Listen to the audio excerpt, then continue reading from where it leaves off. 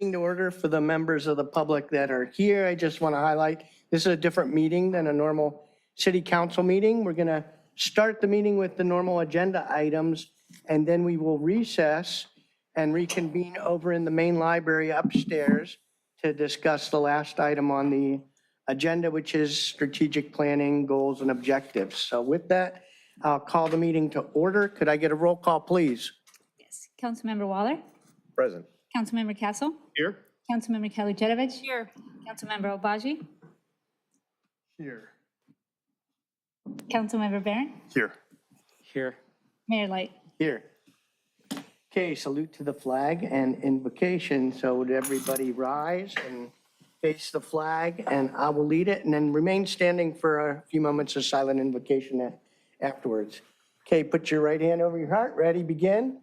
I pledge allegiance to the flag of the United States of America and to the republic for which it stands, one nation, under God, indivisible, with liberty and justice for all. Please remain standing for a moment of silent invocation.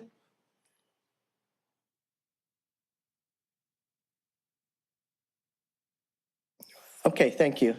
You can be seated. Let's see, going down to presentations, proclamations, announcements, and AB 1, 2, 3, 4 travel expense reports.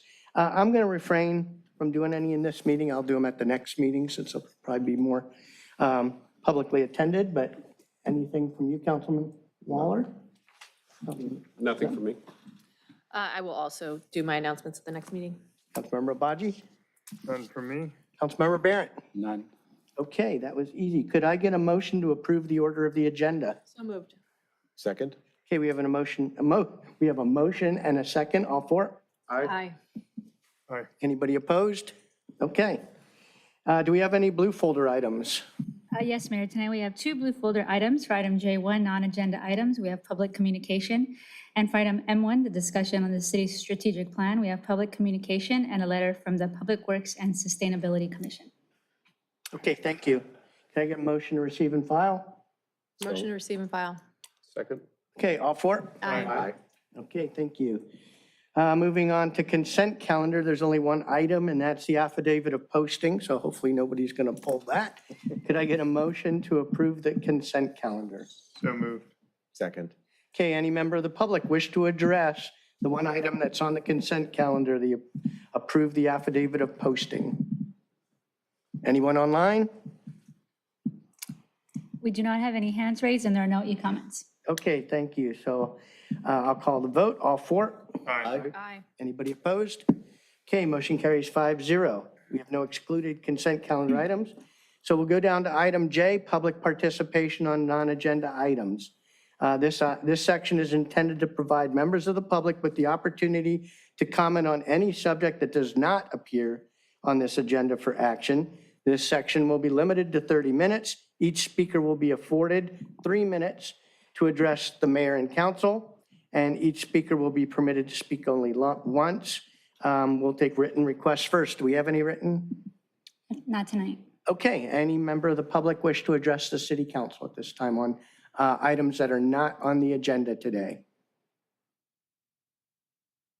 Okay.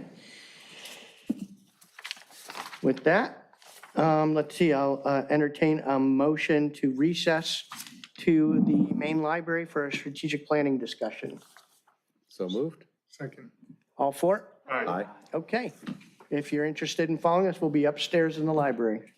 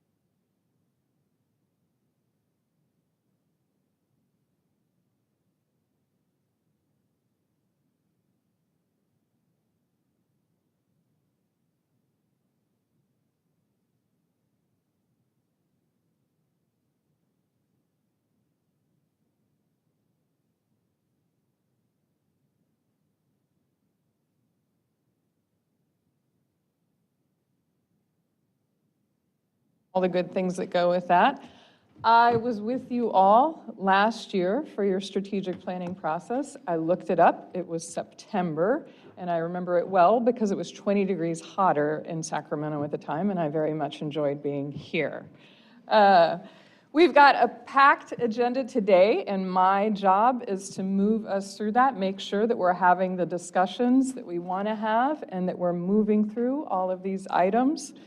And also, I will invite our clerk and anybody else to make sure that I am doing public comment at the right time. So just if I need to get reminded. On our agenda, the first thing we have to kick this off is introductions. So I would just invite folks to introduce themselves, their department, and we'll just go around the room. Maybe I'll start right here with Dana. Dana Vinke, Library Director.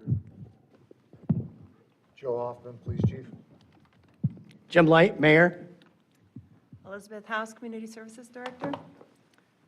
Brian Regan, Fire Department. Lauren Sablon, City Engineer. Mike Klein, Deputy Public Works Director. Diane Strickfed, Human Resources Director. Stephanie Meyer, Finance Director. Mark Weiner, Director of Community Development. Greg Kapovich, Waterfront and Economic Development Director. Paige Kalajadovich, another itch, right next to each other. Mayor Pro Tem. Joy Ford, City Attorney. Zeno Baji, Council Member. Chadwick Castle, council member. Brad Waller, council member. Mike Witsansky, City Manager. Scott Barrett, council member. Excellent. And just as a reminder, this meeting is being publicly broadcast, as you know, so when you can speak into the microphone. I'll include myself in that instruction. All right. You're familiar with the strategic plan. I do want to welcome our two new members. So I have had a chance to meet with folks, introduce myself, and talk a little bit through the process, and also acknowledge that Mayor Light is with us this year. I believe he was interim at this point last year when I was here, so good to have you. Your strategic plan is a process that you've been going through for a number of years now. You're familiar with it. It is publicly posted on the website. It's got 6 goals. And a number of what we call objectives are also key initiatives and projects on there. So we're gonna start with that and also look at where we might want to start to adjust the plan a little bit, right? Where we can fine-tune things and plan for the next 6 months and 3 years for our 3-year plan. As we did last year, let's start this off on a very positive note. I'd like to go around and capture some of the accomplishments since we last convened for this purpose in September of last year. So we might just go, maybe I'll start with the council and then we'll go through the executive team. And I'm going to try and capture this up on my screen. When I'm able to share my screen, just let me know if there's something I should do. Great, thank you. All right, who wants to kick us off? I'm going to chime in with the passing of Measure FP.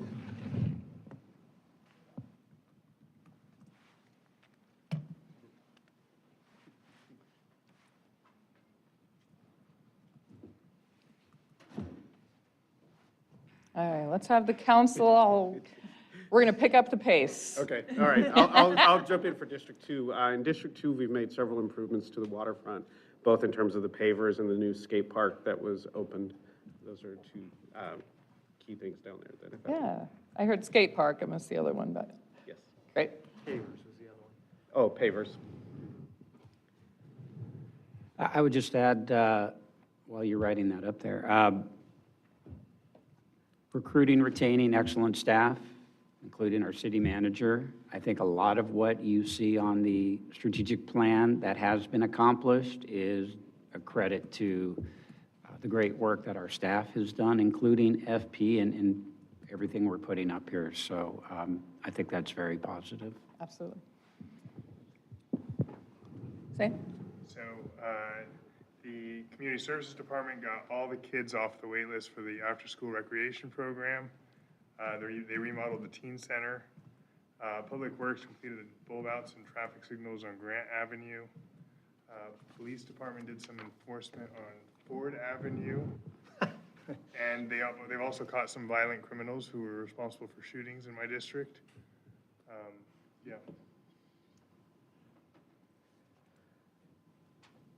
As well as graffiti folks who perpetrated graffiti in our district. Graffiti. I believe there's arrests made with regard to that too. We reached functional zero for our homelessness in the city. It's functional zeros, how to capture that? Yeah, Mhm. that's a phrase, yeah. Yeah, we talked, I had a couple folks talk through that.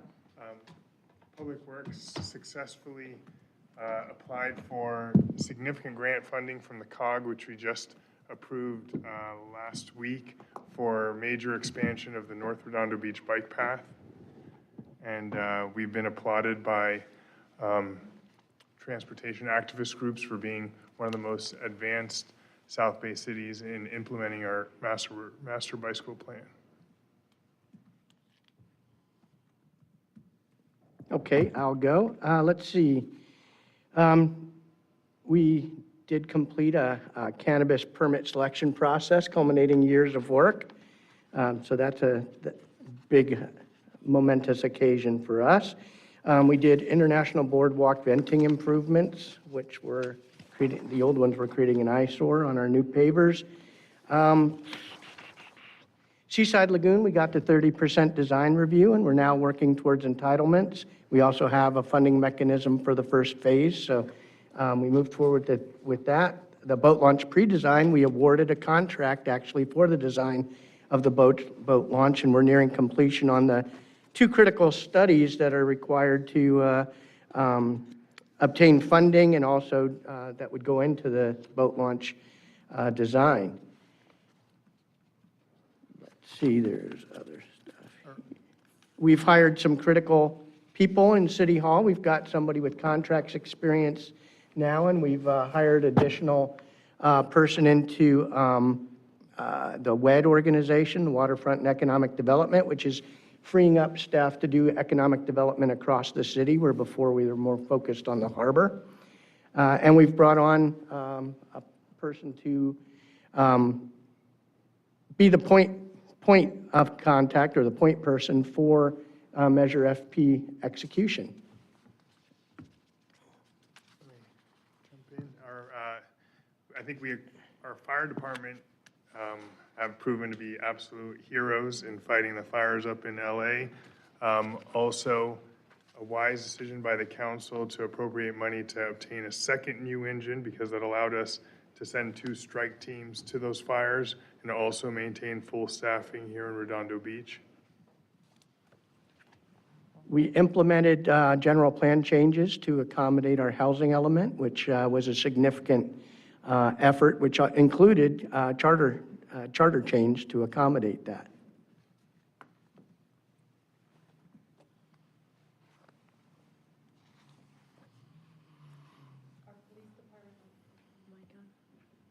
Our police department, along with state agencies, have been cracking down on smoke shops selling illegal products.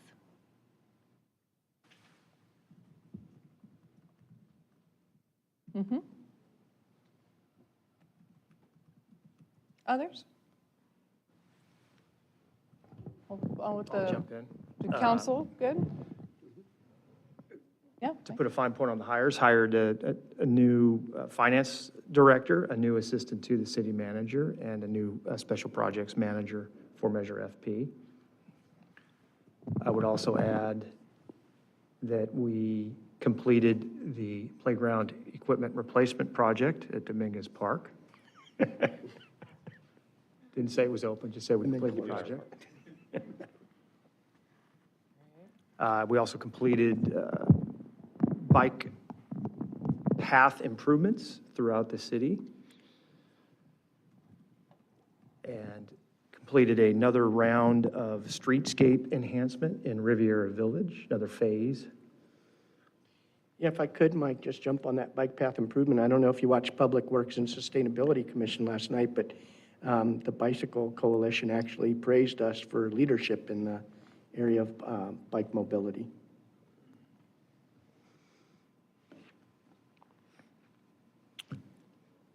We, this one's a little bit comical, but we did complete the hardscape improvements to our courtyard landscaping project. We'll call that phase 1 of 3.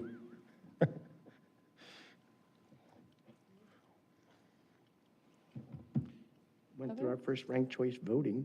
That's right, had a successful March election implementing ranked choice voting. Also had a series, I guess this would be going back to our earlier election when we had, well, no, I guess that was the prior planning period. I was going to say more charter changes, but we did that in the prior planning That was period. awesome. Okay. We passed 6 charter change. We did, I guess that second phase of those we did in November, right? Yep. Yeah, we did, more charter.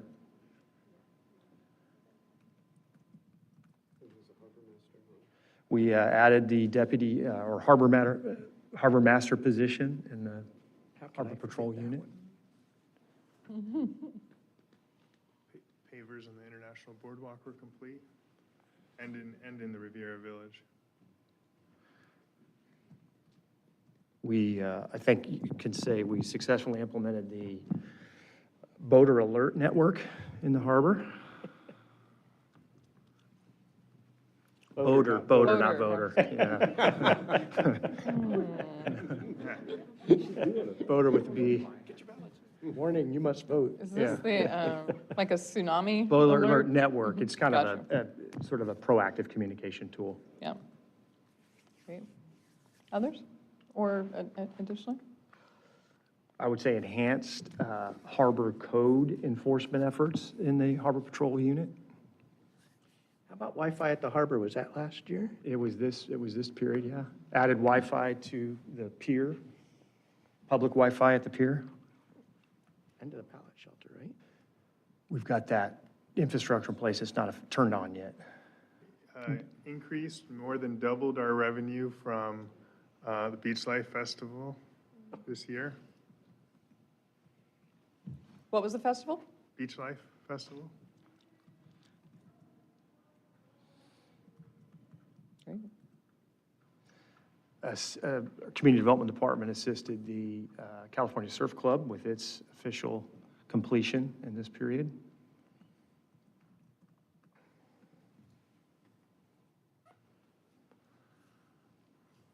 We recovered about, I think, over $200,000 by not having holiday parking for the entire month of December.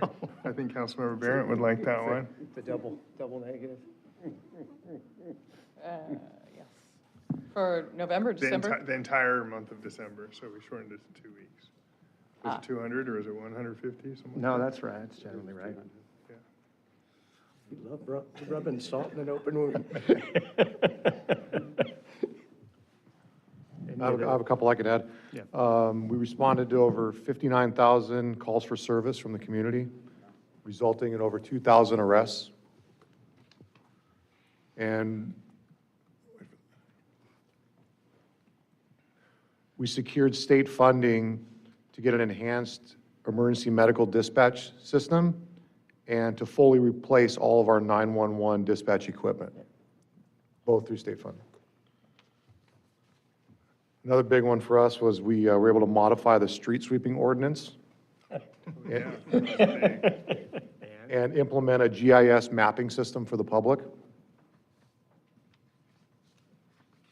That's part of the same item. Yeah, it's part of the. Is all of that? Well, Yeah, it's two initiatives, though. Yeah. But all related to street sweep. Yeah. as long as you indicate, yeah, there you go. And then the police department hosted 17 community events. Thank you.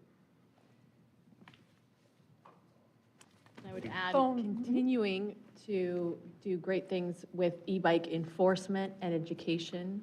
I feel like from our last meeting that the community is generally happy with the direction that it's going.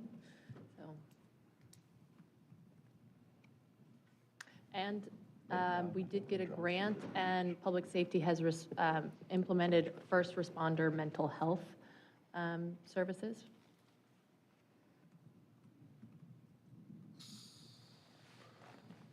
Great. Jane, you may want to check in with some of the department heads. Yeah, so we started over here with police. Should we start to move around the table with our department heads? Yeah, I'm more than happy to tout some of the accomplishments of the library. Over previous years, we have almost doubled our summer reading attendance in our annual program, which is amazing. We have digitized our local newspaper, the Redondo Beach Daily Breeze. That was in partnership with Los Angeles County.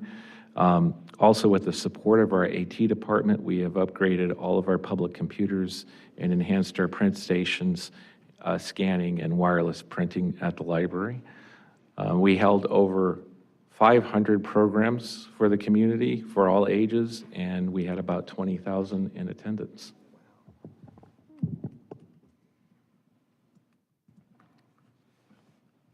So I can Oh, jump if in you go down the next. line, yeah. Yeah, so we installed the first city commission mural at the Pier Skate Park this year, which is really exciting. The city's social media pages, our Instagram platform doubled from 2,000 to 4,000 followers in the last 6 months. Somebody already mentioned our after-school program, so I'll skip that one. But we onboarded a brand-new transit team in the last 3 months, actually. And they were successful in conducting an RFP for a new transit operator, so that'll be coming soon. Our youth commission is up and running, and we're getting a lot of great feedback from our teen demographic on the reopening of the teen center. And our housing division was able to pull 100 people off of the wait list for Section 8 housing. Wonderful, thank you. Okay, from the fire department, and Councilmember Obaji mentioned this, but we were able to, with the addition of new fire engines, deploy to 10 strike teams, so 10 wildfires across the state. A total of 34 personnel were assigned, put in just over 6,000 hours. Highlighted, obviously, by the Pacific Palisades fires. We had 2 engines out there for 16 days to help with life safety and suppression efforts there. In addition, our EMS division upgraded one of our fire engines from a paramedic assessment engine to a true paramedic engine. With this upgrade, it reduced our reliance on mutual aid by just over 40%, so that was a big win for our agency. Our Fire Prevention Bureau completed 99% of the state-mandated fire inspections through the state. This includes schools, any residential properties with 3 or more units, so that was a big win. In addition, we assisted community development in securing a barge company fireworks vendor for the 4th of July show. And then in our harbor division, with the addition of the harbor master, we also recently promoted 3 members to deputy harbor master, boat captain positions. So they really focused on the operations in the harbor, and that'll be a continued focus for us. So we also responded to just under 8,000 responses on the year last year. Wonderful, thank you. All right. I'll speak for engineering. My name is Lauren Sablon, city engineer.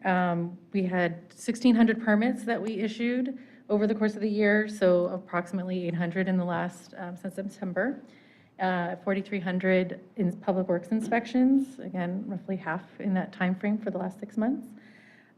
We also completed 18 projects, which many of you have mentioned here today, and spent $12.1 million of capital funds on that. Internally, we've hired or filled 2 vacant positions and had 2 promotions in the division, so proud of that. Thank you. Mike Klein, Operations for Public Works.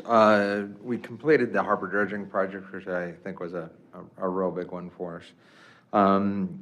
We did some enhanced lighting along the walking paths, which was just completed today with one of the last lights going in. So access to the upper walking paths has been done.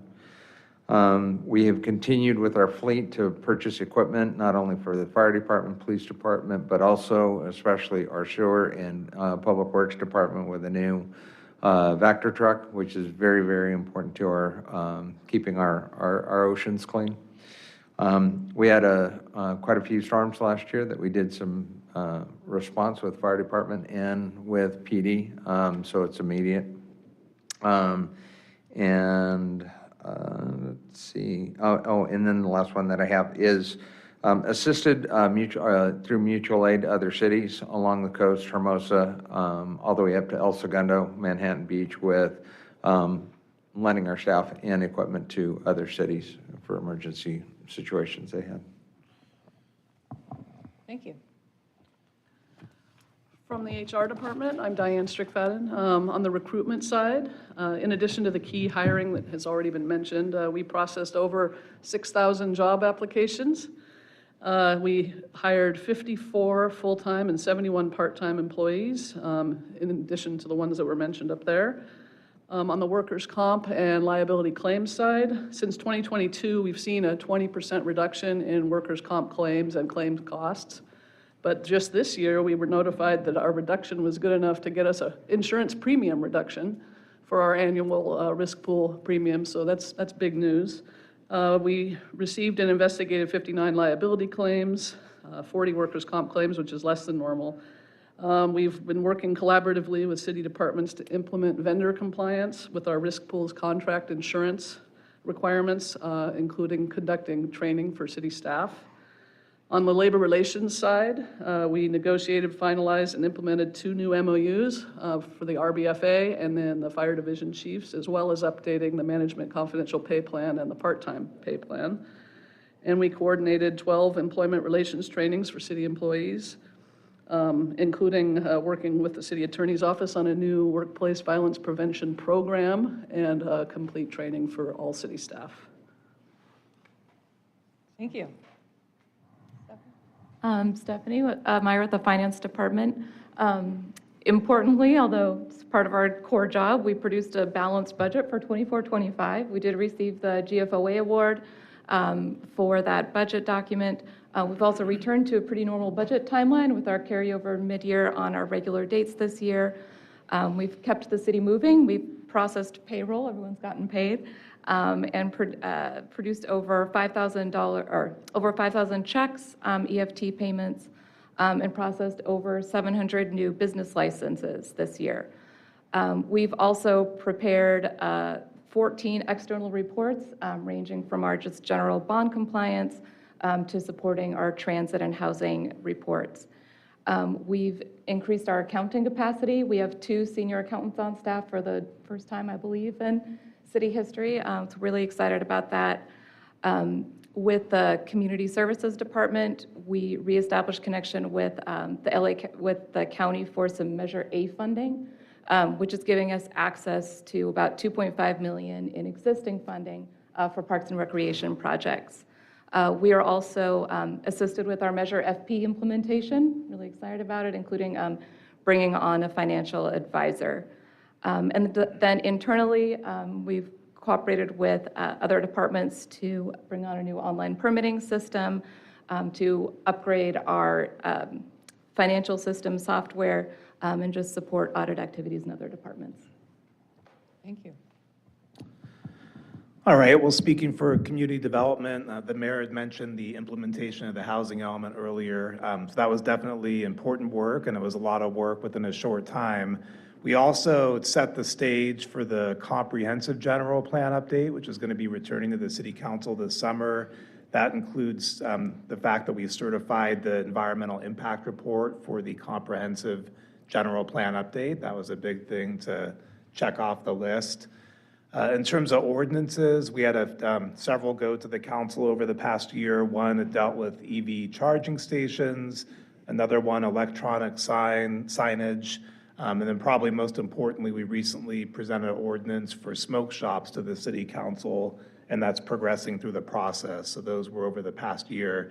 And then as a department, the things we've done, we completed an organizational assessment and developed an action plan. We're currently in the process of implementing the action plan to improve operations. One of those things is actually working with Jane on a strategic plan for my department. Just met with her earlier this morning, and I'm looking forward to rolling that out. And then we also launched a new permitting system just about a month ago, and it's actually going really well. There was some growing pains the first few weeks, but it's on the right track, and I'm really excited about the potential with this system. And I'm sure we processed a lot of permits and inspections and things over the past year. Next year, I'll have the stats, thanks to the system, that I can provide you with the data on that. But I know it's been busy. It's been a lot. And then finally, one of those critical projects that we processed was the Legato project. We recently issued a temporary certificate of occupancy for that project for the residential units. And that's one of the bigger projects in the city in recent memory, and a very important one to get it right. Thank you. From the perspective of the waterfront, a couple of my projects were already named. That was the new boat launch project, as well as Seaside Lagoon renovations, the renegotiation of the beach life. But speaking of negotiations, we also negotiated a 50-year option agreement with Port Royal in exchange for completely new infrastructure, which was a big get. We also secured private donations for our 4th of July festival. We purchased a shark buoy that we then donated to Cal State Long Beach for their Shark Lab program. We really secured Riviera Village. We always helped manage their bid, and we got them to, for the first time, raise their rates so that their money stretches it a little bit further. International Boardwalk got a lot of attention. The venting system got called out, the pavers as well, but we got new signage, we got new landscaping. There's a mural on the old Fun Factory site. Every shared area of that area was repainted, and some of the railing systems are being replaced as we speak, so a lot of attention there. We were able to use grant money to remove 15 abandoned boats out of our harbor, which was big from an eye presence, and we're actually applying for enough money to potentially for $150,000. Recently, we've been paying a lot of attention to Basin 3, but this past 6 months, we've been paying attention to Basin 1 and just the maintenance quality out there. And we put that leaseholder on what you could call a maintenance plan, and we're seeing a lot of progress in terms of just, public safety issues, but also just, fixing utility boxes, life preservers, things like that, gates. That's about it. Thank you.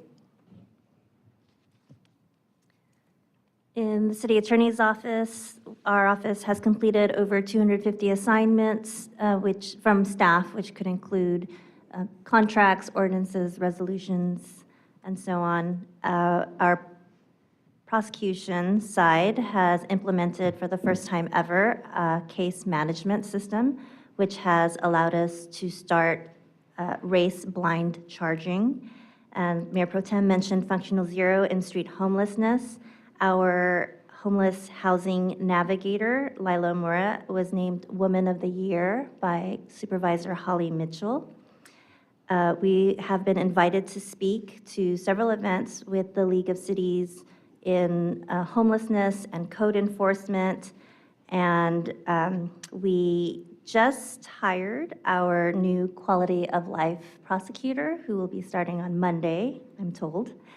And Ana Papadegas, who was the original prosecutor that started our homeless court, has agreed to come back, and she just finished her first homeless court, returning last week. Thank you. Is the new prosecutor as good as her old one?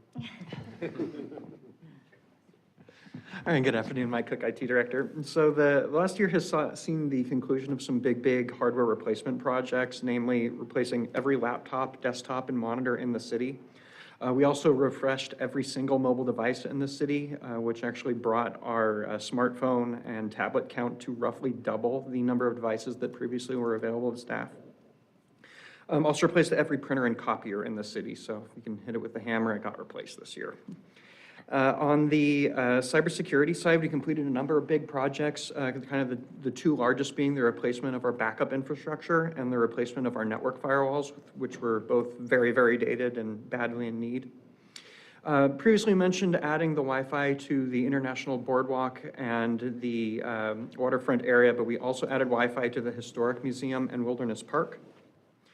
And then a lot of the applications that we worked on have been mentioned already. We talked about the case management system and the permitting system, but one of the big ones we concluded was also the move of our Tyler Munis ERP from on-premise to their latest, greatest cloud version of the application.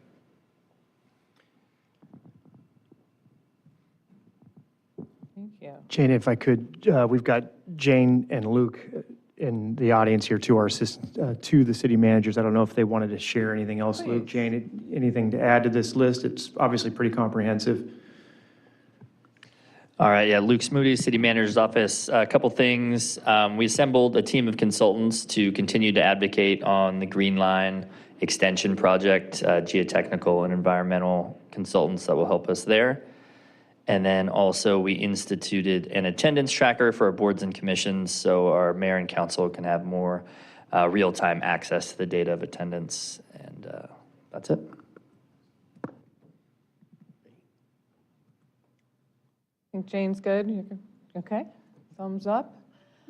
I've got one add-on. Please. We did successfully consolidate and transition to a different commission structure. We combined 4 commissions into one. We eliminated a couple of boards and integrated those functions into existing other bodies, and that's been very successful.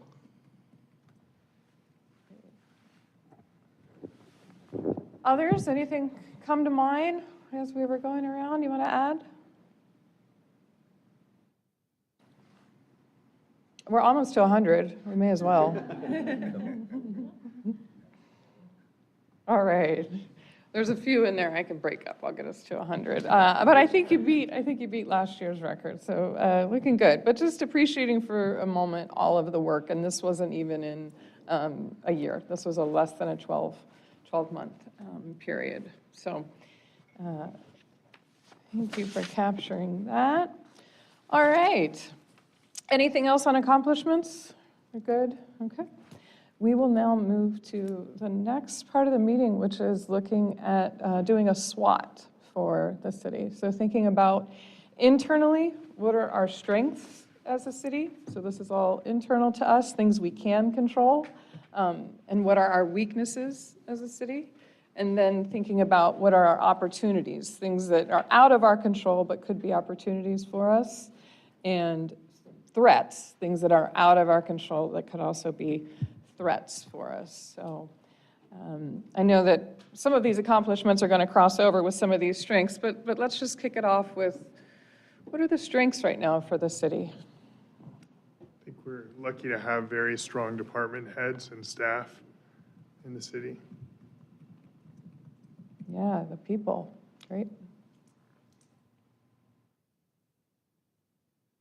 Others? I'd say our public safety is a big strength. Public safety is? Public safety is a big strength. Yep. Wonderful. We've been fortunate to have significant capital, transportation capital resources. City has great responsiveness. City staff has great responsiveness. To public, right? Yeah, to the public, be it a crime or a public works issue or a need in a park.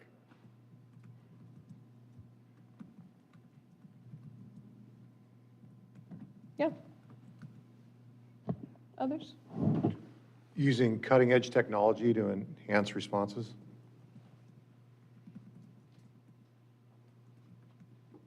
Thank you.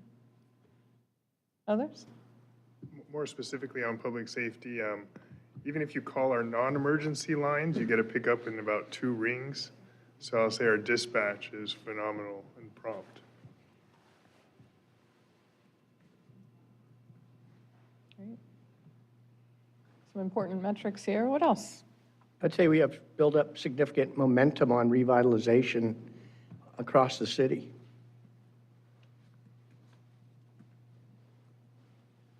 I would say positive relationships with our labor associations.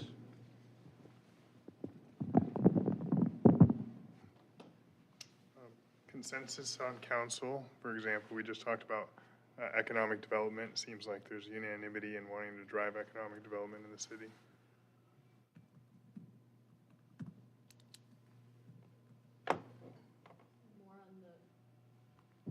more on responsiveness to the public, our great partnership with Athens. I mean, trash is a big deal in the city, and they're very responsive. It was the trash collection? Mhm. Great. I would say active volunteerism in our community.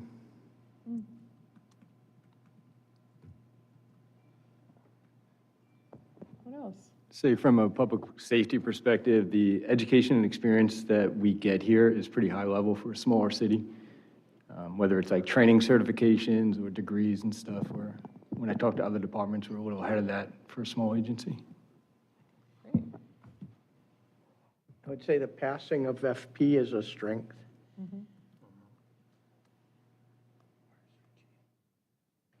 What else? Any other strengths? I think we have a high success rate in accomplishing our goals, as demonstrated with the last exercise. Somebody say we got a great relationship with the school district.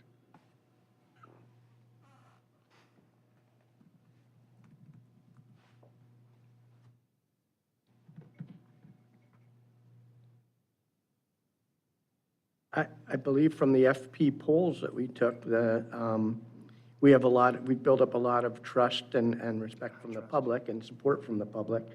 And I would also say our homeless programs actually brought us recognition, not just in the state, but now across the country. Just got a call from a mayor in Missouri that somehow heard about our program, wants to fly out and see what we're doing. Wonderful. So looking at last year, we heard culture and community, leadership and staff, the financial position, public safety, amenities and economic assets, and flexibility and innovation. So anything else on the strengths to add? I would say the waterfront community went from being skeptical of the city to being excited about the future down in the harbor. Not skeptical. I would say, Jane, too, our information technology replacement program and commitment to that is definitely a strength.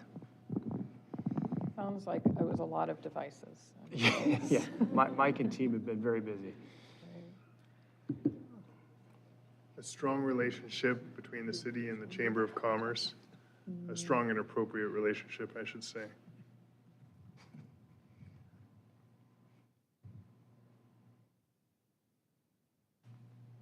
What else? I think we're an attractive employer based just on the sheer number of applications we receive.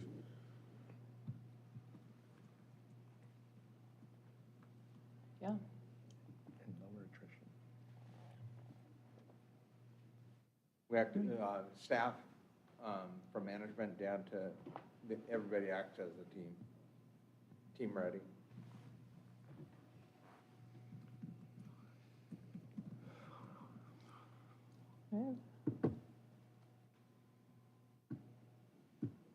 I see a hand. Are you a member of the public? Okay. I'm the new transit manager.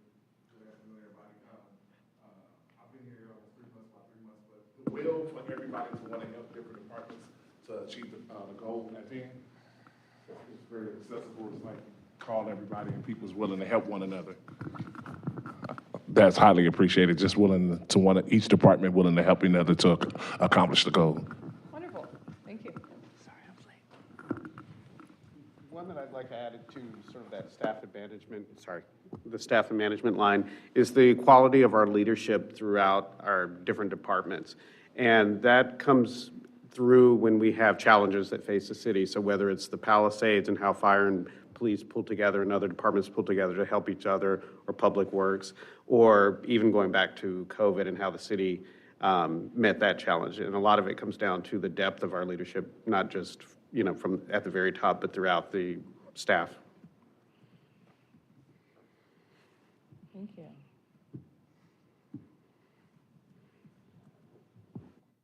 All right. You can always come back and add more, but I'm going to switch to weaknesses. So these are things that are somewhat within our control, right? So they're not threats from the outside, but kind of the internal things that are weaknesses. Is it all right if I'm a contrarian and actually take some of the strengths and call those weaknesses? Because I would say that our relationship with the Chamber of Commerce and our business community is actually a weakness.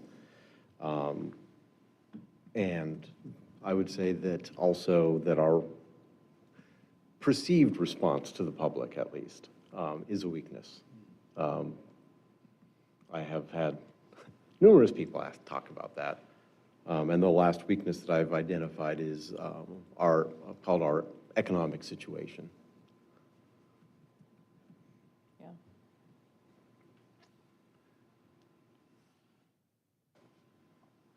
Others? Yeah. We continue to receive $0 of contribution from our amazing partners at the school district for crossing guards.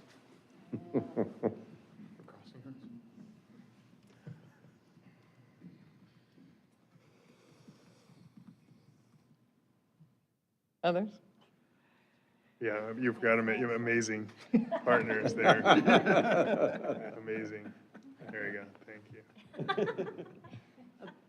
I just thought of another strength, actually. Our amazing partners in the school district also give us access to parks at a very, very affordable rate.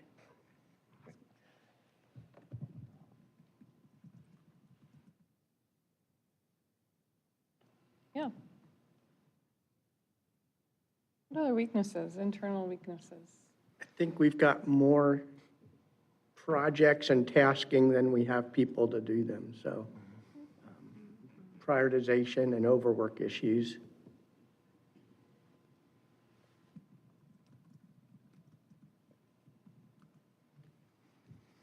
There's the threat, oh, that's a threat, never mind. I would say while we've hired some great new staff, we do have some weaknesses in specific disciplines that are needed to support those projects, and particularly acquisition and contract management. Yeah, I would add to that, Jane, that we are in the process we've identified some areas of improvement and are working towards creating, I think, enhanced systems and templates for contract acquisition and management. I think along those same lines is we've done so much hiring, we have a very young tenure, especially in public safety, where we've lost a lot of experienced people. So we've really had to ramp up the educational phase for our staff.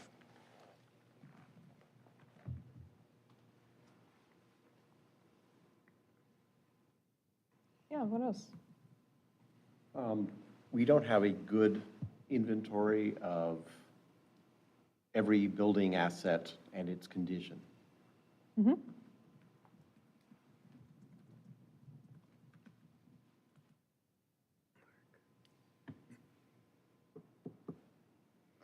Others? I would say we have a lot of infrastructure demands from an aging and updating perspective.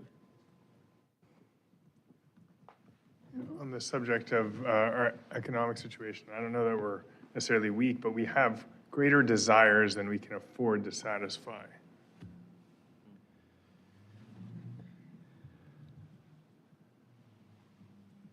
Around the economic position. Community service, I think, Yeah. in general. Gotcha. Also known as champagne taste on a beer budget. Unfunded mandates, let's see.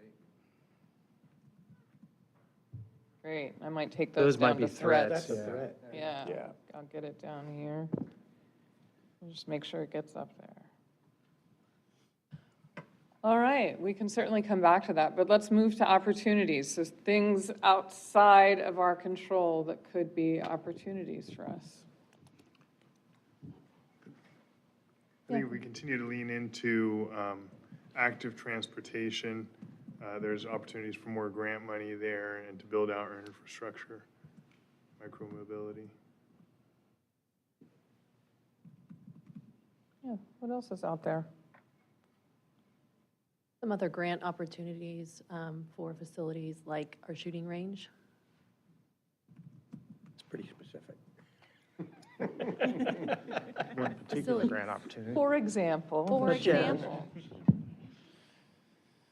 What else?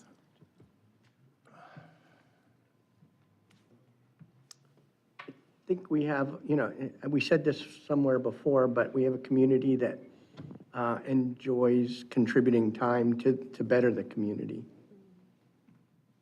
Yeah, that's both a strength in how you receive it and an opportunity just to, they're there to do this for you, yeah. we have an opportunity with greater, not enforcement, but I guess enforcement with our e-bike situation if the state can come through on some changes.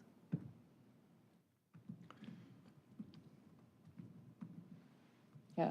Other things with the state? Other things in the state? We're in one of the best locations in the world, so tourism potential. And maybe add on to that with the upcoming Super Bowl. Olympics. Olympics and Yeah. World Cup. I was like, is anything happening here? Yes, we got a lot. Super Bowl, World Cup and Olympics. quite a few. I think along those lines, we have a lot of potential for economic development opportunities here. And that would include revitalization of commercial areas. Right, and what you all can do in that, but also what others need to do there. Yeah. Zane? Now that we remodeled the teen center, we've got an opportunity to provide new teen programming, which I'm sure Director House is going to be taking advantage of. Great. One for public safety is the potential for enhanced prosecution due to leadership changes at the LADA's office, which could have a positive effect on crime rates in the city of Redondo. Or you could just put new DA. Yeah, there you go. What else?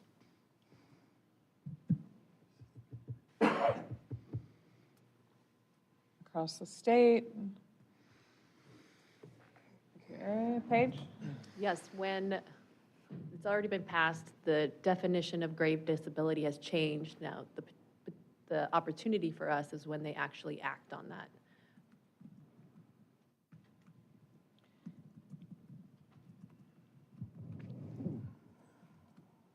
Thank you. What's that with regard to? So that's in regard to, someone with mental health or substance use disorders.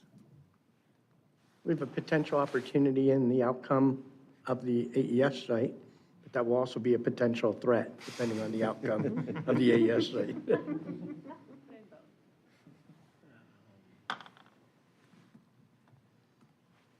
We continue to have the opportunity to improve the regulatory framework around Artesia Boulevard.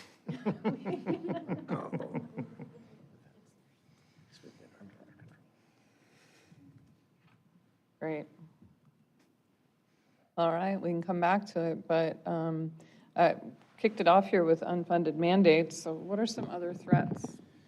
Cuts in funding. Yeah, I was going to say economics or budget cuts. And so cuts in funding, anything more specifically, or just kind of, Well, I it's know all? we were alerted Section 8 Section 8 housing. budget is at risk right now. But the new administration, we don't know what's going to be cut from a federal perspective. And then the weak state budget could impact us as well. Yeah, I would expand on the Section 8 to just say all federal programs, which we have a series of. What about the new organization for county with respect to housing? Is that a threat or an opportunity or both? Yes, the unknown of a new county entity for housing, for homelessness. And I would add the economic environment, just given that we're dependent on TOT as a volatile part of our budget and very sensitive to the economic environment. And if I could add, I think similarly, the potential over-densification of our city and the negative impact that and other things could have on the flow of vehicle traffic on our streets and the availability of resident parking, two of which are key quality of life issues and that could come under threat. On capacity of infrastructure in general. Capacity of infrastructure in general. And I think there's a direct. That's associated with overdensification. And I would say the SCAG, RHNA, RHNA, housing allocation formula. And if you really want to get into threats we don't have control over, there's the environmental, earthquakes, fires, floods, et cetera. I would say climate change in general, too. Yeah, I would add that the labor and material shortages that may be coming due to the fires, Yeah, I'd say. with the potential for us to build.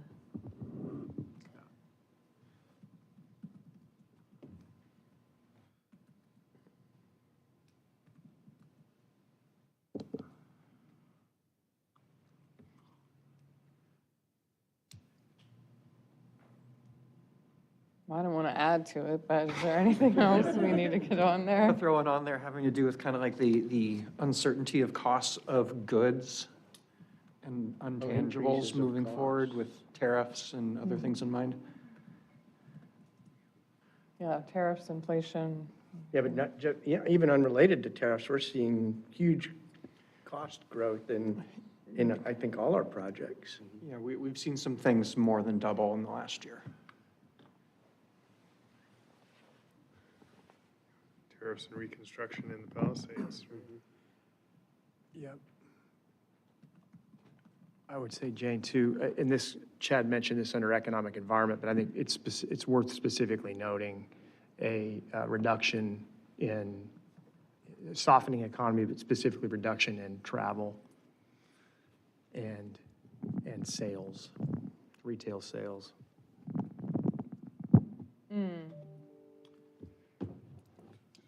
So we had tourism on one piece and the flip Yeah. side of that. Yep.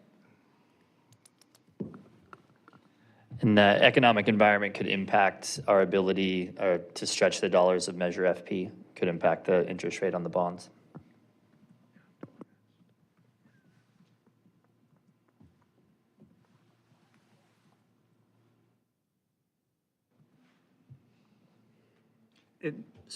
Specifically, the tax exemption status under the law for municipal bonds.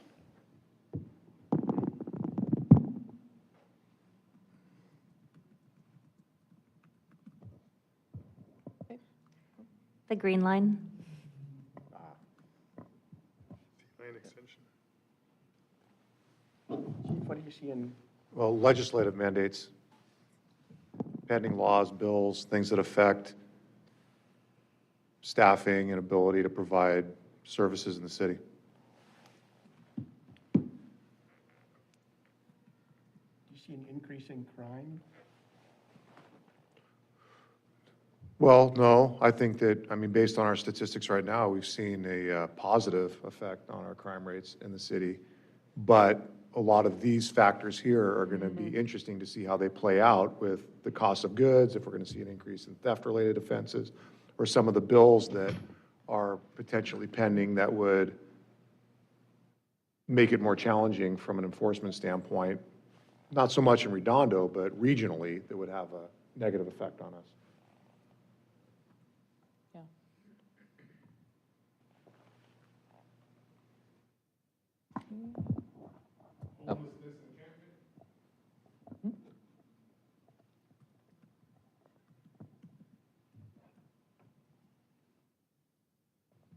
Probably along the same lines, if there is major economic changes that could lead to more medical aids and, you know, an increased reliance on emergencies. I think one thing that we've seen related to the fires was the challenges that the city of Los Angeles faced recently and the fallout of that and the confidence that some people have in public safety regionally. Or not that, city government, not public safety, city government. because there's been a lot of conversations about the state of readiness for emergencies, events and things like that. Continued inaction at the Galleria site. Yes.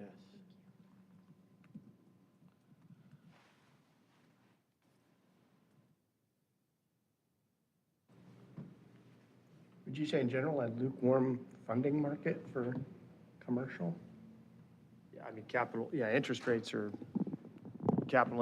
are still a threat.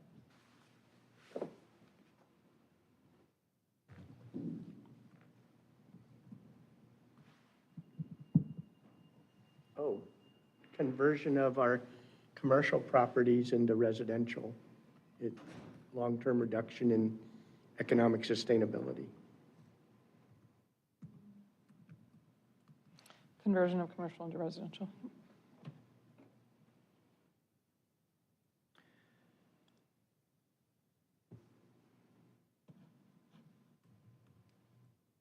This is depressing. It's probably not. Led with the accomplishments. Back to the good.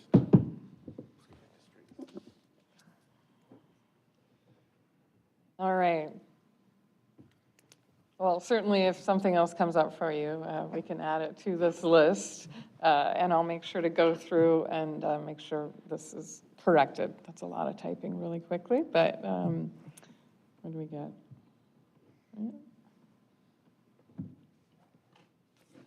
There, quite a bit. That will take us to our next agenda item, which is to revisit the city's 3-year strategic goals. I'll just ask a question here, or am I due for a public comment? I think after. After that one. Just revisiting. Great, thank you. All right, let me pause for a second, and I will switch screens and tee up this next conversation.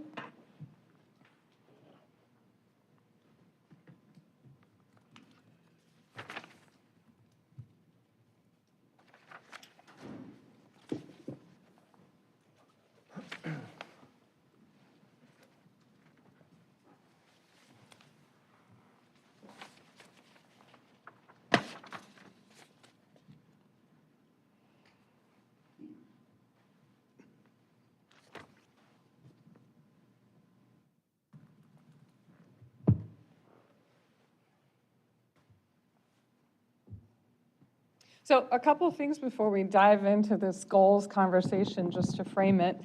Maybe just some things for you to think about as we head into this. So I've recently been doing some strategic planning with a very large university. And I have a dean involved who is a self-professed skeptical of strategic planning. He likes to remind me of that all the time. But he does come in with some really great perspectives. And one thing that he shared the other day with the team that was doing the planning was, if this strategic plan that we end up writing looks like it could belong to any university, then it's not us, right? Then we didn't hit the mark, right? And so you want to think about what's Redondo specific, what are really, truly Redondo's, the city of Redondo's priorities. Next piece is, what's the difference between business as usual and strategic, right? And so what do we want to call out there? In that example, you could say, we want to educate students. Sure, kind of a given, right? It's a university, that's what they're there to do. So that's sort of the business as usual, but when they're thinking about it strategically, what do they want to do differently around educating students? How do they want to think of it? What do they want to prioritize? In their instance, it's more beyond the classroom learning and career prep, which we know that students are asking for. So what's the focus in what we're setting out to do? Another piece that's in front of you right now is just the priorities, right? What's your reality? What's in front of you? It sounds like FP, Measure FP is going to be large and is a great opportunity. And the public let you know that's the direction that they want to go. And so I'm assuming that that takes some staff attention. And so we'll just want to keep the realities of maybe things that have changed since we last set some of these goals and priorities out. Yeah, and just where do we want to start to adjust on our priorities? And and be really clear what a priority is. Right? So moving things to the top of the list and really communicating that. This is your current goals. We did make like 1 or 2 small adjustments last year, but as you see these again, and maybe with some of what I just said, anything coming up for you right now? Looks like it could be any city, Hmm. and definitely could add or replace a goal. I don't know how many you want to have, but acting on FP would definitely be something that sets it apart and makes it, that's a Redondo specific goal. That's a good example of like, that's Redondo specific. It absolutely is, right? You got funded for that. I just wonder if we need to first decide how long are these goals going to govern us or our policies, right? Because if we're talking about 6-month goals, that might be different than 1-year goals. Yeah, great question. So the time horizon that we had spoken about last time, and I think the one that you've had for a number of years now, is sort of a rolling 3-year mark, and we revisit those goals during that time. And then inside of there, there's kind of some 6-month projects or phases of the projects that we're moving through. Mike, do you want to say anything to that? Yeah, that's generally what we've done. The goals are usually three years in nature. What we have done, to Zane's point, I think in different discussions have decided on whether or not the objectives themselves will be accomplished within that 6-month window, or we even had a 10-month kind of schedule at one point. We've had it be as much as a year. So it is I think it's a good question, particularly as we get to the objective section of this conversation, but we should decide, are these truly 3-year goals, or are these goals that we're considering for either a shorter or a longer period of time? Great. I think 3 has served us well, generally speaking, because I don't push much past Yeah. 3 these days. It's pretty unpredictable, so 3 is about as much as you can plan for. I mean, just as an example, to me, vitalized commercial areas, that's pretty generic. And we could say that for the next 50 years. So to me, a good long-term goal that's maybe more than 3, but more specific, is to achieve or exceed parity with the business growth and revenues from from neighboring cities. And that gives you a specific target in mind, and that's, a shorter window than just forever vitalize the commercial. And then we can bundle, objectives more into like Artesia, the harbor, PCH, and those could be 1-year, 3-year, 5-year goals, because we can't achieve all those together. But that leads to a more specific long-term goal with some measurable shorter terms. I think 6 months is more, to me, 6 months is a tactical and not strategic. So I hear there a little bit more outcome, constructed around an outcome here, which is, A as you goal said that's it. measurable and you can say I've Very achieved good. it. Where vitalize, just as an example, and I'm not trying, it's just a simple one, vitalize commercial areas. When do you achieve that? Right. Right? Yeah, and I think how we frame the level of specificity to the goal is obviously going to help define its tenure. That the mayor's suggestion, that particular goal would take probably much longer than 3 years to actually achieve. That's probably more a 5 to 10-year goal.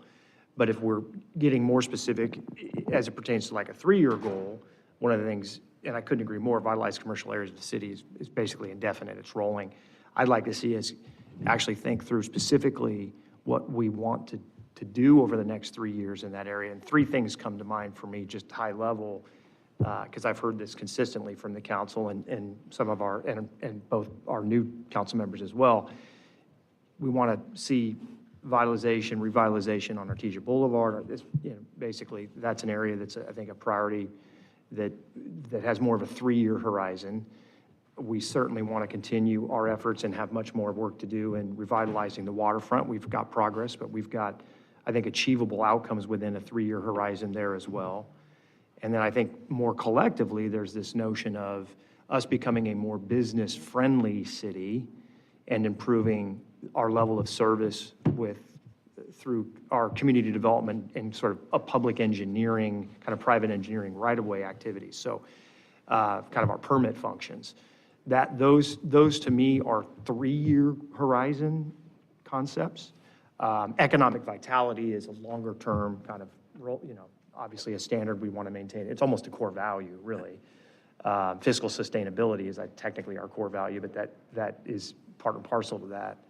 So I think as we look at the goals this year, whatever horizon we settle on, I want to make sure that we talk about what is truly priority to the council. We've kind of prided ourselves on the goals not being in priority order, right? So we didn't get bogged down on kind of what we wanted to focus on first, and we would get through all of them and be content. But we need to spend a little time on, I think, coalescing around what's kind of the rank order here? Where are we applying our resources? Because typically we have somewhere between 60 and 80 objectives in each plan, and all of us know going into it, there's not a chance in you-know-what that we're going to actually execute all 60 objectives. So at some point, we got to get more realistic about what we're working on, why we're working on it, and what we expect to achieve.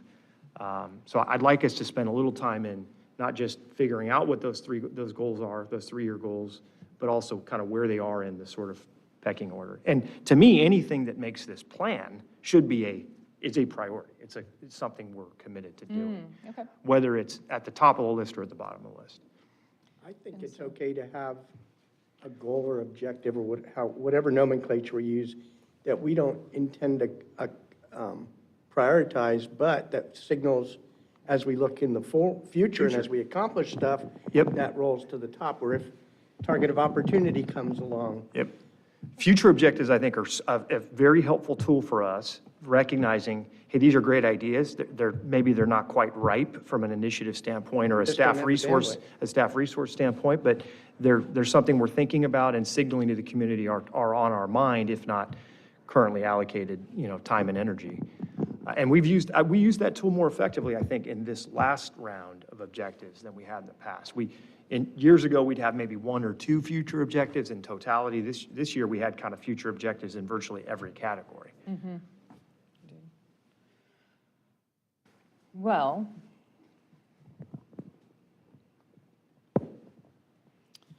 in an effort to not start with a blank slate, I did go through and I digested quite a bit of this plan. It was all new to me last year, but now I think I got it. I memorized the whole thing.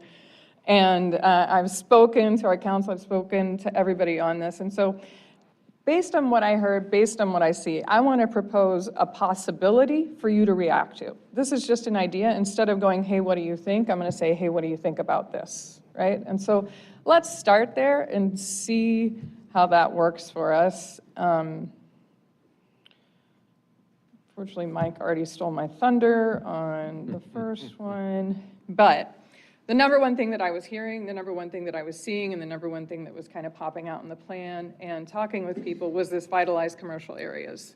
On the plan, one of the other pieces to pick up on is it looks like there's some efforts that could be bundled. And so as I started to bundle, there was waterfront all over the plan, right? It was showing up in a number of different places. It seems like it all connects around the waterfront, and so that could be a focus. I don't know if you're going to end up calling it a strategic goal or an objective here. Artesia also showed up on there. And then PCH was on there, but kind of just a mention of a future plan coming down the line. Maybe that's one of those things where you're signaling. And then the other was just how to attract businesses, how to make it easier. So this is proposed language. This is all me. And I don't take it personally, so you can pick this apart. I just wanted us to start with something and see what the reactions are. All right, I already got a thumbs up, so. Yeah, I mean, I think for me, those are in themselves, I would say that they're goals, not objectives, because Great. Each of those initiatives, however we want to phrase them, are going to take a series of objectives to ultimately accomplish that goal, right? If we're talking about strengthening the economic vitality of the waterfront or revitalizing the waterfront, we don't do that with one objective or action. We do that with a series or a succession of actions, right? So that, to me, lends itself to more of a 3-year horizon than a 6-month or single-year horizon. And the same is true for Artesia. Perhaps not, there's not as much complexity or diversity in the Artesia objectives, but there are a series of objectives that would relate to a goal of revitalizing Artesia, whether it be implementation of the ACAP or more specifically, doing the thing that each of the initiatives within the ACAP have their own kind of sequence, procedure, and timeframe. So, consideration of floor area ratio caps that we've started the process on, revisiting the different open space or setback requirements that have been established as part of our regulatory framework. The parking restrictions that we have modified and may want to revisit for further modifications. Even regulatory activities along Artesia, we've talked about a signage ordinance or something that would improve the quality or the condition of maintenance standards on some of our commercial spaces that have a tendency to have absentee landlords or ownership structures. So I think clearly Artesia has an ability to be a standalone goal. And then lastly, there's a ton of work that's occurring within community development. It was initiated with the organizational assessment, the strategic planning efforts.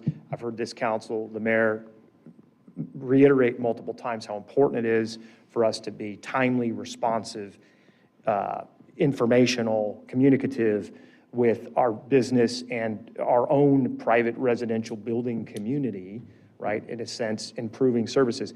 That doesn't happen with the snap of the finger. That doesn't happen with one action or a single objective. It takes a series of objectives over quite a few months, as you well know. So I see all of those as goals, not objectives, and I see them having multiple objectives, whether they be 6 months or a year underneath them.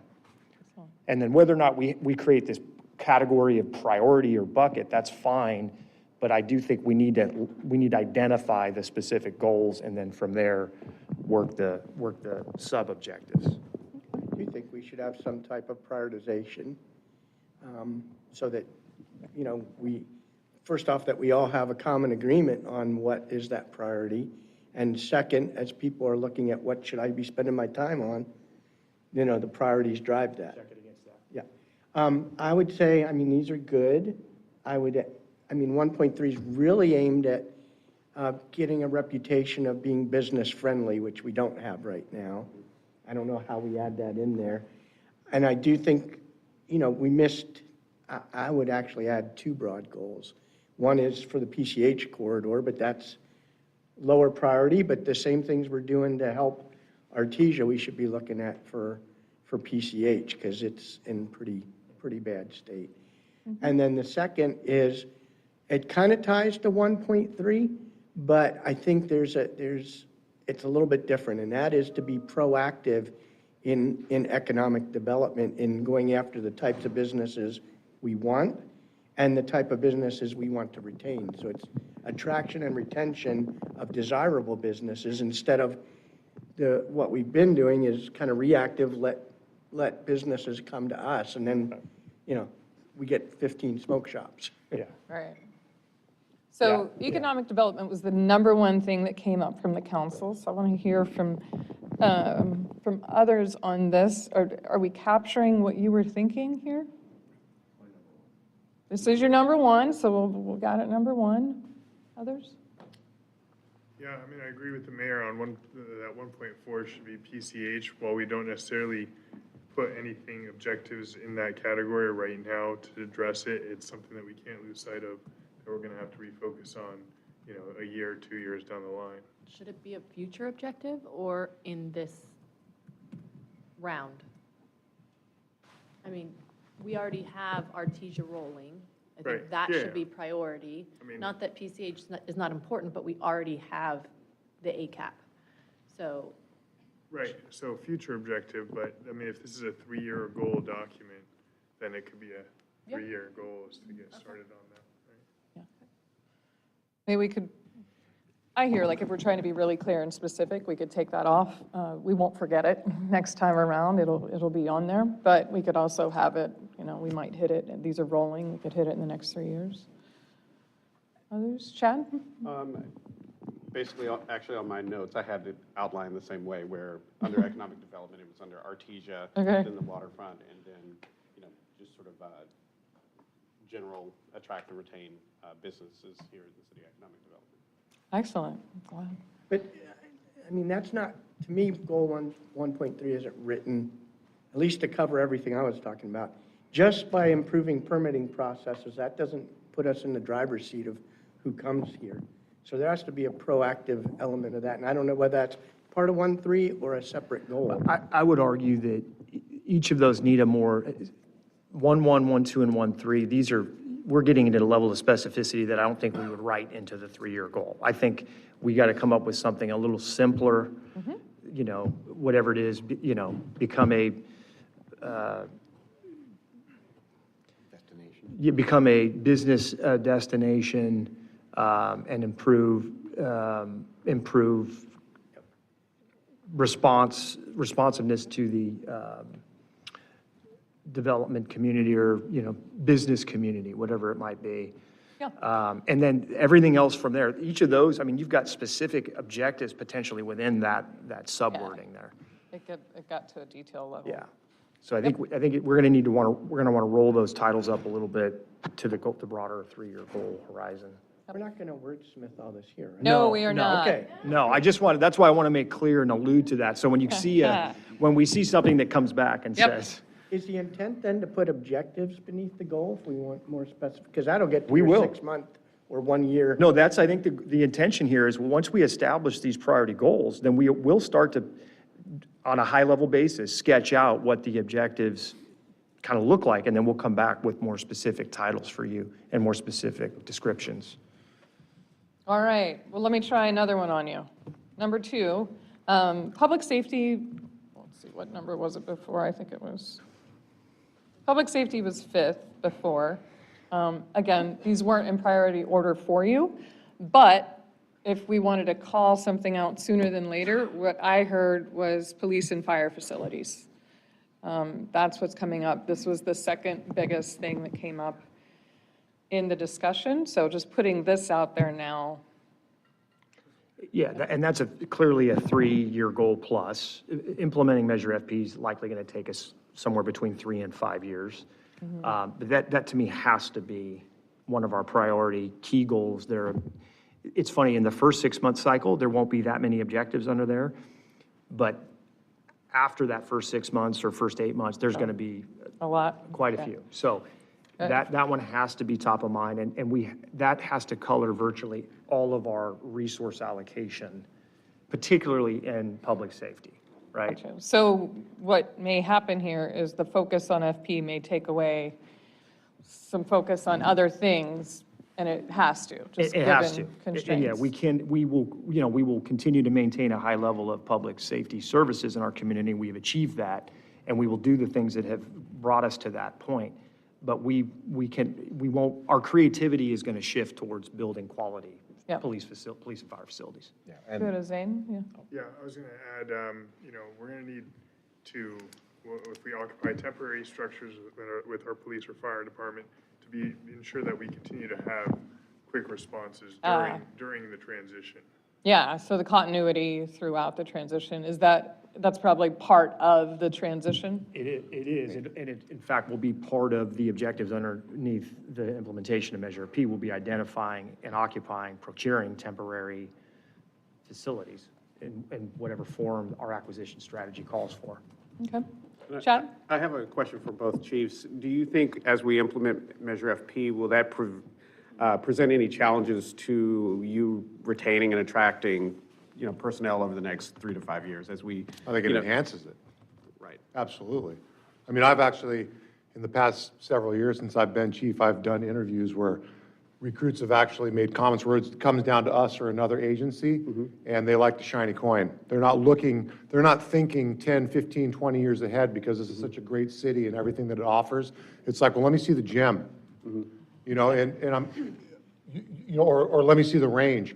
I mean, people ask those type of, these 21, 22-year-olds, they ask those type of questions. It's like they want that shiny coin. So by having a state-of-the-art facility with all those amenities, I think it's going to 100% enhance our recruitment ability. So, but my question is more of over the next 3 years as we're building that out, and if we're in temporary, you know, buildings or something like that as we build the new stations, is that going to present a problem for you over the next Well, I think it's a little too early to tell because we don't know what that temporary facility is going to look like. Okay. I mean, there's a chance that we may stay in the existing facility and construct a new facility adjacent to it. Right. So it would, I think that would enhance recruitment because it's like, yeah, we're in this, but look what we're getting. Right. You know, if all of a sudden we're scattered about in a variety of buildings, I don't think it's going to have too much of an impact on our recruitment ability. It might just logistically make things a little bit more challenging. But honestly, I think it's a little bit too early to tell on that. Okay. Yeah, I would agree with Chief that it's actually going to enhance our ability, because most of the people that are applying for our agencies, it's entry level, so we're talking about 20 to 30-year-old people that are going to work here. Fire department, 20 to 30 years. I mean, they want to see the new stations, and it's just more of an excitement, I would believe, than, right now, it's kind of a weakness if you compare our facilities to other facilities. Okay. Are you saying our archaic and dilapidated shooting range is a deterrent to recruiting? That's a joke. You don't have We leave that out when we do the final interview. So it sounds like build modern, safe, and resilient police and fire facilities kind of captures what we're thinking with FP. We could also call that out specifically Yeah, if needed. I think we want to put FP in the goal, because the community understands it, they know they voted on it, they want to see it achieved. Yeah. This is one of those,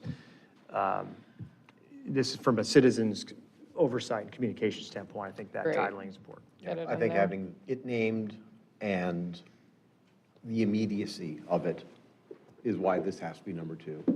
I've done other bonds. I was on the school board for bonds. And if you take a long time, it just costs more. It's just- Yes. that's So it. the Right. fact that we're emphasizing, we're making sure we're doing it as quickly as is reasonable. We're not going to go too fast, but going quickly and getting through it and not just saying, hey, let's just wait a little bit longer, let's talk about this longer, let's put this into a second phase that just because we don't want to do it now. If we can't do it, that's great, but I think having the immediacy of that is vitally important. Wonderful. Great. I hope we're not throwing out the baby with the bathwater. I mean, we shouldn't focus on FP so much that we exclude the other good things that are still happening, for public safety. We seem to be a leader in adopting and funding technology through grants and things like that. We will continue I don't want to those. lose that, because we're so focused on some buildings. No, we won't. I mean, what we've done to achieve what I would call we are literally a Class 1 facility, Class 1 department for fire. We are the platinum standard for policing in the region. We will maintain that level of operation. What that? Well, I mean, I guess the question is, what are we doing specific? Are we going to list objectives under there that are business as usual for us? Because to me, if we've got to make sure that these reflect what we're working on if it's part of our normal work plan. I defer to the two departments on. Well, one of the big ones we're working on right now, which is kind of a new concept, is the wellness programming. I don't know if there's a way to work that in there, but that's, Yeah. It is. I mean, it's kind of an internal activity at this point. yep. I mean, It is. it's not very outward facing. I mean, it's good for the community to know that. We've invested in that, and it's a successful program. I just wonder what level of strategic activity do we need now Well, I think pertaining to to that? me, it's a blessing of the council from a policy perspective, assuming we all approve it, that, we support using technology and other tools to keep our public safety, leading edge. And we don't want to fall behind. And so maybe we don't have to have objectives with that, but just to state that clearly that that's a policy direction. I mean, you look at the Aerodome and what's that done for us? What's that the thing that automatically? Auto pulse. I mean, that stuff, other fire departments and other police departments it. don't have around us. And I just don't want to lose that. Strategic commitment, so to speak, in philosophy. I mean, I agree with you. We certainly would not want to lose that. I feel like we've done a good job building that into our culture. But if reflecting that somewhere in the plan helps the community understand that. When it is something, you just don't rest on your laurels. Right. And then the third area from a public safety, I don't know if it quite fits, but, I think we need to keep focusing on improving our homeless program because it's not complete yet. We have families that don't have places. We can't put them up. We're weak on the mental health side, I think, or could do better on the mental health side. And I think that helps not just those who are suffering from it or experiencing homelessness, but it helps all of us residents from, keeping people off the street as best possible and treating those that are probably the problem cases right now. I don't know if you'd agree with that, Joy, but. And so I just want to mention here, like I said before, I wrote these, so we can edit them away. But I took this off of the current plan, and I saw emergency preparedness in there, but I didn't see it very much, right? So I was trying to capture kind of your as-is, but as we think about this, maybe the homelessness and mental health and that response goes there. Paige, did you want to add to that? I was just going to offer a suggestion of just putting while at the very top before 2.1, just saying while maintaining a high level of public safety, these are our objectives in addition. And then while we've called out Measure FP for the police and fire facilities, we did talk about the shooting range. And while the grant hasn't come through, but that we will know by September. So should we mention it in here, or? You could put it right in there where Measure FP is in those brackets. You could put Measure FP, comma, grants. Yeah. Because Firing range grant. it's just another source of funding that would be used to build Another public facility. safety facilities. Yeah. Because it remains in the plan. This was kind of the high level Yeah, and goal, I but just- it's lined we're- out. yeah. But we And can that is put a it- short-term objective, we'll know. I think it's, yeah, I mean, if we're going to roll this up to say, implement Measure FP and improve public safety-related facilities or whatever it is, that will give us an ability to create an objective that continues to track that grant, especially if we obtain the grant, then we'll have the ability to take that project forward. So that's the key, is we don't want to get so hung up, the goals aren't, we don't want to confuse the goals with the objectives. The Right. objectives. We're starting to want to list them out here. We're getting to the level Yep. of description, we're starting to write the objectives. We've got to think of it, this is the goal, and then build accordingly. Jade, one thing on 2.2, where you put wellness program, I'm a little confused. Yeah, I didn't know what that was. Okay, sorry. yeah, because it's almost like that's more like a community wellness. Okay. And we were referring more to internal. So we may I want to just see. take that out because we Gotcha. were talking about wellness programs internally from a organizational health standpoint. I see. Where this seems to be more That would focused be on the different, community. yeah, and we do have. It's an inward-facing Yeah, so I think program. that it's better just take it out. Yep, and there might be another goal that I drafted in this that might capture that. All right. So let me move through this. We can certainly come back to these, but let's keep up the momentum on this. The next was infrastructure. And I did hear about roads. And I also wonder, as I think about that, is that business as usual? Is there a strategic element to that? Is there more that we want to say under infrastructure?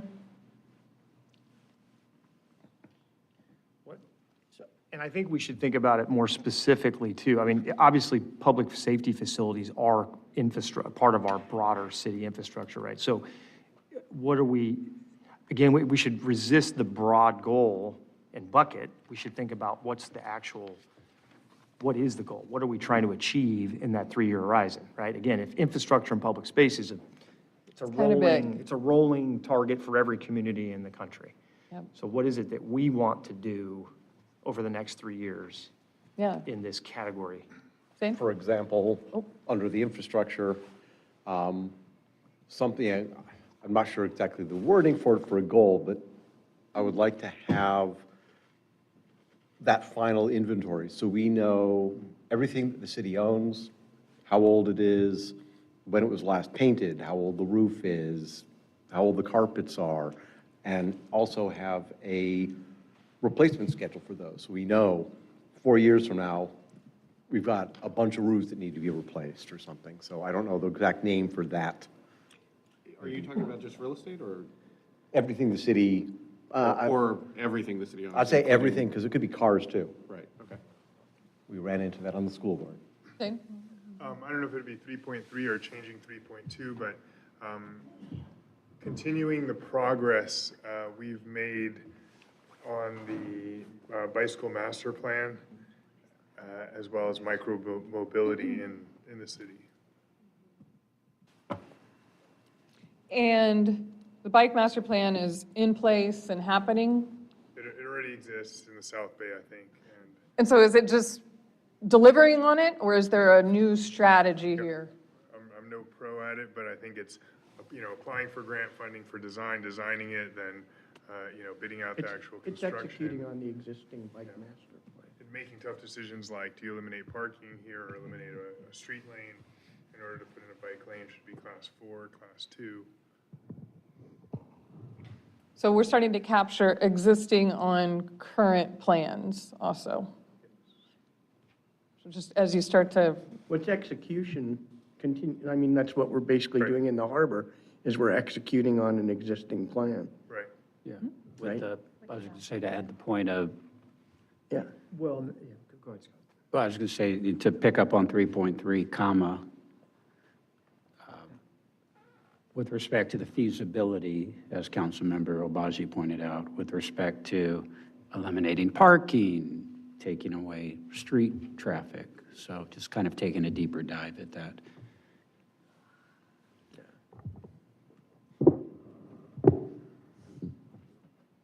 great. So, yeah, so my point is, it's similar. We want to make sure we're not confusing objectives with goals, right? Theoretically, this could be a goal if the goal was to, maybe it's more like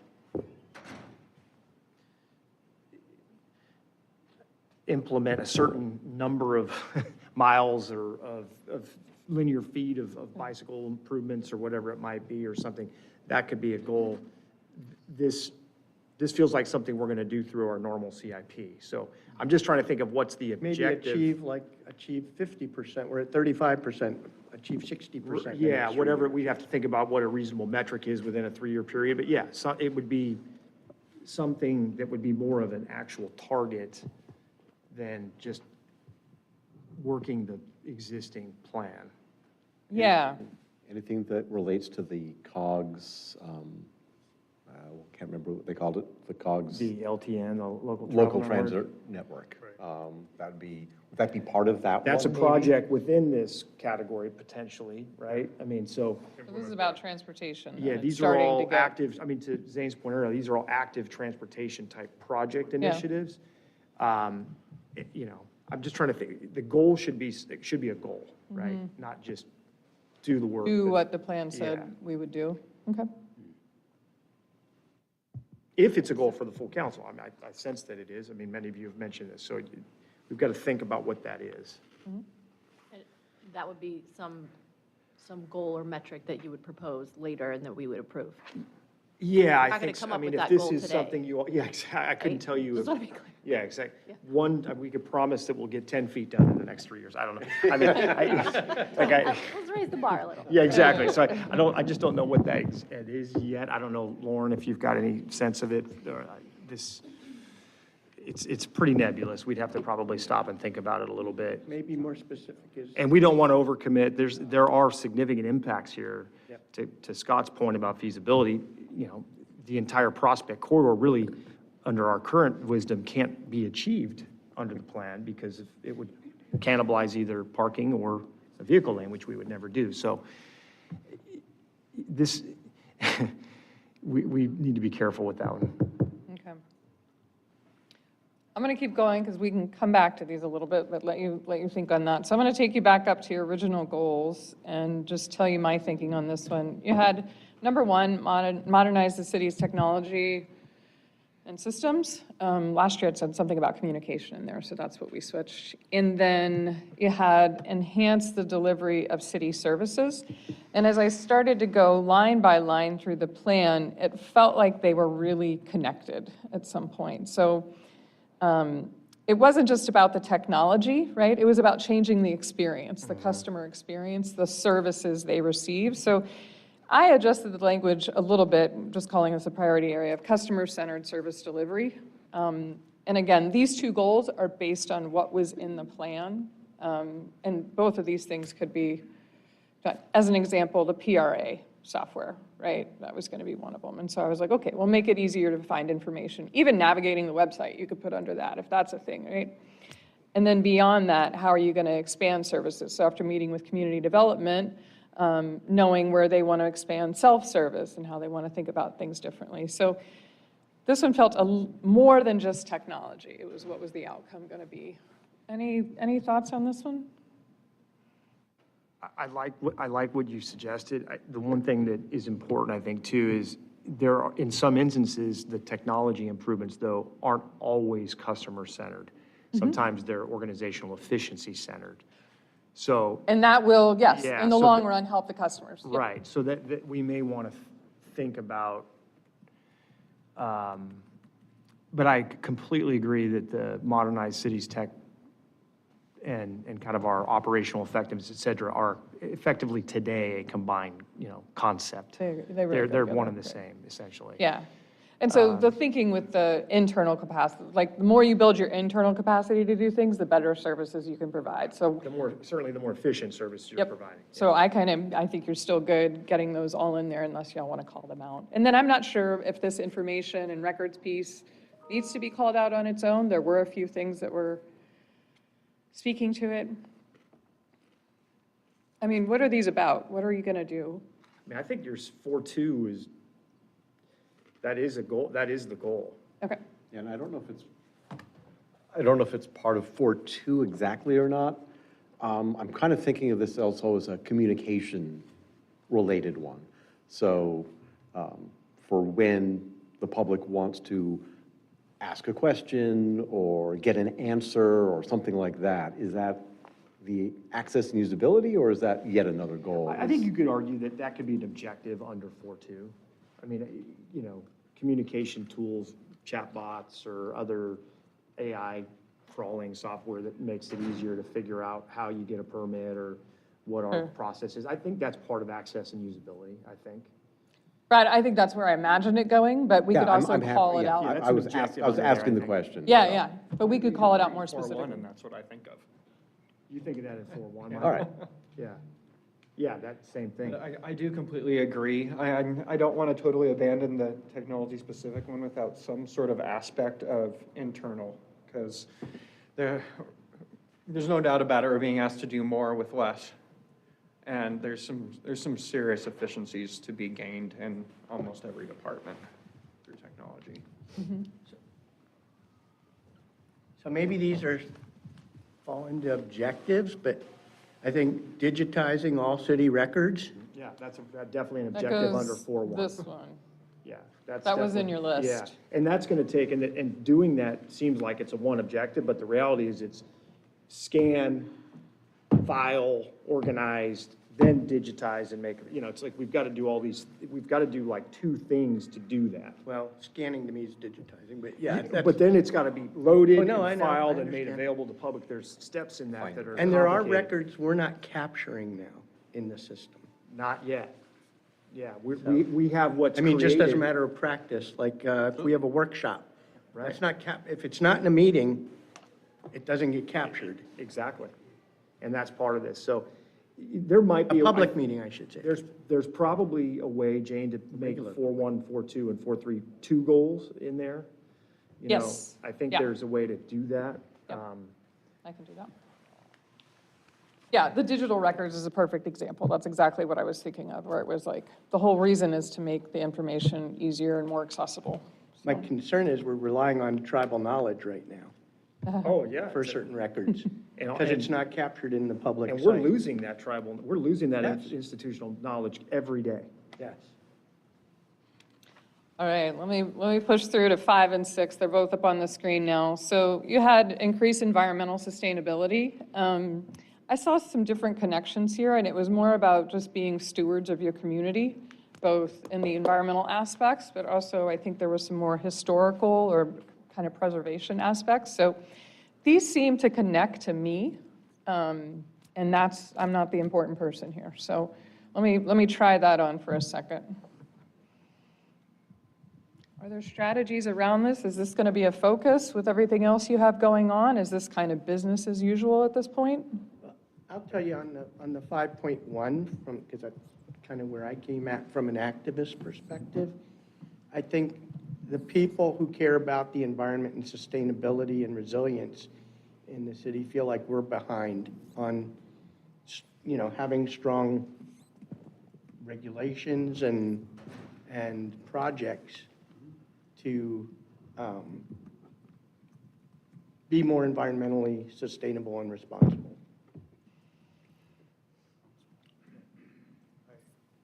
Kind of disagree with that, Mr. Mayor, but I feel like we just had a presentation by Public Works about native plants and what plants should be selected for public projects. We know that our bus system, Beach Cities Transit, is moving towards an electric fleet.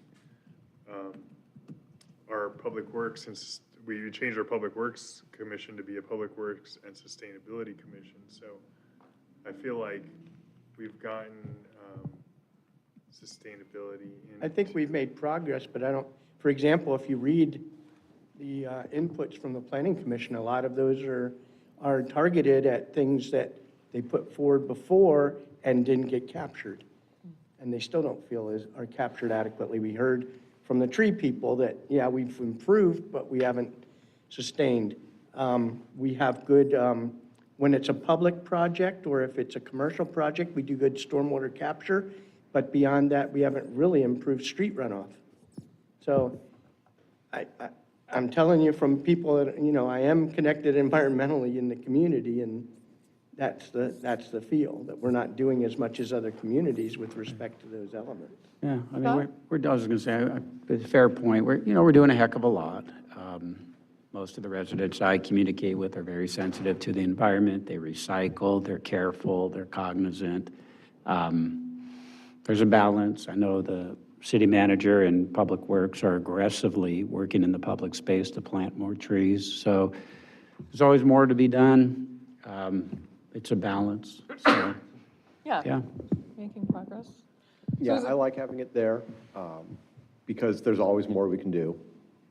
So I'm good with that. On 5.2, if we can add something more about neighborhood character or something like that. This part, kind of community heritage or character is maybe a better But word. it's more like neighborhood because it's not as much the historic, like, oh, this is a house built 100 years ago and it's whatever. We have what we have now, and we want to kind of preserve the character of Riviera Village. We want to preserve the character of the avenues over here in District 1. And so there's certain neighborhoods we might want to preserve, and that kind of fits in with that without being historic. It's just, no, it's a goal. We want to keep our Redondo Beach that Keep the people vibe. like. Okay. I like it. Is goal 5.1 kind of too generic and could go to any community? Should we be Is there something you can strategically focus on in the next? maybe increasing our tree canopy, Yeah. but then we need a metric, like how do we know what our tree canopy is right now? And Well, we or is know it how the number many of trees? tree wells are empty, We know the number of trees we have. so, Okay, so you know, increase our tree canopy. I mean, we could, maximize the tree well. if it's a 3-year goal, I mean, this is a pretty, this is a very specific goal. I mean, it could be. To me, the That's an specifics objective. on tree canopy would be an objective. Same with stormwater runoff from streets. We could apply a percentage to that. We could. Artificial turf.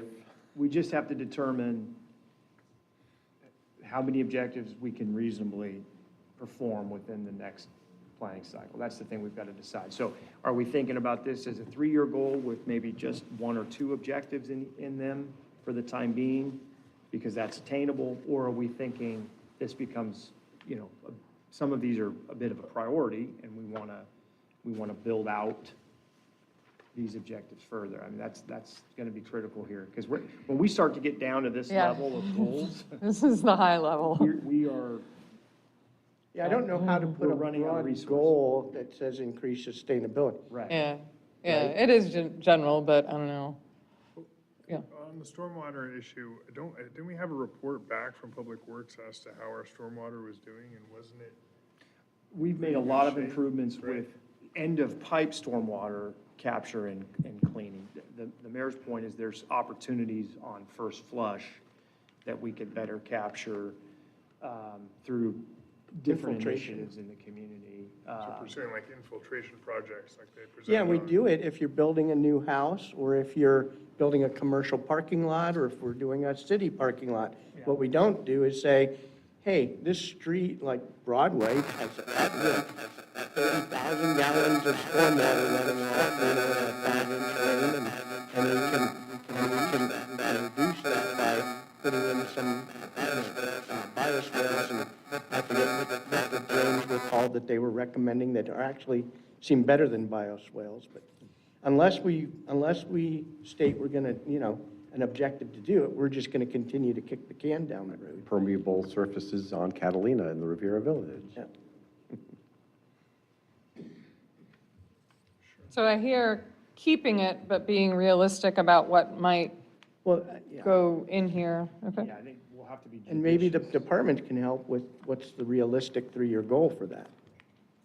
Is it pursue permeable surfaces on the right of ways, like in the streets?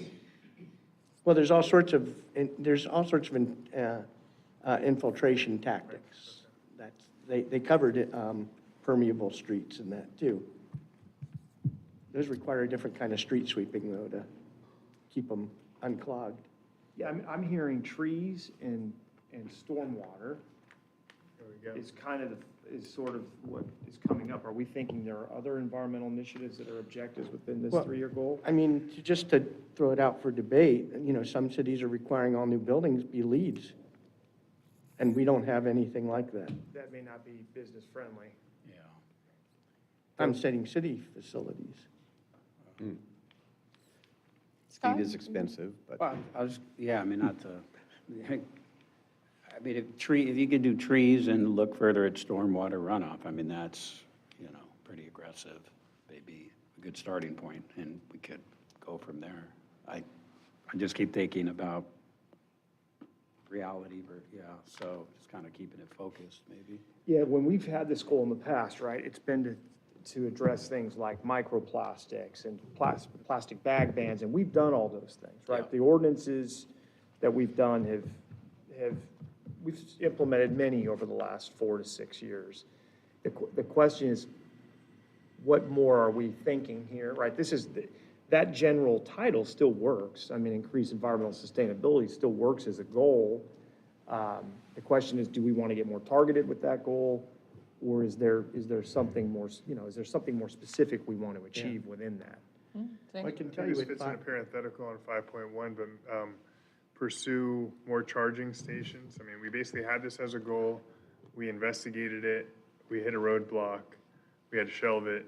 But the regulatory framework may change. There may be grant money out there.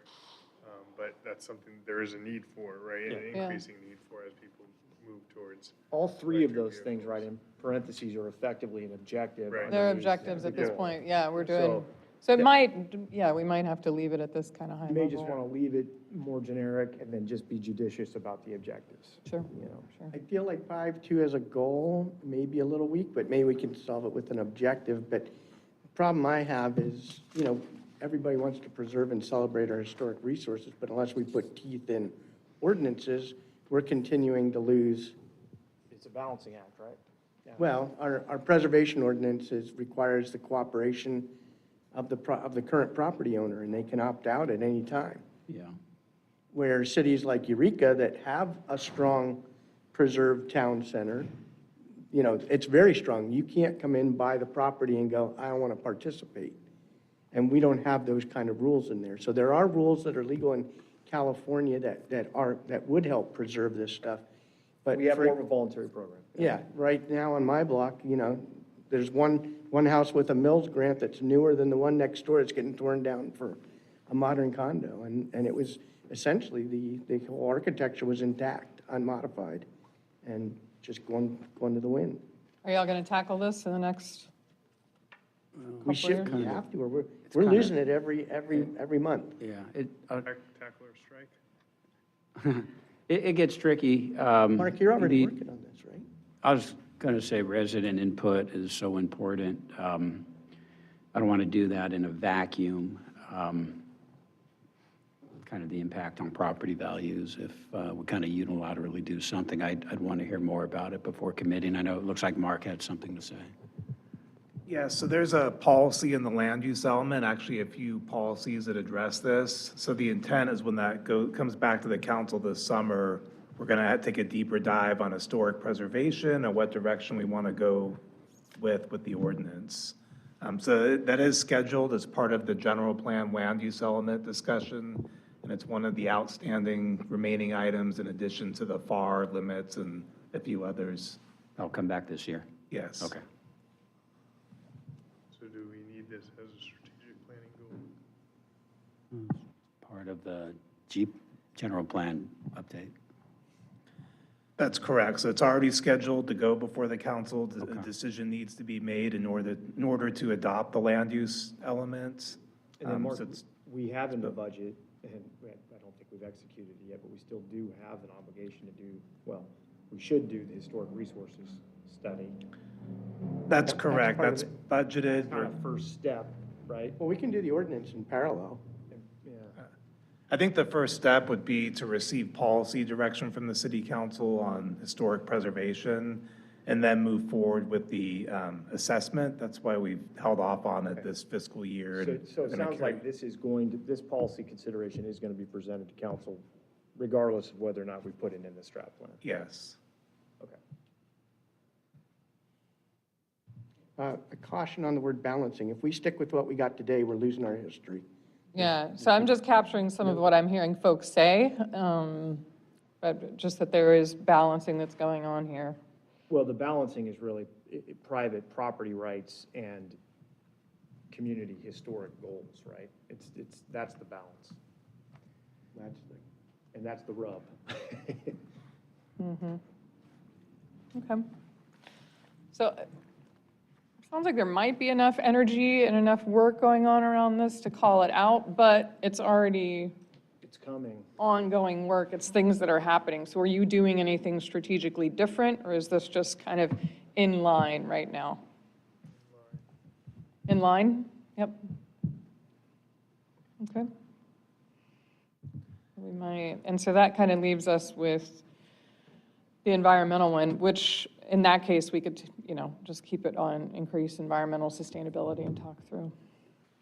All I right. do want to note on number 5, the environmental one. This past year that we presented to the city council on potential tree ordinances and looking for ways to incentivize property owners to place trees on their property or maybe be a condition of a development. So we did commit to coming back to the city council with something on that. And I don't know if we want to somehow fold it into the goal or if that would be an objective. Sounds like the objective level, but let me see. Yeah. Is it bigger? It seems like, and it's an in-motion objective, really. Gotcha. So That has to do with the tree canopy overall. Okay. Okay. All right, this one never existed before, so as I told you, I kind of collapsed services and technology from your previous goals. And I may have already talked myself out of this one, but let me talk you out of it. So you do have a number of things in your current plan, right? You've got code of conduct and staffing assessment and contracts position. And there's always certain things you're doing to build your capacity as an organization, right? It's kind of business as usual. And I don't take any of it for granted, right? So is there a strategy around this that you want to call out that's different, or? I see that as the city manager's job description. Right. that is true. I actually see this as kind of being inherent to the Yeah. combine and I feel like this is where I was saying tech needs to have some internal leaning benefits as well, but specifically for this reason. That's what would be in So I there. think this can be pulled up into that, whatever goal we settle on within that. Okay. And when we think about, I know the staffing assessment is done, that's completed, or wasn't done, and, Well, it's done in the context of the budget. Gotcha. And we will be talking about that as part of the proposed budget this year, but so staffing would go, the point with staffing would be organizational capacity, which would be service delivery, and so a lot of those things go back up top that are And they really flow through, yeah, a lot of In that here. flows through the budget in particular. That's the place to have that discussion. All right. Anybody want to make a case for number 6? I already withdrew my own case, so. Okay. As we go through the plan, we'll kind of keep an eye on that and where I some. will say the term innovation across all departments, that to me is an important part of 4. So, if you scroll up, right? That's what 4.3 to me is, or a combination. Like, I think 4.1 and 4.2 and 4.3, we can combine those concepts into 2 goals that achieve both the external and internal ends. Yeah. I mean, yeah, I can make a case for information would flow into enhancing services because if you have information, you have better services, so. That's what we are. We're an information business. Yep. So, I mean, that is a service. All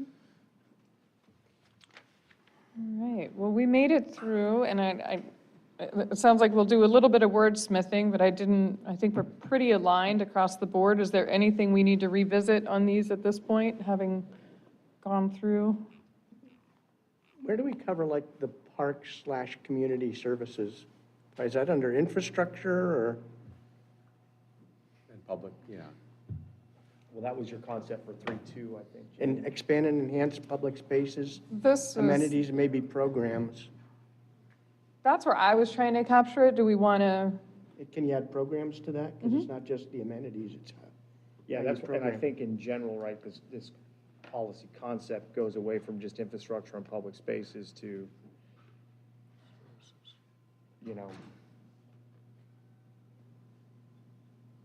it's that public amenities piece, public amenities and programs.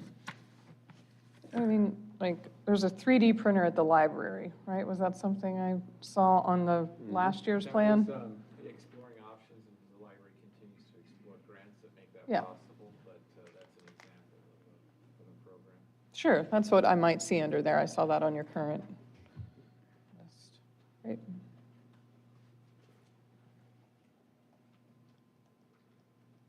And we cover things like the history's now under environmental. Well, that's, I was calling it community stewardship, like, what are the things that you do to take care? Yeah, to me, those are 2 different things, right?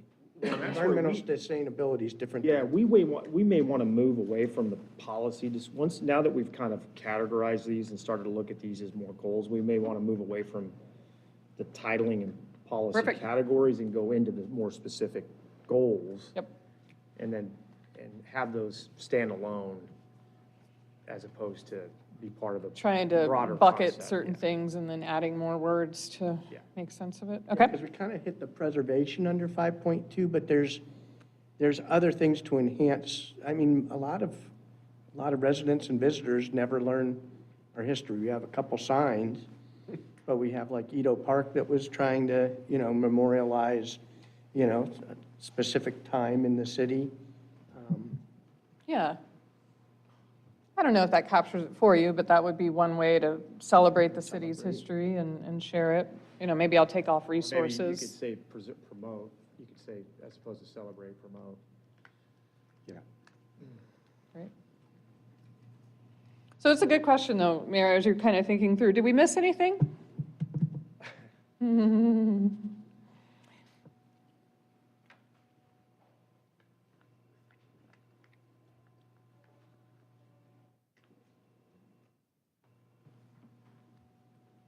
For us to constructively develop objectives, or at least concept objectives under these new goals, we're going to probably need to do a little packaging.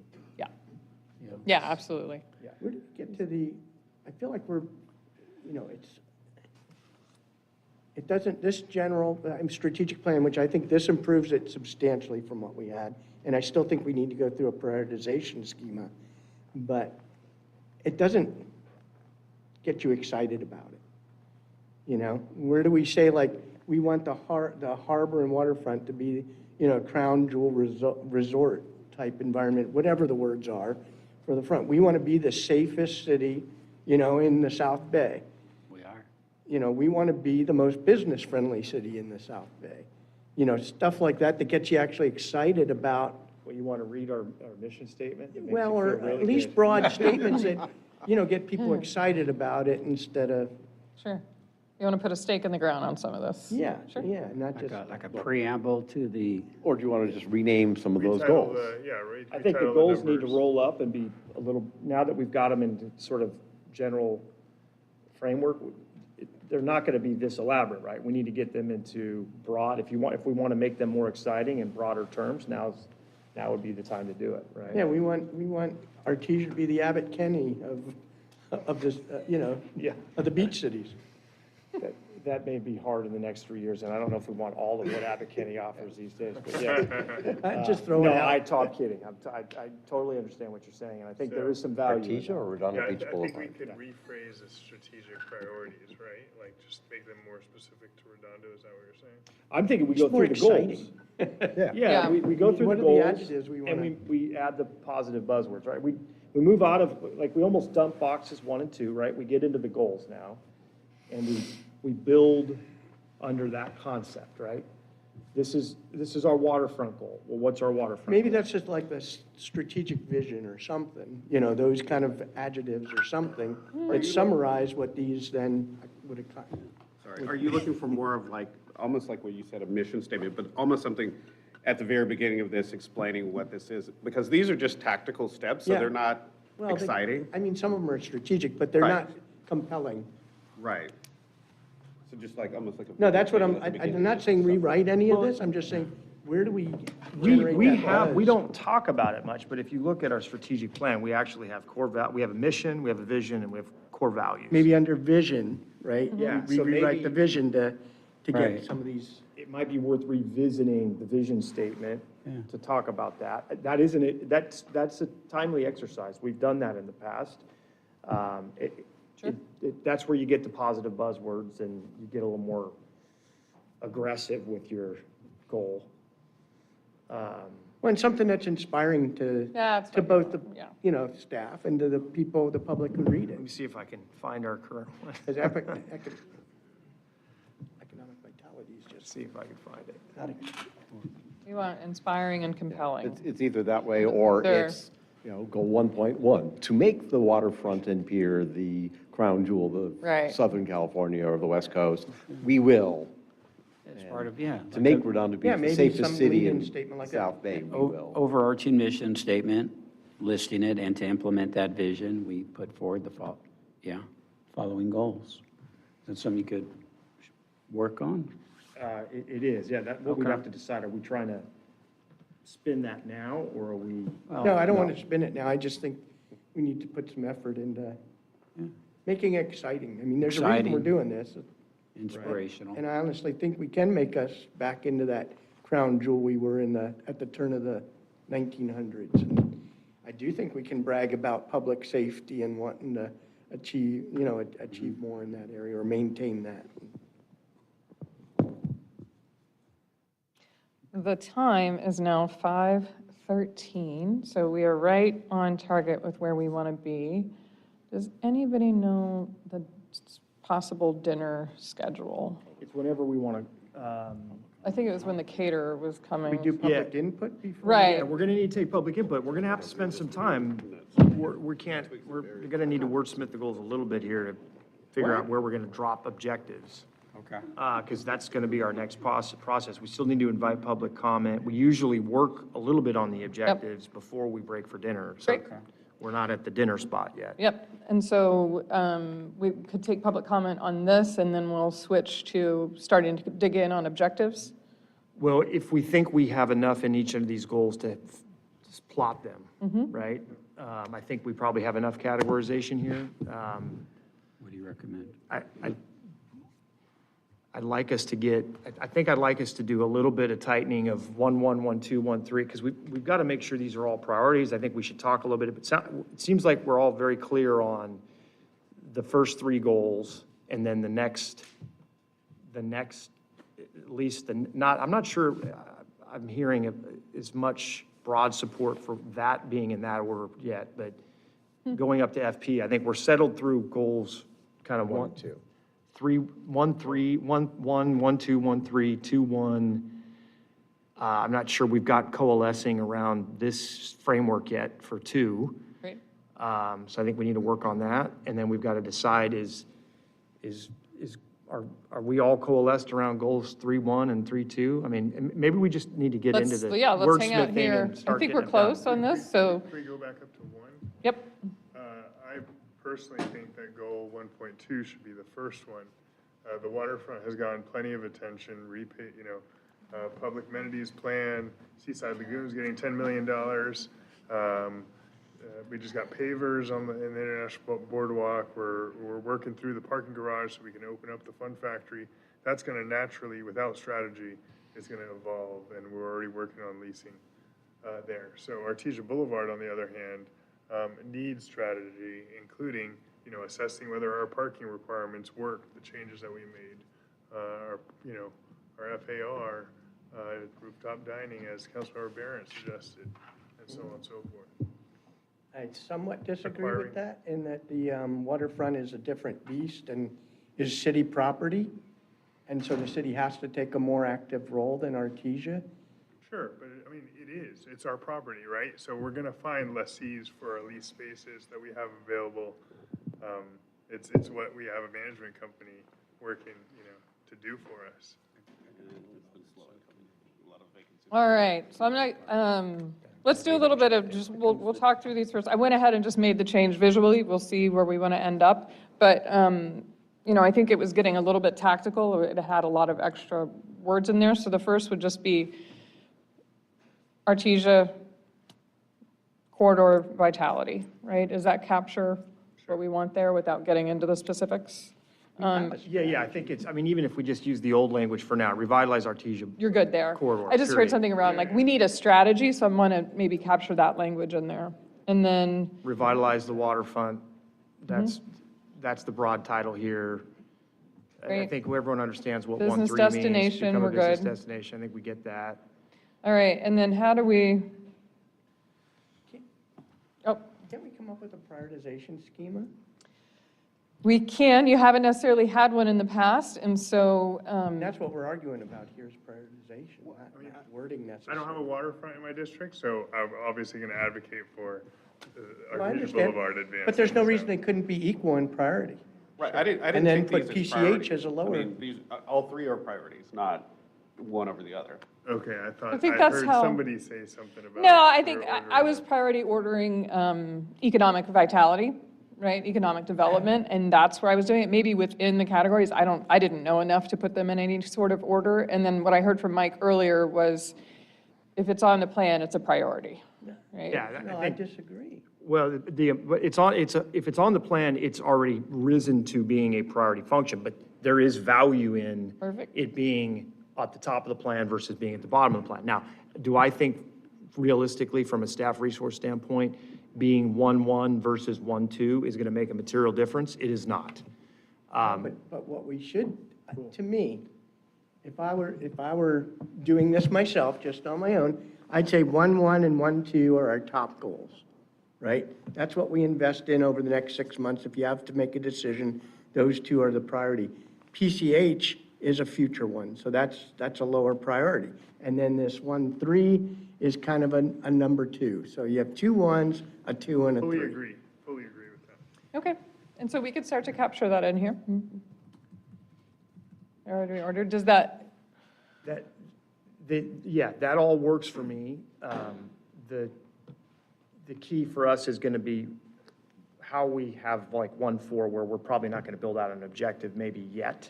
So it's, because is somehow the Yeah, and we say impression- that's last priority. That's last priority, and then does So if you're that, bored and have nothing to do that day, you can right, work on there's one. no objective, so I think that's the key here.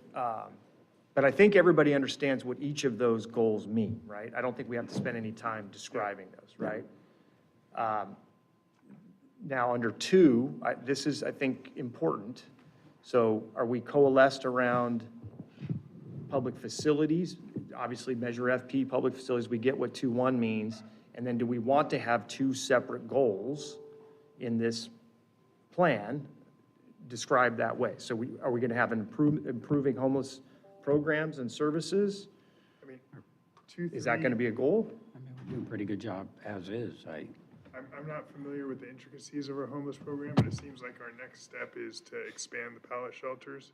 We don't have construction yet, we don't have new pallets. right? That would be one objective So under that that could be- concept, yeah. That could be the Yeah. goal, right? Adding family supportive housing, adding Okay. health, So that sounds. mental health. So I'm hearing there's a series of objectives that would likely support that goal, and that the council usually by a straw vote decides, is this something for now we want to include in the plan? So I'm it's not on- hearing any dissent, so For which one?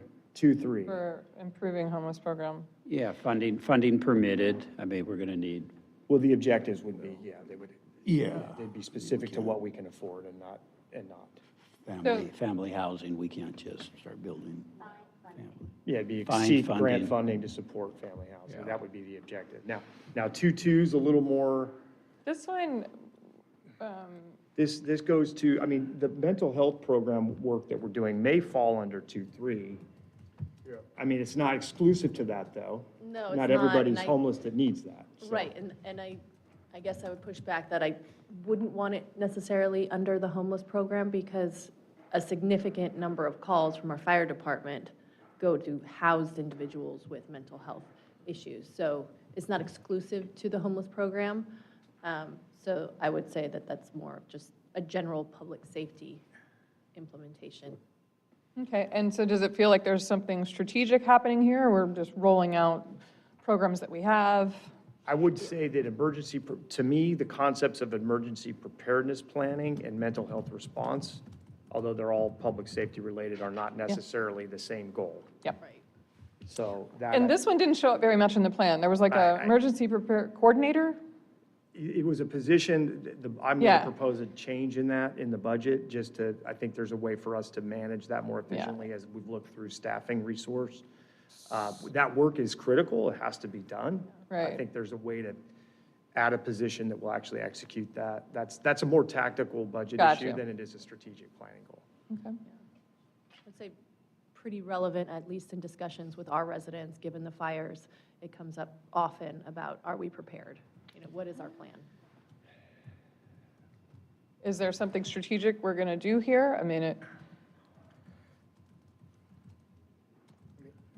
feel like I was just at Captain Mahoney was just speaking about risks and the tidal wave risks, right? And how things are getting labeled and that we're generally prepared. You know, we're not subject to tidal wave right here in Redondo, but down near Hermosa. And the waterfront, sorry, right on the harbor, we are. But is there anything for us to do as a council rather than, you know, our fire department and our police department continuing to do what they do in light of the events, you know, climate change and the events that just occurred up in Los Angeles? was I don't that a think of question for anything. fire and police, or just an acknowledgement that the work they do advances this? What do you need from us to continue your advanced Right. emergency? Or is it just a be careful, though. communication? What would we need in the strategic plan to do that? I can't think of anything. That's it. Yeah. I can't think of anything off the top of my head. I mean, obviously, the ability to keep, kind of do surveys to kind of find out what other resources we need, or, you know, data-driven studies to be able to figure out a game plan for future events and future, how to expand our services. Probably more awareness than anything. Right, I'm not sure that the communication, residents education. know what our plan is and where they could review a copy of the plan if they wanted to. You know, we're not really a risk for wildfires, I don't think. No, no, we, You wouldn't have much open space, but earthquakes is a big one. And I imagine people would say, well, if we have a big earthquake, what exactly are the protocols for the city and the police and fire departments to respond to that? And we do have those.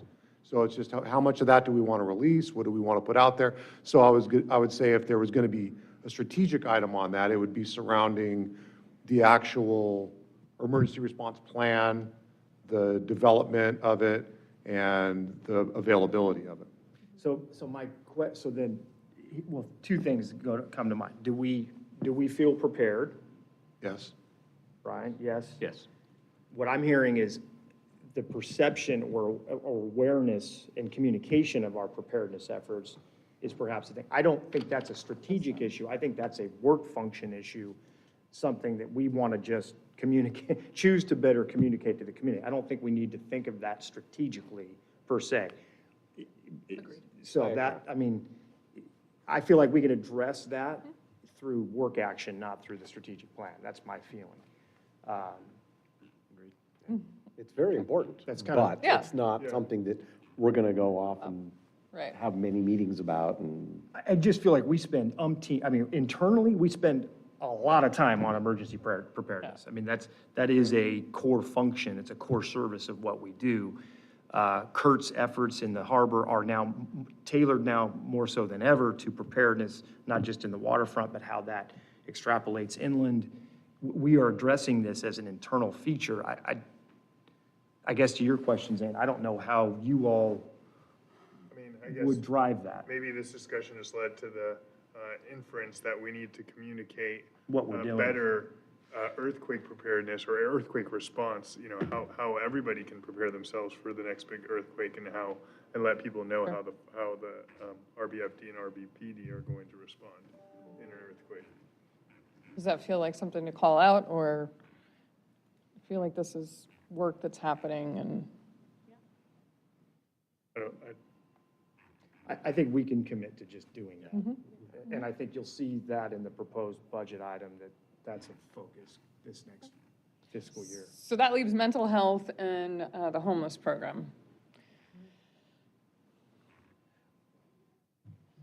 Sounds good. So I heard one is that they need to be called out separately, right? Because they have, and two, they both need to be on here.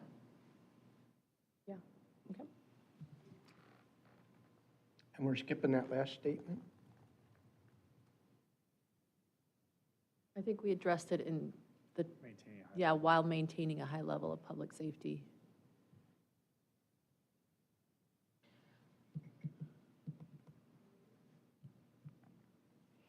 Or are you suggesting that we add something about leveraging technology as a separate item number 2.4? Well, when we talk about technology, are we talking about just around public safety, or are we talking about for the city overall? Because that might be incorporated in your No, I'm services. talking, continue to invest in our comm center. We just did some Yeah. improvements, but there's always more and newer things coming online that improve that. And we're a leader with the Aerodome. And if we tie that in more to our 911 system, we can improve that even more. So, I think we need to show that we as a council embrace, those technologies that help us be, best public safety system in. I would be okay adding a point whatever. So maybe we just do a 2.4 that says continue the utilization of new technologies to deliver a high level of public safety. Yeah, there's something around the Leading leading piece edge. of it, continue to be Or- leading. There's items in the budget this year that are focused directly Yeah, on that. this really is implemented through the budget, which you'll see Yeah. presented here soon, so. There may not be a specific objective under that for the time being, but there certainly can be in the future. Yeah, we don't know what's going to happen with AI in the future. There's a lot of things that could come up where police or fire come out and they say, oh, great, we need some money to do this. And it's going to make a huge difference because like they've done before. All right, where do we get on infrastructure? So the first was being pretty specific. Do we feel that this concept in general, right, as we look at goals 3.1 through 3.3, I would argue that falls below goal, from what I've heard from all of you, falls behind goal 4.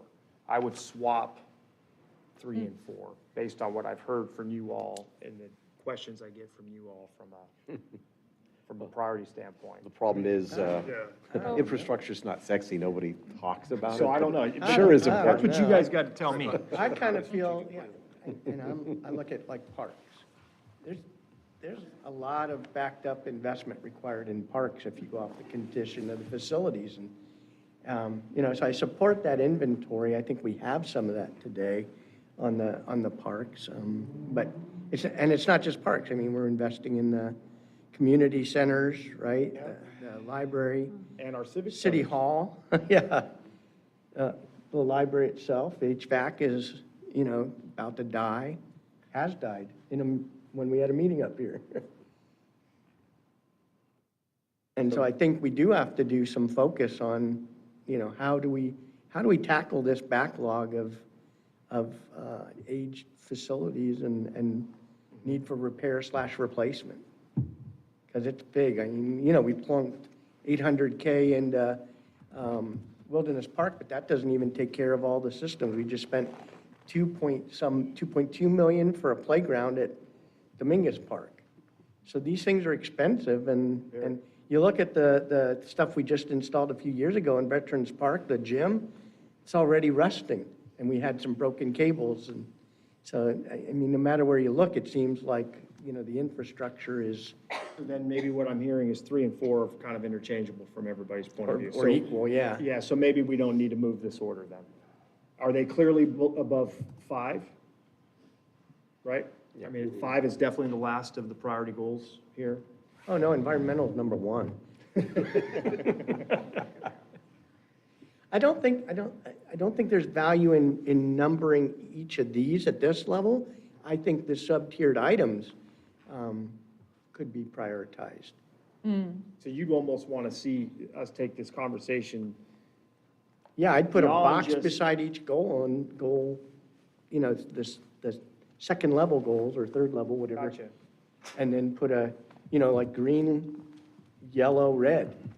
All right, well, let's quickly scroll back up then. We know one of those, you would argue, because we've identified as a future, would be 1-4, right? 1-4. Yes, that's like a red or whatever. That's probably at the bottom of this list. And 1 and 2 are this, greens, and the middle one's yellow. Or whatever nomenclature we come up with. So within the goal, what the objectives are, giving some priority order to that. Yeah, Okay. you could do a high, medium, and low within each Sure. of these, Well, I don't- which each categories. Yes. I would say primary investment this year, secondary investment this year, and then future. Tertiary. Right. Yeah, well, I wouldn't. So we'll do 1, 2, 3. 3 or 4. But the understanding being, if there's a 1 up there, and you have discretion, you should be focusing on that. If there's extra money, then 2, and then 3 is target of Yeah, opportunity. I'm game for that. That helps us. I mean, if you all want to spend the time to sort of, It's not that many at this level. When we get down to the specific objectives, that would get more and more.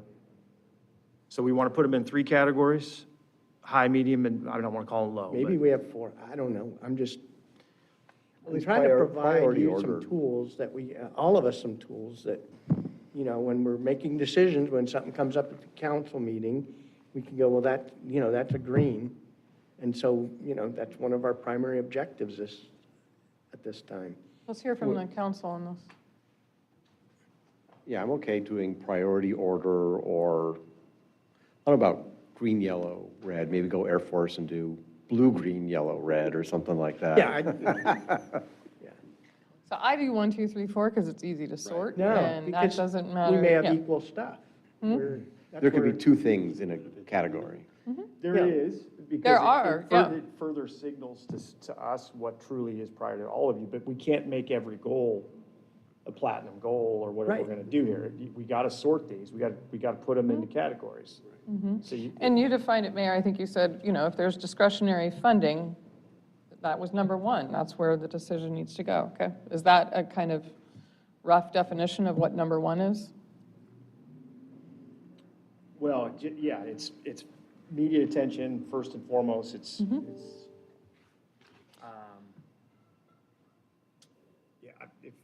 council call, if it ultimately becomes how you want to sort these. Scott? Well, I like the idea of putting some priority. I also think of, flexibility over the year. And not being locked in on a particular one goal above the other. So for example, if we have an opportunity at the waterfront and say we move waterfront to 2, or we have an opportunity on Artesia, Artesia's number 2, it becomes almost too rigid, perhaps. So unless you need specific direction Well, what we, on. so maybe another way to do it is roll it up a touch and just, maybe we pick 5 of these or 6 that you would put a priority tag on, then everything else, I mean, it's kind of priority or not priority, but we wouldn't treat it that way. They all made the plan, they're all goals. Yeah, they're all on the plan. So it's high or medium. But I mean, we've got to be judicious here. We can't apply that standard to all of the, because how many do we have now, Jane? We've got 4 there, 8. 11, 14. Yeah, but some of these will fall under different departments. No, I get it. 17. And I think 17. too, No, we're not doing, there's none there. That one's gone. Oh, 16, that's right. So not all 16 of them can be priority. I mean, that's the. I agree, that's what I'm trying to get to. That's what the rub is here. So let's, maybe 6 of the 16 could be priority realistically.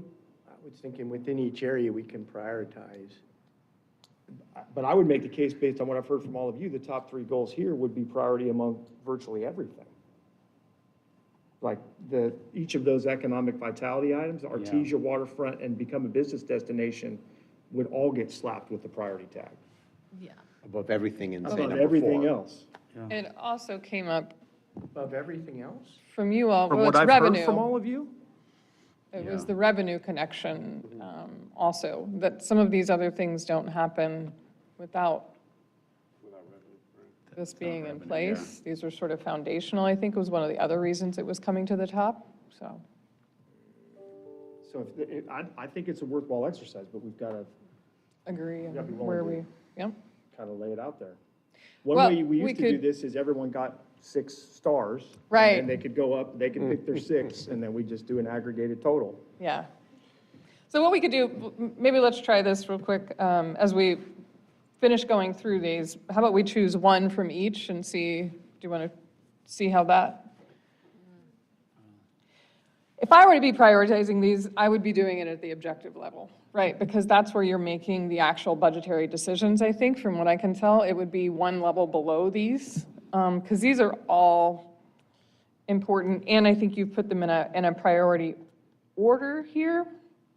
It's 1, 2, and maybe 3 right now. They're just heavier, they're just meatier, heavier. There's so much more on the plan that goes to them. Right. But I'm getting down into implementation level stuff that the city manager would weigh in on. Well, maybe if we go around the room, see what the council wants to do. How many of you want to put a priority tag on these? How many of you want to work it through objectives? Yeah, just to start, I like the point you and, Jane had made. Number 1, economic vitality. So, it seems like we're focusing on that. So much draws from that. City services, revenue, enhancing the city.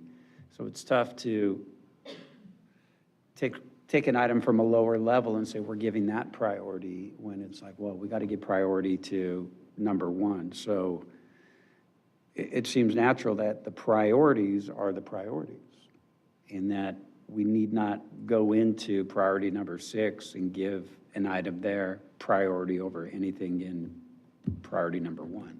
That's my kind of. So it sounds like there is, right now, there is some priority going on, Yeah. and it's this order. Well, I mean, that's my reaction. Others may have additional Yeah. or different views. Brad, I'll just go down the line. I think we're good like this, and we can figure out our priorities on the next level down. Because, goal, 3.1 probably won't ever be more important than 1.1, but goal, 4.1 might actually pop up above 3.1 at some point. So I don't want to go 1, 2, 3, 4, because that's really getting into really big specifics. And Yeah, I think what we're calling priorities, and maybe that's the wrong word, it's too broad to say this one is above Right. all else. Right. Because You we gotta got to be down. invest, we got to spend money against all of those. If we ignored everything but 1, next year, we're going to have a bunch of emergencies on our hand. I'll keep going down the line. Chad, and then Zane. Excuse me. I mean, I sort of agree with Brad in the sense that you know, for example, economic vitality is number one, but item 1.4 PCH is probably, you know, down below 6.1. Yeah. Exactly. So I think within each category, broadly speaking, they're in the right general order. But again, you know, within each new strategic goal, there are, you know, probably one or two within each one that are top. And maybe, you know, if we go the level below, it's not worth us doing it as a group here. Right. Because some of this will happen within a certain department, and they may be able to allocate. You know, they have the funding because it's from a grant. And Well, so that let is- them prioritize and come back as a recommendation to the council, and then the council blesses it. Well, we could do some of that, but we're gonna have to spend a little time because I don't want there to be an expectation that we're populating every one of these goals immediately. I mean, the reality is, I need to hear from you all on what you're envisioning as objectives under some of these categories, right? I mean. Well, maybe, okay. I could lay out. Maybe we don't prioritize yet.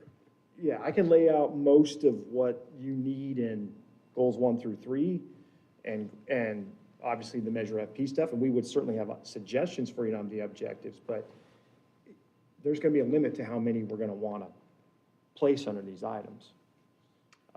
Is that where we need your guidance though, also, like? Well, you'll get that in real time, but if you've got ideas under here that you wanna see as part of this strategic plan, I need to hear them today, so we can marinate on those and come back to you with wording and specific recommendations for. So you don't think that you could go with the broad areas that we've had here today and populate it, plus the inputs we've got? Oh, no, I think I can. I'm not going to give you everything potentially this council wants to hear. So if there are objectives, let's go down a little bit. Like, one's an easy one. Even 2's kind of an easy one. But I'll tell you right now, let's go back up to 2 just for a second. I can tell you exactly what's going to happen next in 2.1. But I'm not going to give you probably anything in 2.4 right away, because it's going to come under the budget. And then 2.2 and 2.3, I need to hear a little bit. We would need to hear from probably Paige, has got some ideas on mental health response. Our staff are working on some of those initiatives, got to figure out how many objectives are critical to the council for that. And our next steps in homeless, I'm sure Joy and I could populate that fairly easy. Is there anything particular under goal 3.2 as an example the council wants to talk about or make a priority? I mean, that's every facility in the city. Well, so, Yeah. we got feedback from the youth center about, the youth commission about programming the teen center. I'm sure we're on the path to do that, but I think we want to keep that in the 6-month goal, like, hey, let's have, if we need to have a discussion or we need to allocate money for it in the budget to program the teen center, then I think we want to do that. We want to evaluate whether Beach City's transit needs to be modified at all to accommodate their transportation needs. I mean, those are the 2 requests they have, right? A third place like home and transit. So I think those are 2 items under 3.2. Right, so, and those are good suggestions, right? So, but I mean, we could talk Wilderness Park, we could talk the Historic Library at Veterans. I mean, there are a lot of things under 3.2, right? We talk Performing Arts Center, we could talk Dale Page Park, we could talk Franklin Park.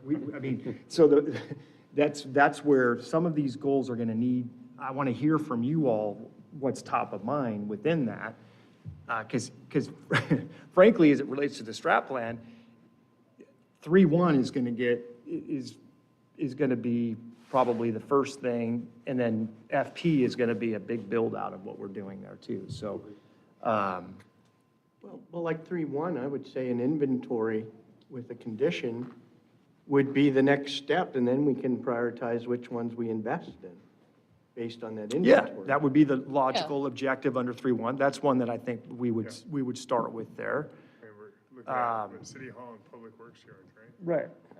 And and of course, this isn't the place to list our favorite capital projects. I mean, that's the other part of this, right? It's some of the. And some of this will trickle into budget. Right, some of the critical capital projects maybe get listed here because we've got specific efforts, but we can't list it all.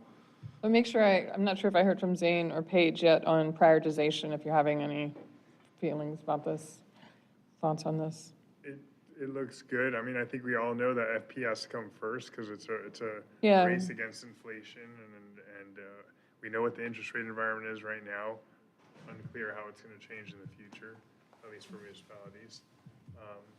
So, But just the concept of prioritizing, it sounds like it's going to happen at one layer below once we hear more. Oh, wait, Paige, any thoughts? Put you on the Yeah, I spot. mean, I think prioritizing all of this is important. It seems like there's general consensus that number 1 and 2 are top of mind. And then, I mean, I would ask staff, like, your capacity to deliver on those that we pick. You know, if it's, I really want to know what's genuinely possible, so that we're setting expectations that are realistic. I mean, we need to stretch ourselves, of course, but at least have a clear understanding so that our next meeting, we're just crossing them off. Right. Well, crossing off is unlikely. FP, So how off much- the table. So how much work? Unlikely in the next meeting. So I guess, how much work do we want to put in tonight then? So typically, right, what we do in this process, we identify these goals. And granted, what's good is we've gotten more specificity in the goals this year, which I think starts to logically lend itself to the next set of objectives. But do you want to influence the list of objectives now, or do you, to the mayor's point, just want us to take a crack at it and then you fill in the blanks later? The problem is this goes from more of a constructive environment or a kind of a two-way dialogue to where now we get it out into the open session kind of council meeting, and it's a yes or no equation with public input and everybody coming down and saying, wait a minute, you didn't include my favorite community center, and why didn't you add the, planting 100 trees next year? And the goal usually with this exercise is for us to kind of coalesce around the objectives and concept and then fill in the details. And that's really what you're reacting to at the council meeting is the details, not the concept. So I would say that getting priority from all the goals that we picked here, you had mentioned maybe selecting 6 or 7 of them from the entire list, goals 1 through 5. I would be more in favor of that than going through each specific goal and picking the top of that. I think The looking star at it system, holistically. kind of the star Yes, system, the whole- yeah. the star Because if you all apply the star system to these goals, it's going to become very clear to us right away where we're applying our efforts. Yeah. Well, and we can do that, or we can just talk it through, but I can. But the other side of this is we could get public input and we can come back and we could start to lay out what objectives we would put under here and then make those decisions. The other thing I think with getting at the objective level is seeing where you have the most meat on some of these, right? And where you're like, oh, that is much bigger than I thought, or, I don't know if that really is. So that might help inform this conversation. Yeah. But I'm also kicking that to a later time, and I don't know if that's going to happen either. Well, it depends on how many of the objectives we're going to bake up tonight. I mean, if we go through the traditional process where we go through each of these goals and list the objectives we want to include, we'll have full clarity on what. Then I would propose at that point, once we have a little bit more clarity, then we could start to prioritize with more information. Is that right? I think it'll help to have the objectives. Yeah. And just the reality of like how much work something is, or what's budgeted or what's not. And we usually collectively move through the objectives pretty quickly. I mean, we don't wordsmith them anymore. We build them out conceptually, and then we have a framework to work with. I mean, remember, the value in this is that I'm hearing, we're as staff are hearing from you all. It's a two-way dialogue. It's not just a one-way. It's worth the conversation tonight, I think. I feel like we're comparing to an old paradigm that has shifted tonight. A little bit, yeah. Because before, what we call a current goal, that was the goal, and then the objectives were kind of a bastardization of what we're calling goals now, plus more. Some tactical objectives. So we're coming up with kind of a new strategy here. I feel like having done strategic plans in government and in, big business, what's missing is, I feel like we're kind of like a board of directors, and yet we're coming up with tactical stuff, which is generally usually pet projects are an area that we've dug into. What's missing is the operational elements coming in and saying, you've given us broad direction, here's how we recommend you go execute on this with priorities based on resources, technology constraints, things like that. And I feel like we're shooting in the dark where, we get our pet project, I want Wilderness Park to have $10 million, and then I'm good with, whatever that goal was, and I don't think that's the right way to We do. can do it. The challenge is we're going to lose the intimacy of this environment when you react to the objective setting process.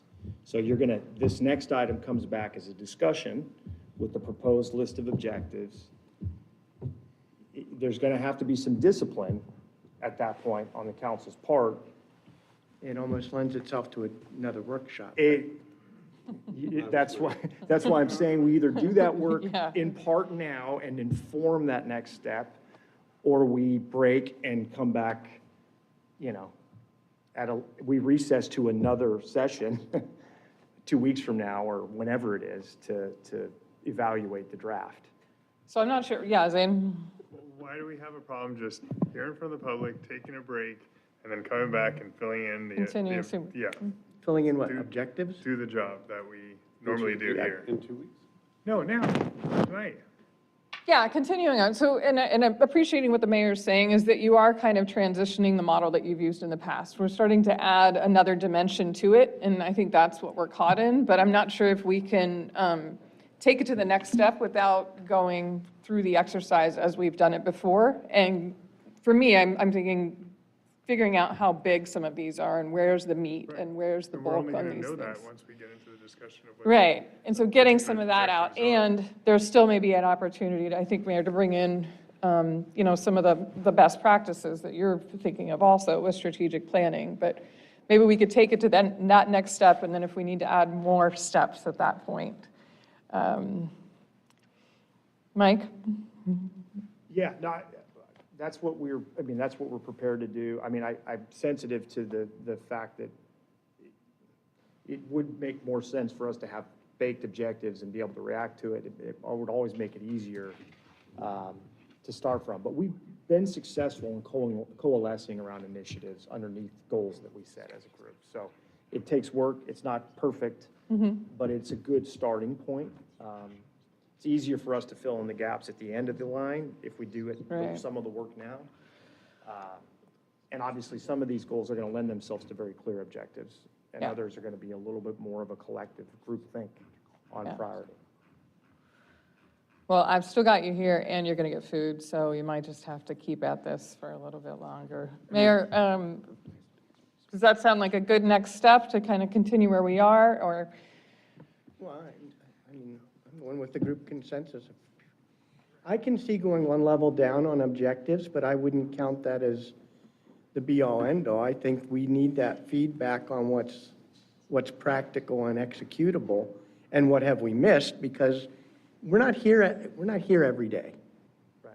And what did we miss that we don't know of, that your departments could come in and say, this is really important, and you missed it? But Go ahead, Dane. yeah, but I guess my thing is, he works in the city every day. He's directing the city. He knows all the different parts and how to move, and the staff will let him know how they need to move their departments. This is our opportunity to shape the way the city is moving forward and what we think strategically needs to be done in the city from a policy perspective.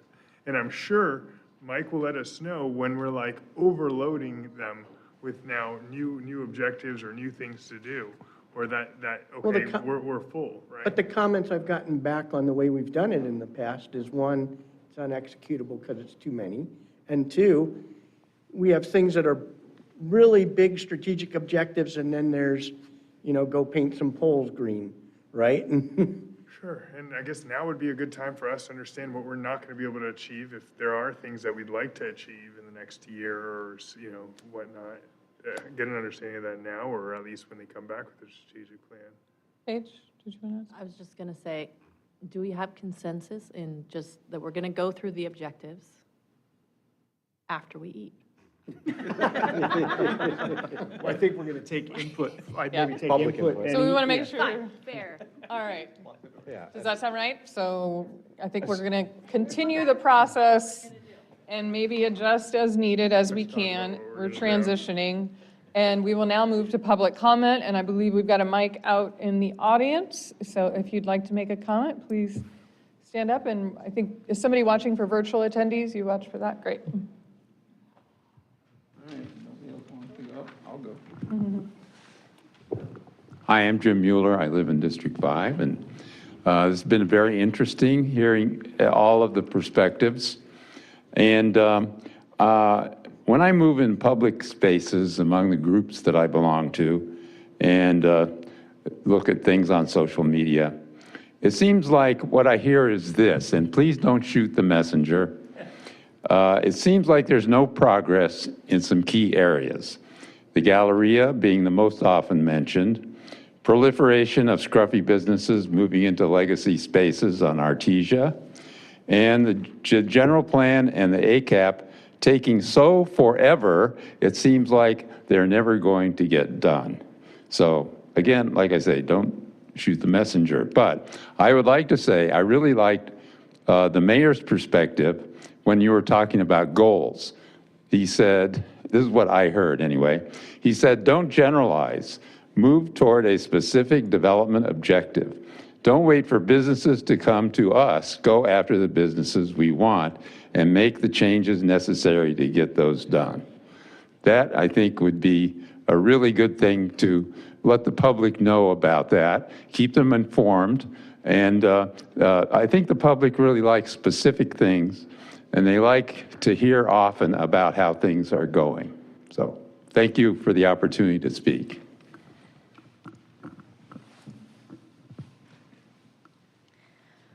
I just wanted to say thank you for all of the hard work all of you do, and we love our Redondo Beach. I just want to make sure public art will also be engaged within the strategic plan. It'll help visitors and also for the future for the Olympics when it comes. Also, I want to say acknowledgement for owning, preserving historical homes has such an impact with sustainability on our environment. It reduces the need for construction materials associated with energy consumption. New construction involves significant emissions from material production and site preparation, while historical homes often already have substantial footprint with potential retrofitting and to enhance energy efficiency. So it really does impact environmentally, and my carbon footprint from living in a 1920s home is, I know, less than anybody's here. So owning historic or keeping some of our historic homes around and buildings does provide a lot of interest as well as our history. So thank you for you all. Appreciate it. Thanks. I'm Roger Carlson. I'm on the Harbor Commission and from District 3. I want to thank everyone for supporting the objectives of the Harbor Commission for the last several years. The council and staff have done great support in the harbor. Thank you especially for filling the role of Harbor Master. That's been really valuable. I'm here to underline the commission's support for the list that Greg has, which I think everyone has in their packet. One item on that is kind of considering what the Harbor Patrol should do to go to the next level. If we get this grant that may, potentially dispose of more boats, the Harbor Patrol may have a role in that. They may have the best vision into which boats have to go. You said you got rid of 15 boats in the South Basin. What is that, like 10%? That would be hundreds of boats if it's the same percentage in the other basins. And so the Harbor Patrol and Harbor Master may play a role in picking out the right ones and the worst offenders. And hopefully we can rescue some boats that are still usable instead of just putting them all in a wood chipper. The second thing I'd like to say is please keep your eye on the North Basin. Last year, that area was starting to turn into a bad neighborhood, and there was, some petty crime up there. This year, I know of a couple of assaults, which is a lot less good than just petty crime. And if that continues and grows, what we're trying to do in the harbor is going to get hurt real quick. Last thing I'd like to mention is, we've mentioned amenities and the amenities plan. The International Boardwalk looks great, and the main harbor area is starting to look great. Captain Kidd's has always been very busy. The new cantina is doing great. Surf Club will hopefully do great, and we're getting the whole area slurried. I think with a little bit of work and a little bit of help from someone more artistic than me, you can connect International Boardwalk to that area. International Boardwalk looks really good. It just took some benches and some flowers. And so just taking a couple of those benches and flowers and color and palette, you don't have to do the whole parking lot and pavers, but just making some little connection there and help people find the way from the new dinghy dock and the surf club down at International Boardwalk might be a great thing. And then Greg has a much longer list as well. Thank you.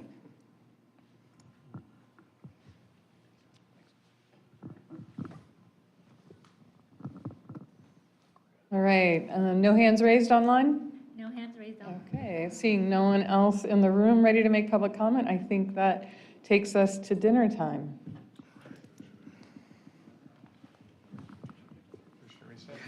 Well,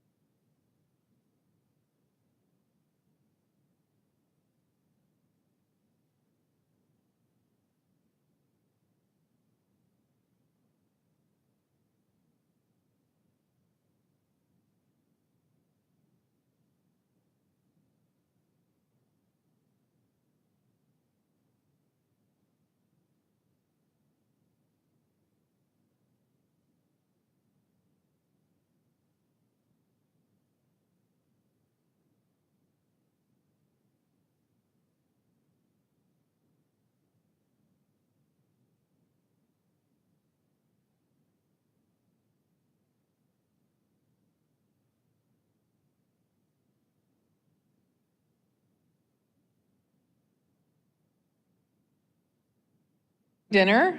Looks like we are all present at this time. So the next step in our strategic planning process, now that we've spent a lot of time, and I think useful time, on the goals, because I think that conversation is going to make this conversation maybe go, be a little bit more clear and maybe go a little bit faster. So we will get this up. So we've articulated some new goals. This is a little bit different than we've done it in the past. And at this point, this is the council's opportunity to weigh in on how we might achieve these goals. And I know you do have your current plan. This plan has been recently updated to show what is complete on it. But if there's things that need to be carried over, please just bring that to my attention so I can get that carried over. We don't have to go line by line through it. Yeah, same. Are you ready? You're ready to go. All right, well, let's just jump right into it. We'll start with waterfront. All right, I think to do anything in the fun factory space, which is dormant, we're gonna need to fix the garage, use that space to fix the garage. So I think fixing the garage has to be priority, one of the top priorities. You mean the earthquake retrofit? Yeah. So there's a project that's funded to make some improvements to the parking structure that is part and parcel to the Fun Factory space. We have kind of a revised strategy to stay within the funding there for that CIP, so we need to bring that project forward. But that is a key part of us then marketing that site as an opportunity site. Gotcha. There's a logical order here, and Yeah. this is first. Yeah. Okay. What else on waterfront? Proactively market, Pad 2, Fun Factory, Market Hall Mason Ritz, and Market Hall. and the Market Hall. Do we have control of? And I think the way to say that, Jane, sorry, there's some echo here, is just to say proactively market the identified opportunity sites in the waterfront. And on the Market Hall, have we done any sort of feasibility study? What's precursor to that is the siting analysis associated with the boat launch ramp, which we now have a good solid draft of. What we then need to do is identify the commercial space that can be carved out for the Market Hall, potentially. We're putting together some marketing pieces that sort of generally describe that space. And we want to test that with the retail and kind of development market to see if there's interest. And we're going to start that effort at ICSC in May, this next month. Okay. You'll see the marketing pieces and some of our proposed concept terms as part of a closed session item on May 13th. Is there a specific goal we should have on the Market Hall? I'm asking. I think we'll create, I think the concept of opportunity sites is somewhat fluid. It could evolve based on what interest we receive from the kind of commercial community. So I think we want to stay a little flexible at this point. But that's the key. That is the key there. So next update, there might be a specific Yeah. goal. Yeah, yes, it could be evolved at that point. You could make a point to say, identify the potential Market Hall area more specifically, but I don't know, I'm not sure we want to do anything with that as a open session discussion until we have some feedback on the leasing strategy side of the equation. So I think we need to kind of do that in concert with the marketing piece. Right, and you previously had a harbor pier leasing strategy. Is this That's related? kind of what this That's what is. this is. This follows, the opportunity sites follow the leasing Another strategy. And step I two. would, when I edit this, I'll probably reference the leasing Go to that. strategy and that Great. objective. Same. I guess, do we want to identify, like, getting control of sites that are currently, out of our control, but would be better in our control? So be it Maison Reeds or splitting up, for example, the lease, yes, exactly. Yeah, that goes to I think what I would say is, develop and execute the harbor leasing strategy. I don't know how much of that we want to, Put it- Right. yeah. Okay. How about sealing the the International Boardwalk, I guess, the roof above those stores there? Is that something that we That's need something to we're going identify here? that's something we'll propose as part of the CIP. We have a strategy to fix that. So I don't think We don't need to put it on. we don't necessarily need to put that as an objective. I think that will flow through the CIP. We used to have those marquee signs on our strategic plan for the waterfront. Whatever happened to those? Well, we had Installation starts on Monday. Beautiful. That's the answer we like to There hear. you go. Now, but I will say there's two electronic signs. One is being installed, the first one's being installed as a pilot on Monday. But the bigger electronic sign that was the sort of precursor to the conversation about the text amendments to the electronic sign ordinance in the waterfront, Right. that is a project that isn't fully funded. So that we need to understand that as part of the Some of the CIP. signs that would go on the shops that stick out. Blade signs. The blade Sorry, signs. sorry, blade The blade signs. signs. So Yeah, those the are blade going in on signs. Monday? Those On are starting Monday. on Monday. All right, beautiful. And then separately, we already have the electronic sign directory marquee Got it, okay. that Mike's Cook's working on. All right, what else on the waterfront?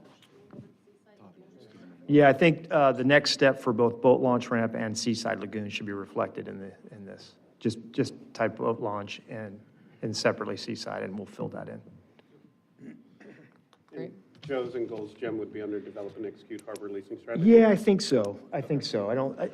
Golds has different complications than some of the other opportunity sites, so I think we'll flush that out in closed session. How about LCP amendment for parking? I think that one we should still put on here as a carryover. The marina, that's the LCP amendment for marina parking standards. I think that is potentially a barrier for investment. All right. Is that good? Yep. Mayor Yeah. says yes, that means it's really Oh, is that good. all? and- No, wait. Where would you put, continue to work with, essentially in Basin 1, the slip improvements and maintenance improvements? We're on that from an enforcement standpoint. That's a work in progress. Okay. And then the kind of parcelization of the Majestic leasehold is part of the leasing strategy. Okay. Which eventually solves the problem, I think, longer term. So I'm hearing that's captured. I think we're Elsewhere? captured either through natural work efforts or that. Okay. Where would you put ordinance for rentals and loaner craft? And what? Say that one more time, I could just. A safety ordinance for the rental of watercraft, or the letting them go for free like the surf club's going to do. This would be a place to put that kind of an objective. Okay. Yeah. Okay. Close on Marine Mammal Care Center one way or another. Does that belong on here? That's part of the leasing strategy, right? I think it is. I mean, unless you want to make it specific. Well, that's a specific, we're in progress. We've been stalled for 6 months, 8 months, a year.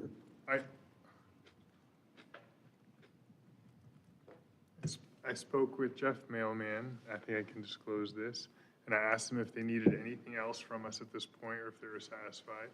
He said, I think they have everything they need right now, and they'd be back in touch if they needed anything. That's for the Galleria. No, he represents Marine Mammal Care Center too. John Warner called me Friday saying, where are we?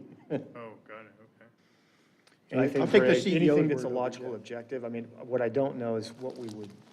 Well, where we're at right now is we submitted that letter on your guys' discretion to HCD.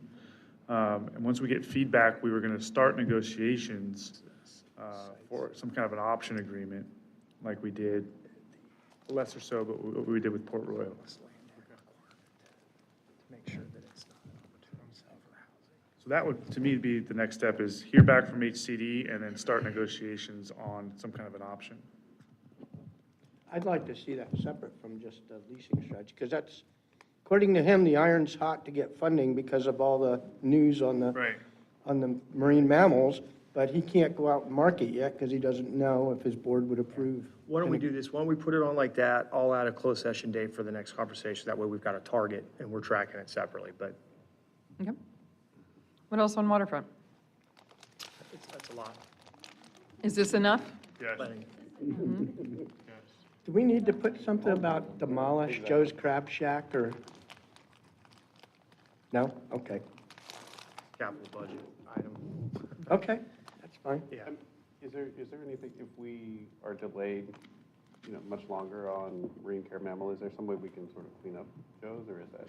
Well, so there are, but it's funding dependent, and we are still running it at a loss out there, so. Okay. If there's a way for us to provide resources there for us to perhaps we'll just say for site cleanup, we'll put it in the budget, but we're still kicking that around. Okay. Artesia? A lot of these can carry over. Okay. Yeah. So Artesia FAR increase and understanding whether our parking regulations are adequately relaxed or if they need more relaxing. Public art and branding, I don't know where we are on the public. Yeah, we're close on that. We should put that on there. Do we hire a consultant yet, or? We have, the commission's made a recommendation. We have a contract that's coming to you in May. Awesome. So that one is, just do public art, Jane. Right. I'll fill that one out. And then, yeah, other ACAP implementation.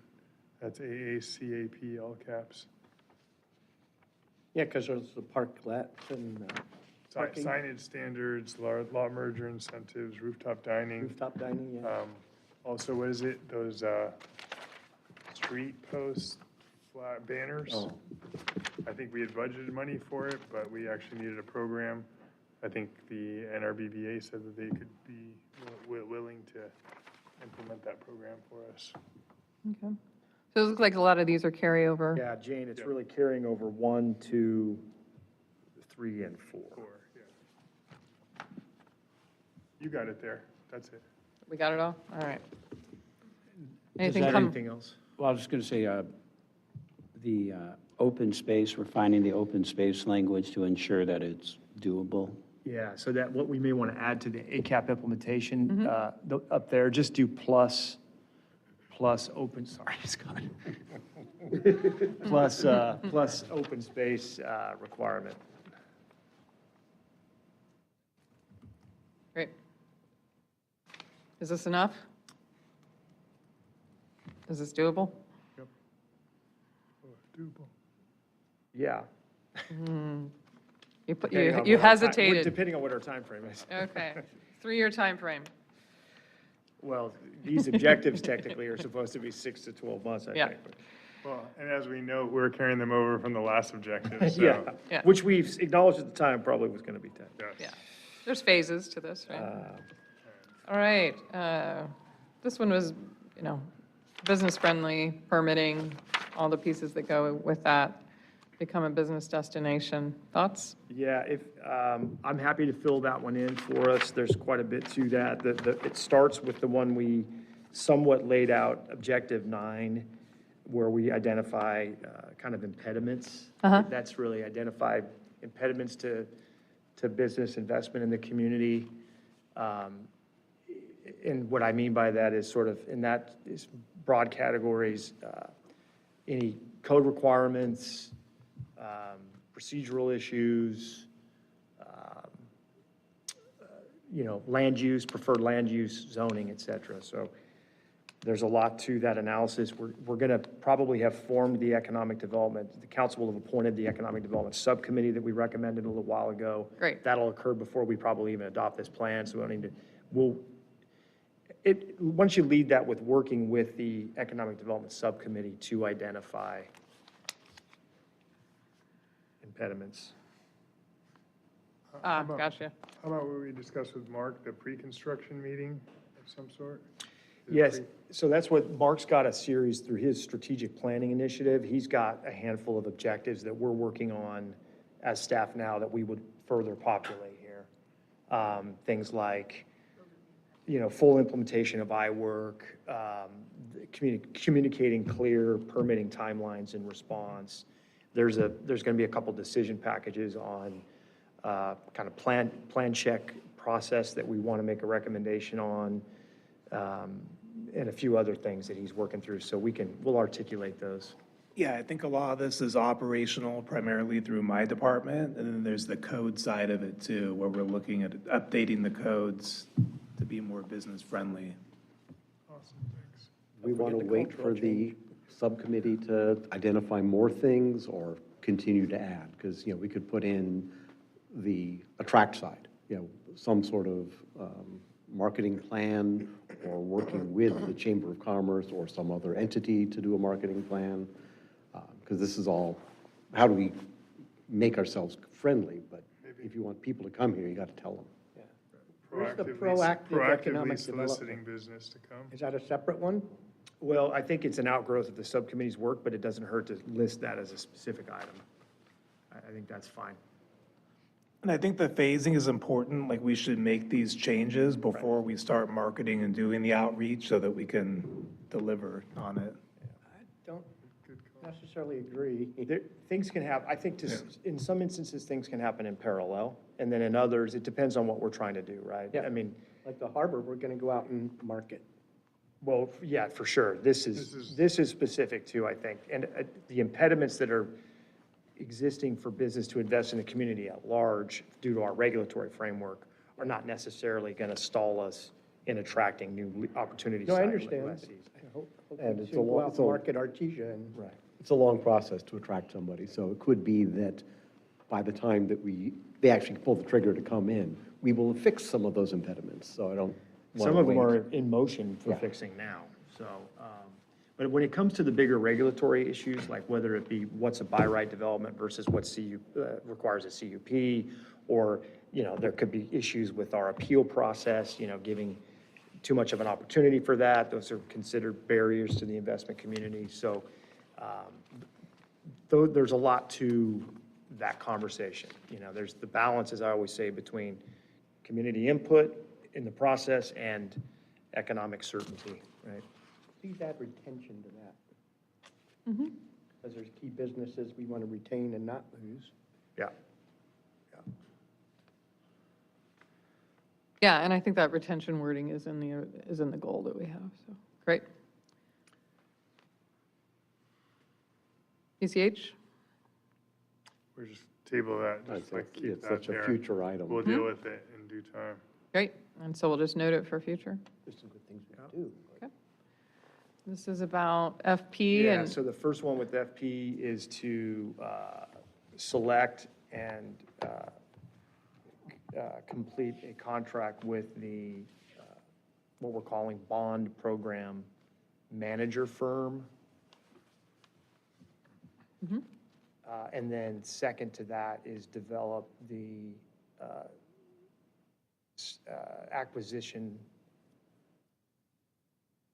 development and acquisition strategy. And those are really, Facility. those are big. And then the last piece would be work with our municipal financial advisor to identify, in concert with our acquisition strategy, determine the timing for bond issuance. And does it fit this time, or is it the next update? It's likely to be the next update. However, there is one circumstance at the federal level that could prompt us to accelerate this process. If they eliminate that federal tax exemption status under the law, we may want to issue before the end of the calendar year. And how about Add something about the grant for the Citizens firing Oversight range? Committee? That would be initiated. What's the next action implemented as slash part of the milestone? Issuance process. Submit grant? Just need that on this. Yeah, it'll roll in concert with that. Yeah. I mean, we could put some in there, though. Jane, why don't you go ahead and put formation of the, We're still waiting. formation of the Citizen Citizens Oversight Committee. We may not actually make the appointment, but we should form its technical structure within this timeframe.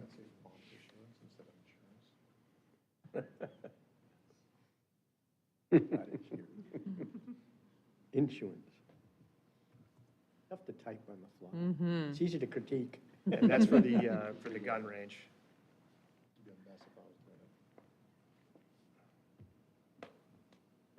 right? So we did articulate 3 more on here. So we've got mental health, homeless programs. What's the next step on mental health? Mental health, dissolve Public Safety Commission.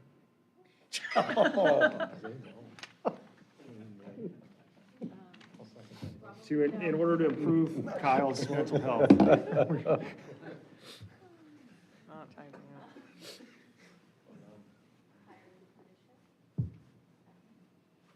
So we budgeted to hire a mental health clinician.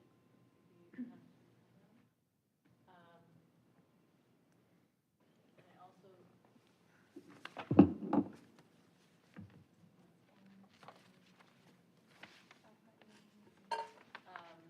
And then, explore partnership with Hermosa. On On Just generally? mental health Mhm. response. Mhm. And then, For a house, oh, that could be a next year project? That might be. well, I think when we stand this up, it's not going to be dedicated to just unhoused. It'll be, Can I just ask a question? Yep. If we budgeted a mental health clinician, how come we don't have one yet? Is it like, there's There a, have been many barriers in terms of, like, we have a meeting with outside counsel this week. We have to think about malpractice insurance, and there's just been a lot of factors and barriers.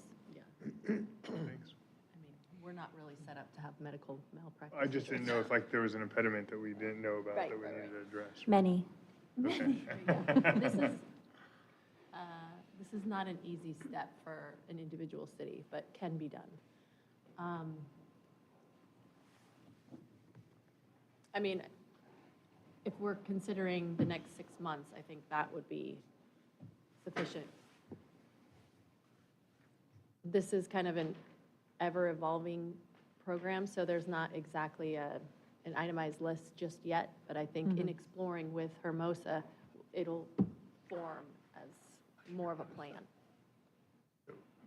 Just a question. Since it's been a challenge to hire a mental health clinician, have we considered maybe an RFQ, RFP, whatever, RFI, to some mental health contractor who could come and service our city? We already have a contract with Department of Mental Health, and we have a clinician that works with one of our officers, our homeless liaison officer, providing those mental health resources in Redondo and also with other cities as well. But the difference is it's not a city employee, so we have limitations on the scheduling, availability, et cetera, because the county is going to take priority. But we currently have an agreement with LA County and a DMH clinician assigned to the police department. Okay. We've looked into contracting with a third party the way Hermosa does, and that's been limiting as well because they're having a hard time retaining their employees. Got it. Okay, thanks. Okay, I think I heard from Paige that might be enough for 6 months on that. Okay, homeless program? Expand the pallet shelters. I don't know where we are. Are we in design right now? Lauren? Pallet shelter update. Am I kind with now? No, Lauren. Red-handed. Lauren? We've been, so it's in plan review and plan check right now, so it's with building. It's been there for about 3 to 4 weeks, so we're anticipating getting those comments back shortly, and then addressing them quickly and getting them approved, so, for permits. Is that a normal timeline for plans to be in? 3 to 4 weeks? That's probably on the short side for the initial first review. I don't want to speak for you, but. I would say it's a normal time currently. Okay. What else? Pursue family, Yes. supportive housing. Find funding for, Find funding for family supportive housing. Do we think there's funding out there? Well, that depends on Ted Lieu, but And the county. yes, I mean, the county, there could be funding. We have Measure A that just passed, and there's dedicated funds for housing. And we don't need to solve it Yeah. here, trust me. So, find funding, just generally, is a good objective. That's Okay. an ongoing objective for our program. That's for everything. For virtually And- every and- element of the yes, program. and citizen. That's specific enough, thank you. And nothing with Hermosa Beach to add to this? Or would that be Or- one of their objectives, that they're for them to work with us? Oh. Just They 'cause can- the They can find their cross-border. own housing. No, the partnership with Hermosa could potentially, well, it is with our homeless court, and there's a potential to partner with them in mental health response. Okay. All right, continue to be a leader in the use of technology for public safety? Is there something to be done? Anything new on the horizon, Joe or Yeah, Brian? two things that I can think of off the top of my head. One would be to obtain the FAA certificate of waiver for autonomous drone use for. That's not us doing that, right? That's Aerodome's responsibility. Well, but we're working with, yeah, it's true, but I mean, we're going to be working with them to get that, and then once we get that, we're going to have to come to council, and it could. So it would be a support or working with our vendor, right? Obtain the FAA waiver. Right, working with that vendor to obtain FAA waiver for autonomous drone use through our DFR program. Maybe we could apply pressure through our I think we're getting, representatives I think we're getting close. to the FAA. They're starting to issue them, and then it's just going to come down to the support and the additional funding we need for the contract and all that stuff. But then it's going to expand the program there. You have another? Yeah, I had one other one. Brian, there was, I thought there was a program. There's a program that we can use, Yeah. blanking my mind at this very second, but a program we can use to track our resources, like an Right. incident command program. If you give me a minute, it'll come back to my head. I'm blanking on the software. You know what, Yeah, the it's other software idea I had, development. and Mike, I wanted to see. Tabo Command, there you go. Mike, I wanted to see if you thought that this was a good point to talk about, like, developing the new video system in the city, because we could clearly incorporate that into communications from a public safety standpoint by adding additional cameras that are all on one network. We have them coming into All right, dispatch. well, and- wait, how big an initiative is that, though? Well, I think just identifying the vendor, because we're already doing, I don't know, that's a question for Mike, but I know that there would definitely be an aspect of new technology and make. I mean, realistically, we'll probably have the vendor identified in the next few weeks. So then, is there a reasonable step within the next 6 months or so? Is this a natural evolution to our current? Yeah, it is and it isn't. I mean, it'll be much more capable, but yes, we would be replacing what we currently have. Will For that, city video systems, like, around or outside?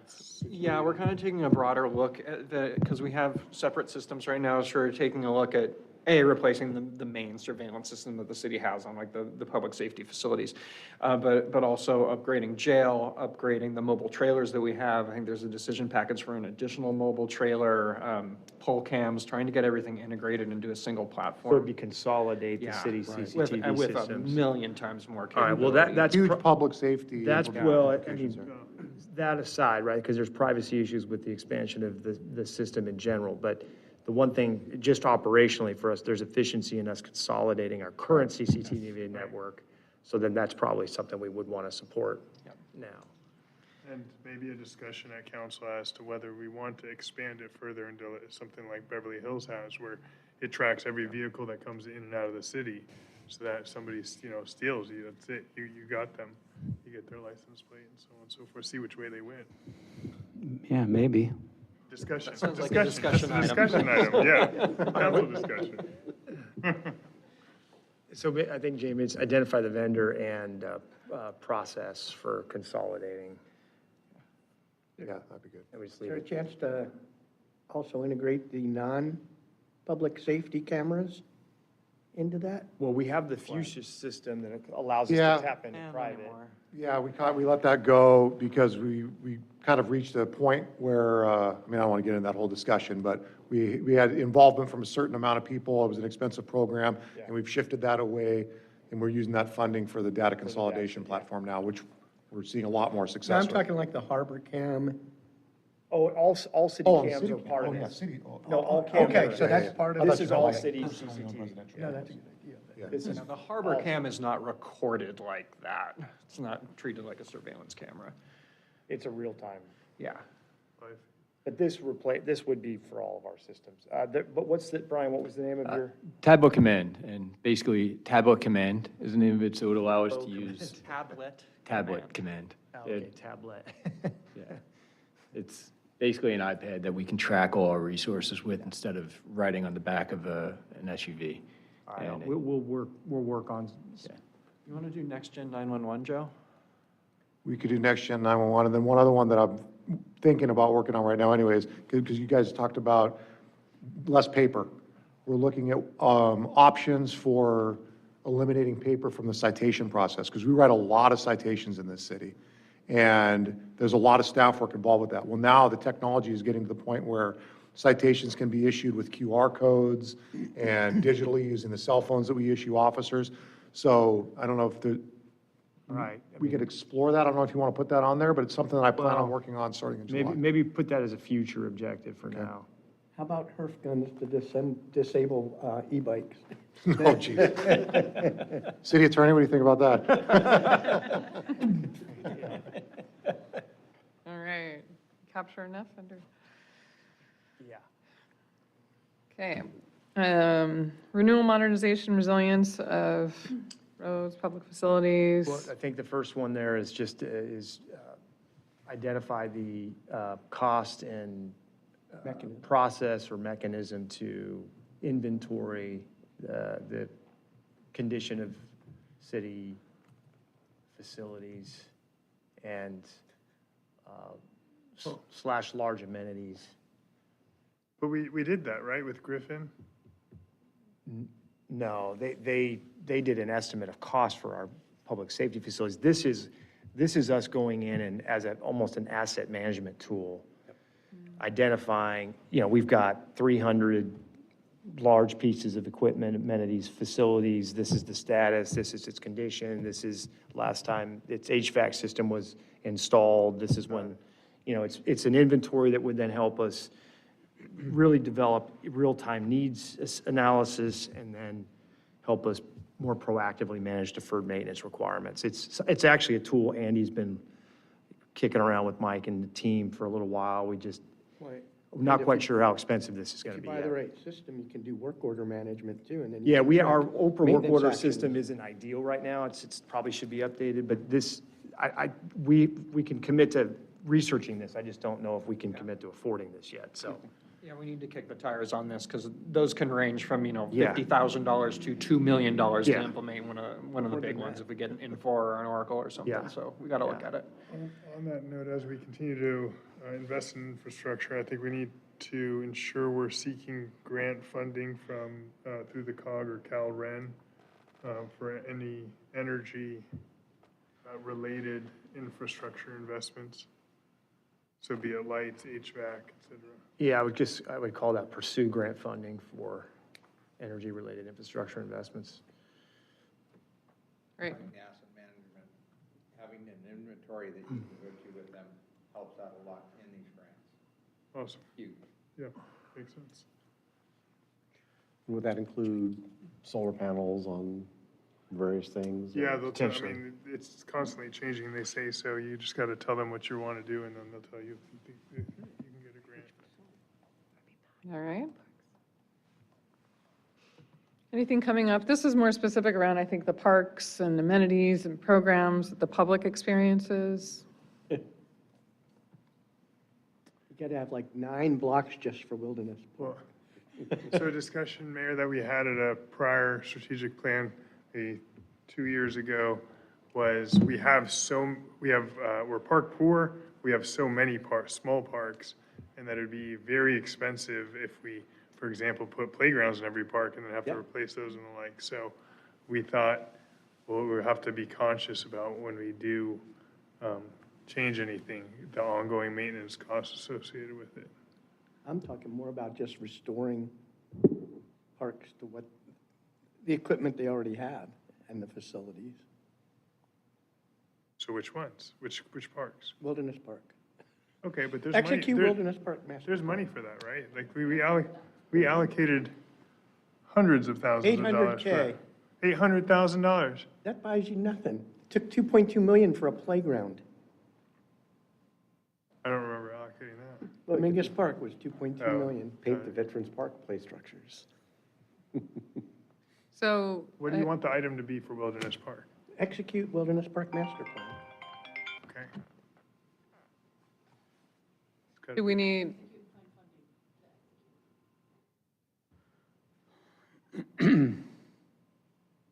Was there, I heard a funding, Master. Well, I think we need funding to execute it, right? We'll do it through the budget process. You can say execute Wilderness Park Master Plan as funded.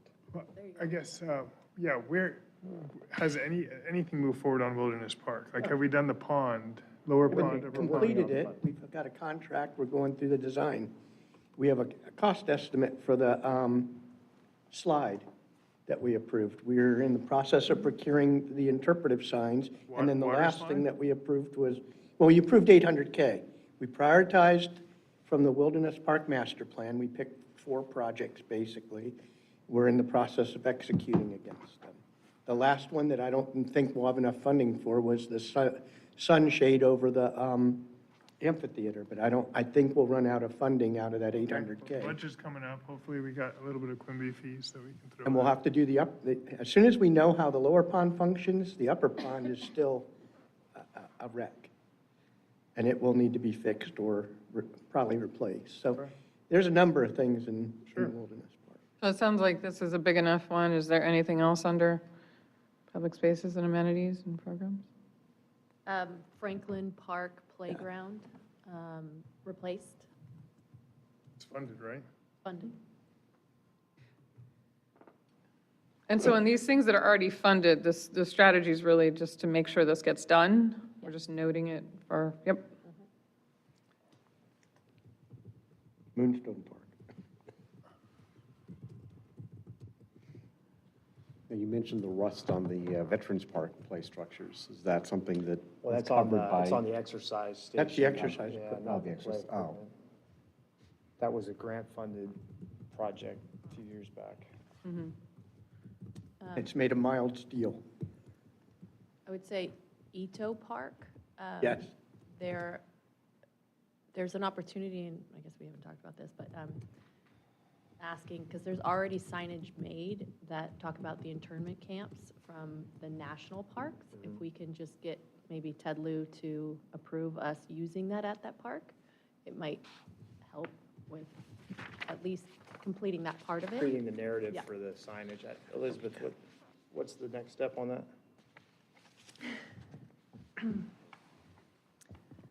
Our subcommittee, that's under the Public Amenities Commission, is working with Jack Meyer, our new Cultural Arts Commissioner, to figure out how to do that and to ensure that that is the path forward they want to take with that signage, because we have very limited funding. So if there's only going to be 3 signs, we want to make sure that those are 3 signs that we want at the park.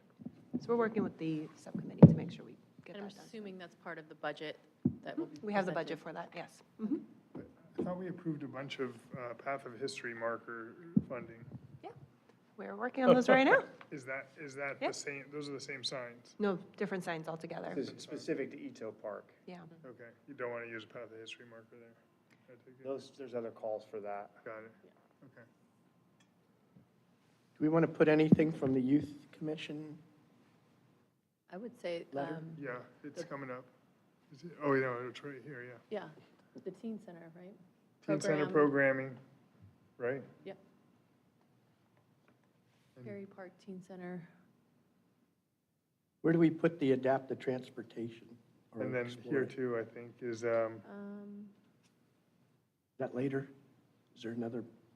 I think maybe below, when we're talking about Okay. transportation in 3.3. sure. Was there anything else on 3.2? Did I capture it? We have 126 CIPs, so. But who's counting? Do a Yeah. third of them. Yeah, That's that's, the goal. we're probably, I think, what did Lauren say we got done last 6 months, 18, so that's about all we can count on. So I'm not sure if we, coalesced on this one. I think what I'm seeing here is this is actually under 3.2. It's just more specific, is that right? Well, this was, I think, meant to be more of the active transportation, Mm-hmm. kind of alternative modes of transportation goal. I was going to probably rework that one a little bit. Okay. Yeah, so there's the LTN, which was implemented or at least started by the COG, which is the light travel network for like those golf carts. Light or local? Oh, local travel network, sorry. Local travel network. And would have signage for like where people can go on their low-speed vehicles on streets that are less than 35 miles per hour. And that is an active CIP that we're executing with COG funding. Doesn't matter where you put the signs, they go anywhere. Well, to direct So you them. can direct, like, so that they don't go on the 35 mile per hour streets. We're going to create an off-road network for them too, so they can. Send some down the beach. Dune buggy. Bike plan? They're implementing it right as we speak. I'd say, let's use the green bike lane painting monies that we have. We appropriated like $60,000 or $80,000 for green bike lanes 4 years ago, and we still haven't put that out. Maybe internalize, invest in vehicles or equipment so that we can do this in-house. Infrastructure. We got a pretty detailed letter from the Bike Coalition folks. Maybe we Yeah. could try to prioritize a few of those, because they had everything listed, but prioritize. They're all about But I don't prospect. have them here. Yeah, that's, But a lot of issues with that. I'm sorry? There are a lot of questions with their proposal in the letter. Okay, we can revisit that. Every single suggestion? No, not every single one, but. Well, that's what I'm saying. Pick the ones that we think we could do or prioritize in the next 6 190th months. one, maybe. That's part of the 190th is part of the County measure, Metro yeah. corridor, Redondo Beach Transit Corridor project. The MAC Right. grant project? Yes. Yeah. maybe what we do is we provide you a report of all of the active, I think we have kind of lost sight, maybe collectively, of all the different active transportation capital projects we already have funded or are in the works. Maybe we do provide a report to the city council on the status of the various. Are you talking micromobility or everything? Well, we have a lot in the CIP that people may not fully appreciate or understand. And it might be good for us to spend a little time just daylighting that for everybody, just a reminder, a refresh, before we commit to doing other stuff. It'd be nice to Yeah. have a common taxonomy on how far we are on the On master the bike plan, plan. yeah, that 'cause- we've talked about that in the Because past. somebody said 85%, and then recently, I think the Bike Coalition guy said 35. 35, going to 37, so that's a pretty disparate difference. Now, what about the North Redondo? So this would be progress, so up top there, Jane, that's the same one. So provide a status report on provide a report on the status of the city's active transportation projects, active transportation and micro-mobility capital improvement projects. You could do that without much Yeah, investment of staff time. yeah. Okay. Yeah. And it'd be good for you all to be able to communicate to your constituents what's in motion. I mean, ideally, we'd have a solid, safe link from North Redondo to South Redondo. I'll say, yeah, what about the I know North there's Redondo some plan? paths that kids could use to go to school that would improve safety. And Because we've got a North Redondo linking plan that maybe that should be added as to one of those. Well, that'll be Or is that- They're that'll be talking like reported on. prospect. So that's Okay. that's my point. I think we have, at any given time, half a dozen projects in motion on this subject. It'd probably be good for everybody to Yeah, let's, understand about. yeah, let's see the report. We'll go from there. We'll have to do it tonight, and, yeah. All right, that sounds like. Well, in the bike lane painting, I may take some liberties with that. Yeah, take some liberties, but That's,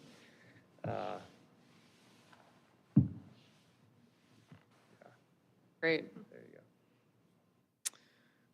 All right, this is about information. sorry, can you scroll back up just so?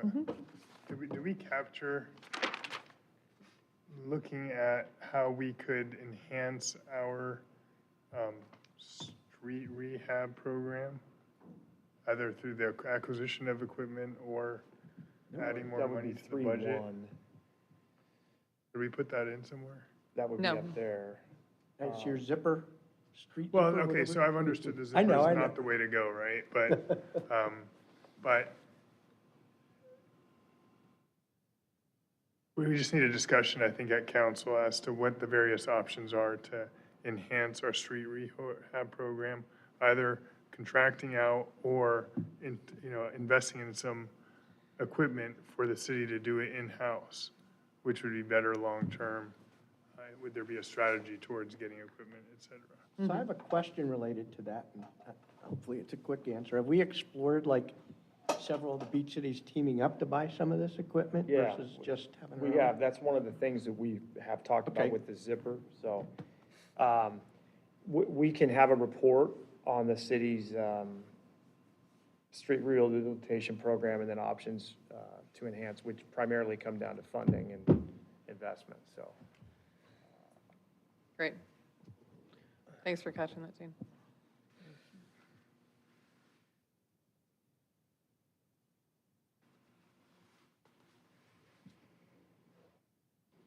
City information and records easier to find. There were a few things last The plan. carryover from the first goal, Digital- digital records enhancement. Just making city services available online, parking permits, you name it. Yeah, I mean, one carries over, 3 carries over. And then there's a Online future. doesn't seem to be this one. It's this one, I think. This is where we kind of captured technology and services because technology was the enabler for the service improvements, but, I withdraw my comment. I would say expand One- and enhance services using, and then in parentheses, using technology mhm. to improve public access and usability.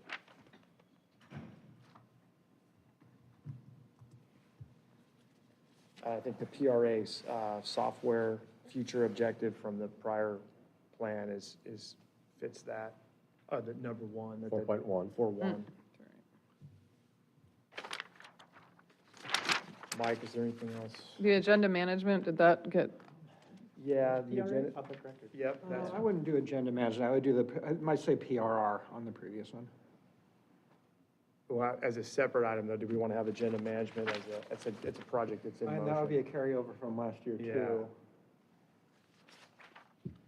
Let's see where we're at with that. Jane and Luke, where are we at with agenda management system? I know Eleanor's the lead, but. I don't remember what date actually ended up on it. Yeah, so we're going to be meeting with Granicus on Monday, so next week, to go over the data collection that we had provided them and start working through the workflows and the process with the It's system. kicked off. It's got something like a proposed December go live or something like that, which we think we can beat. Okay, I mean, that's in the It second. wouldn't hurt to put it down. It's a carry-on item. Yeah, so I'd say agenda management, software implementation. It's really update, it's software update, or what is it, system update?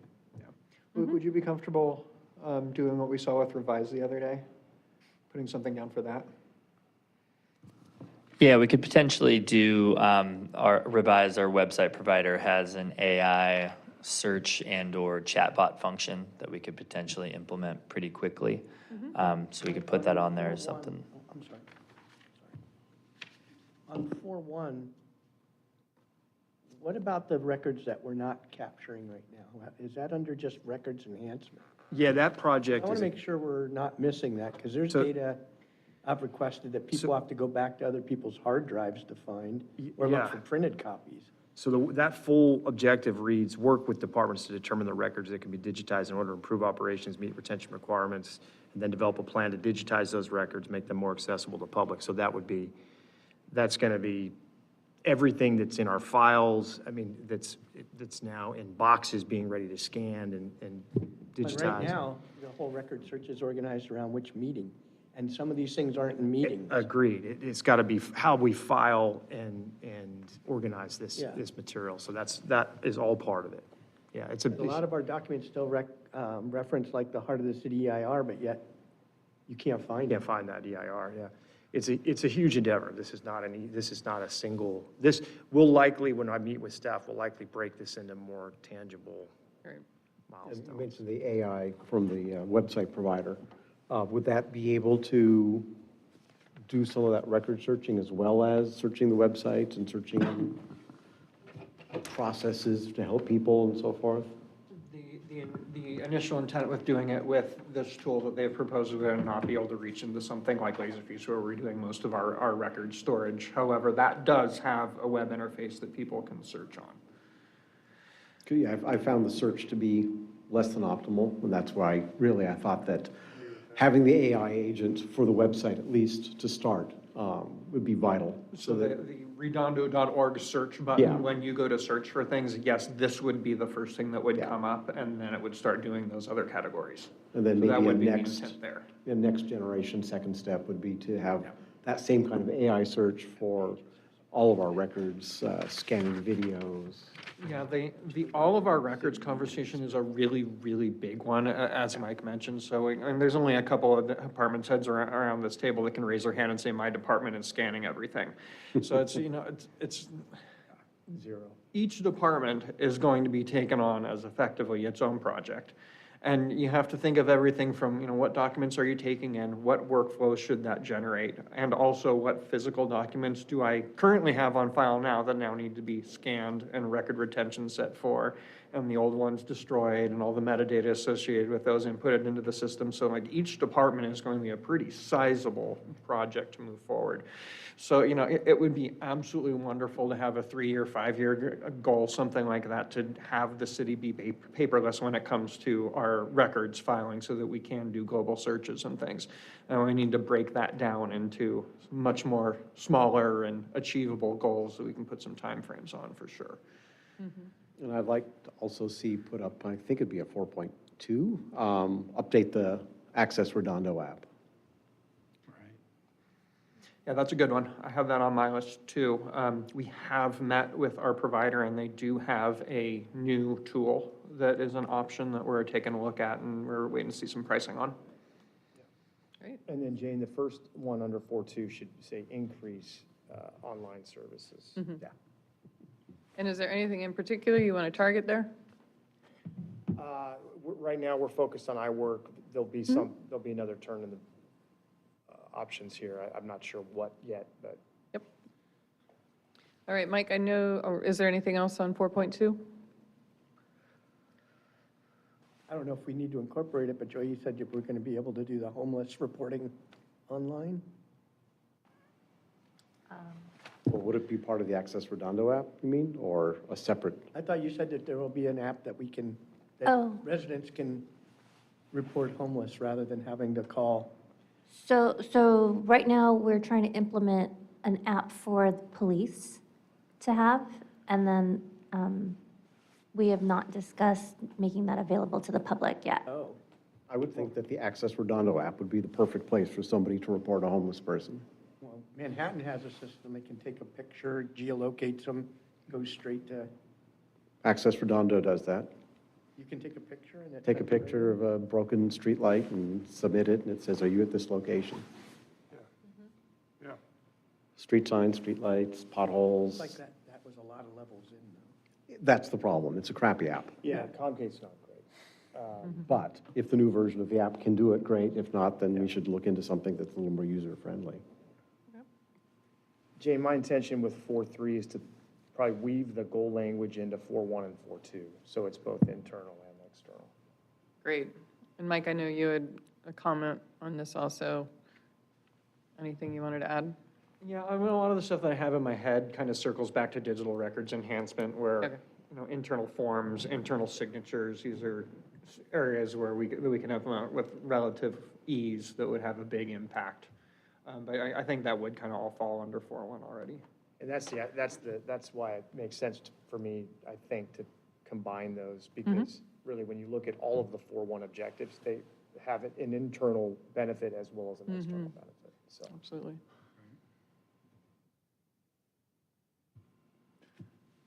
Right, this is moving pretty smoothly. So this is the one, I'm not sure if we were totally final on these two goals, but environmental sustainability. If I could just interject, can you, just to kind of take inventory of what we've added to the list, what we have on the list to this point, could you start at the top and scroll through? And in part so that city manager can let us know, are we reaching kind of? Critical. 6, 7, 8. Yeah, I can number You can these do for a you. quick count for us? Hmm? I'm just trying to get a quick count here, so 8. Something we left off, 1, 2, which is more passive, is acquire property on Artesia Boulevard. We'd previously allocated $750,000 for this. It's not something I think we need to actively pursue, but we need to be open to it if an opportunity comes up to acquire property for a surface lot. And remember, we did borrow, we did pull some of that money to help us with Did we the- get it back or no? We got a big chunk of it back, but not all of it back. Oh. That's under Yeah, one it's point. part of the ACAP, right? And it's. Yeah, It it is help part of us it. in here? in, 1 through 4, you don't need to renumber that. That's just a Yeah. note, yeah. Oh, before you finish the numbering, could you put Artesia Boulevard property, just where 1 through 4 Property is? acquisition. Plus open space requirement, plus property, plus public Okay, park. sure. Just put plus public parking. Public, Yeah, surface parking lot. sorry. is it public parking / property acquisition? Yeah. Or public parking lot acquisition or something, either way. Okay.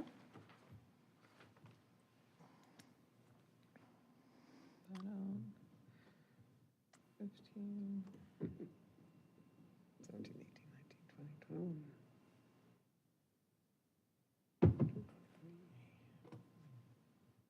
And Jane, I did have something to add for the homeless program. Is to implement foster youth vouchers.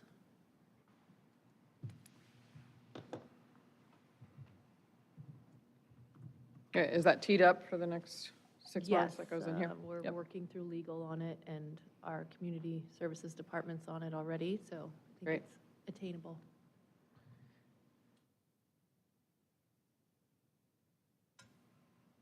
How are you feeling, Mike? I got, How's your blood pressure? I got one more here on either 3.2 or 3.1. But the Youth Commission had asked us to analyze Beach City's transit routes to ensure that they serve the youth. But something I'd like to add on to that for discussion is looking at, we've gotten pitched by Circuit. They provide a inexpensive local shuttle, I think electric it's vehicle 3.3. shuttle. 3.3, Jane. Yeah. Great. So analyze BCT routes and other options, including, for example, Circuit. What about For, that, for youth, for circulating youth to where they need to get. So hop, skip, talking about the drive, but not a- passes that the but school not the kids Uber get? model, the bus No, model. those This are would bill actually be- passes. Do we put that on? Yeah. That's already in motion, that pass thing. Drive is one person. The passes that they want, that program through Metro, I think we're Yeah. already working on that, right, Okay. Elizabeth? Yeah. Okay. And that, so analyze BCT routes and other options to enhance youth ridership. Youth mobility. Well, really, if it's BCT, we want them riding the bus, right? Yeah.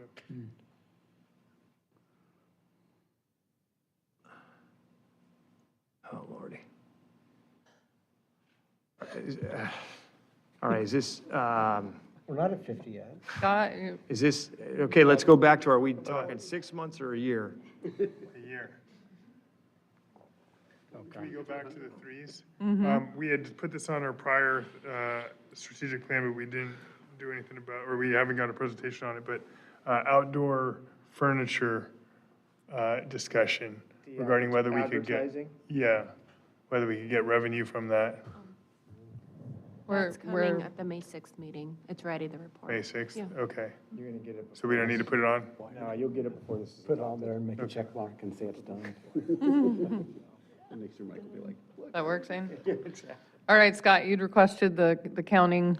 Yeah, and what- just review, sure. Okay. You're just getting the inventory. There's a lot of items that are high priority, and as now we're moving down, I'm not saying delete everything off here, but it kind of becomes more like aspirational, and as opposed to, because speaking, we want you to accomplish what you can of the high priority items within the period of time that's realistic. So I'm just using that as sort of a point of I agree reference with as that. I we think some now of these go we down, can- if I could finish the point. I'm sorry, I As apologize. we now go down through the list of what's remaining. So anyway, that was the observation I was making for myself. Thank you. If we are committed to this being more of a, call it a 10 to 12-month objective program, we're doing okay. If there's an expectation that these 44 objectives thus far are to be accomplished by December, we've already outkicked our coverage.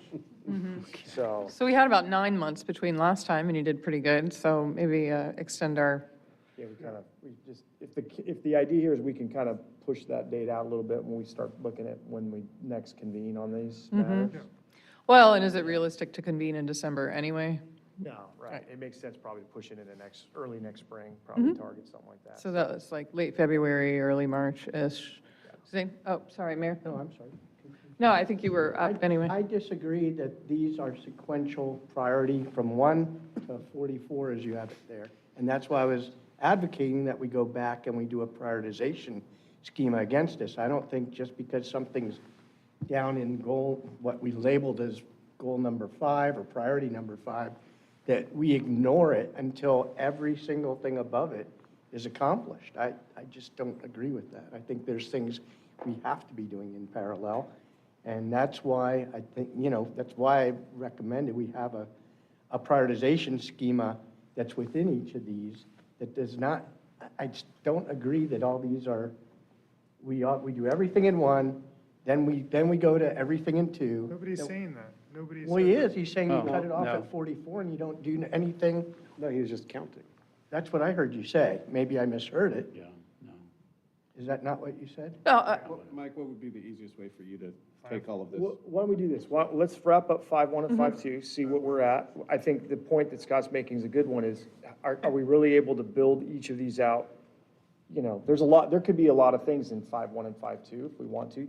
You were all pretty judicious with the open space amenity one. That was, let's stay judicious here, and then we see what our count is, and then we can talk priority if Yeah. we need to.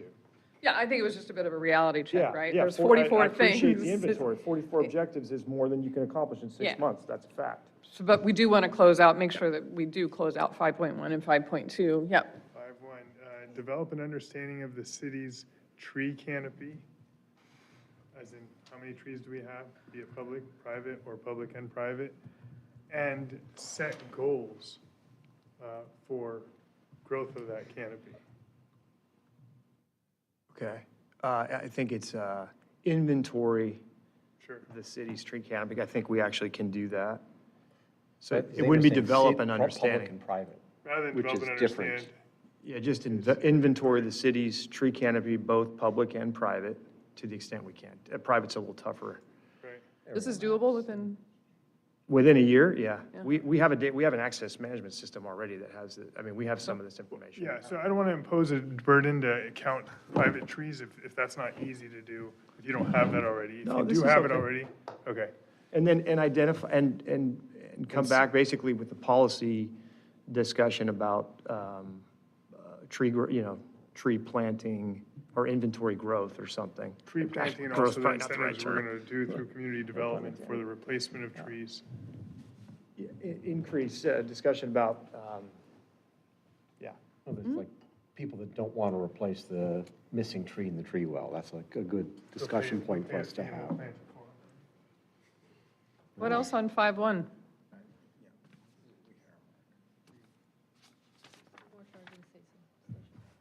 Identify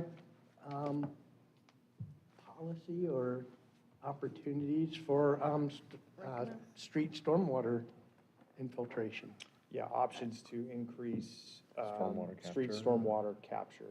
Yeah, and I'm just looking at how it was written last year. Provide a report to the city council on status of city stormwater capture policies and projects. Yeah, we kind of did this. We did that. We Uh-huh. did that. I think it's options. next. This is more an options for Implementation. Great. options to implement an increased stormwater capture. The one thing is we have a lot of EWIMP-related requirements, so it's sometimes hard for us to get more proactive because we're keeping up with the Enhanced Watershed Management Program policy requirements. But this is, we can do that. Mm-hmm. Pursue more charging stations. Good one.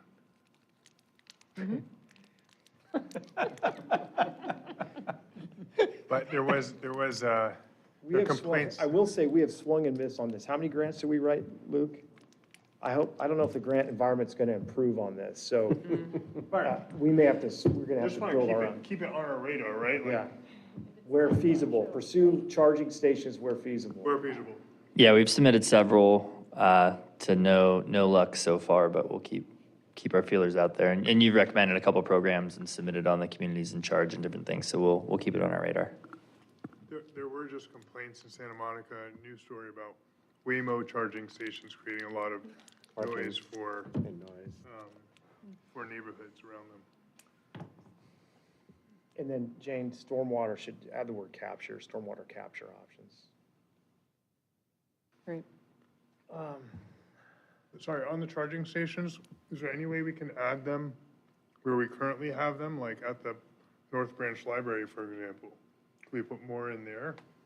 I think Or is it just immensely expensive to do? Mike K, I think it's lack of infrastructure, utility infrastructure to add To power. more charging stations at our current locations. I think we're built out the capacity at each of those spots, I think. Pretty much the city in the older facilities, we're maxed out. We don't have any more room. And not only in our switchgear and things like that, but the transformers coming in from Southern California Edison, we would have to rebuild quite a bit of the electrical. Edison won't tell you, well, I don't want to disparage. Edison will tell you that they're loving all this, that their infrastructure oftentimes is the barrier to implementing increased charging stations in public rights of We way. just did a study for the public works yard to bring in electrical power in case we go to electric trucks, and they would have to bring in new transformers from the outside in and plant that on site and then go to the chargers. So there's room capacity that we have to be looking at. 12 years. That would be the same for Beach Cities Transit 5.2. trucks, too. Oh, that's one of our biggest challenges to meeting the state's requirement to electrify our bus fleet by 2030 is how are we going to charge the apparatus? It's, yeah. The electrical infrastructure provided by the utility is not there yet. Complete on 5.1? All right. And then 5.2, Mark, you said, what are we bringing back with the general plan? So General plan update. I think it's our So it's in preservation ordinance. it's included with some of the policies in the land use element of the general plan, which is scheduled to go back to the city council in June. That's coming up soon. And we'll do a deep dive on different options for historic preservation and the pros and cons, and anticipating a good discussion. Policy, yeah, for policy options on historic preservation. Will that include draft ordinance changes or? Direction. Probably. So the policy established in the land use element would dictate the ordinance that would follow. I think right now, the way it's drafted, it still recommends sticking with the voluntary program, which is what we currently have. I know the planning commission recommended more of a proactive approach where the city would be more of a deciding factor as to what's historic. And that's really what we need to discuss at the city council level when this comes back on that particular policy item. I don't know how you strengthen it if it's voluntary. Well, the planning commission's recommendation was that it not be voluntary, and they added some alternative language for the city council to consider. That'll be part of the policy discussion when you come back in It June? will be, Okay. yes. But then how long to get into an ordinance if we want to change it? A year? It's really at the direction of the city council. I don't think it would take as long as a year. I think there's a lot of other good template ordinances that we could look towards out there. Even a few that a couple I've worked with. So I think we could move that along quickly if the council decides to do so. Starts with this step, though. You'll have to coalesce around your direction. So I could There also, were some GPAC policies that were more definitive. They had both. But I'll take a look at that. Yeah, I'm not familiar with the GPAC. I just know that in the land use element, there's a section dedicated to historic preservation, and that contains multiple policies. Maybe it's 7 or 8 policies. Yeah. And And the gist, having been on there was, and you were there, Brad, that we were losing it and we needed to strengthen it. Talking about the policy discussion? Hmm? The policy? GPAC, yeah. Oh, GPAC, GPAC okay. preservation. Riviera Village could probably use a revisit of the, not quite sure what the right thing, if there's parking regulations, there's the notary exemption. The preferred uses conversation. Well, the notary's coming back. That exemption's coming back. it is, so we brought that to the council a few months ago. I actually have the draft code amendment ready to go. I made the amendments based on the council's direction. So we could actually bring that back at any time. I was looking, because it's a LCP amendment, I was looking to kind of pair it with other LCP amendments that are going to be coming forward in the near Parker future. parking. Because we're limited to how many we can submit to the Coastal Commission per year. It's 3 per year is what the limit is. But it really, for that amendment for the notary businesses, it's pretty minor in terms of the text change to the code. And we could bring that forward now if the council would like. I think I don't know if this is what you were getting at, but the words I've been hearing is we're forcing out all the retails now to put in gentrified restaurants and craft beer places and stuff like that. Right, because historical memory says that restaurants used to have some number of parking spaces per table or per square feet, and that got relaxed. Yeah, you're And so talking they're- about using parking to. It's not the dining decks. It predates the dining decks by a Yeah, decade. to help retain retail. But yes, so to help retain retailers. But to that's the end look- goal is to. Look to re-implement. Yeah, it's kind of a preferred uses strategies discussion is Yes. what it is. Because parking's one way to tackle that.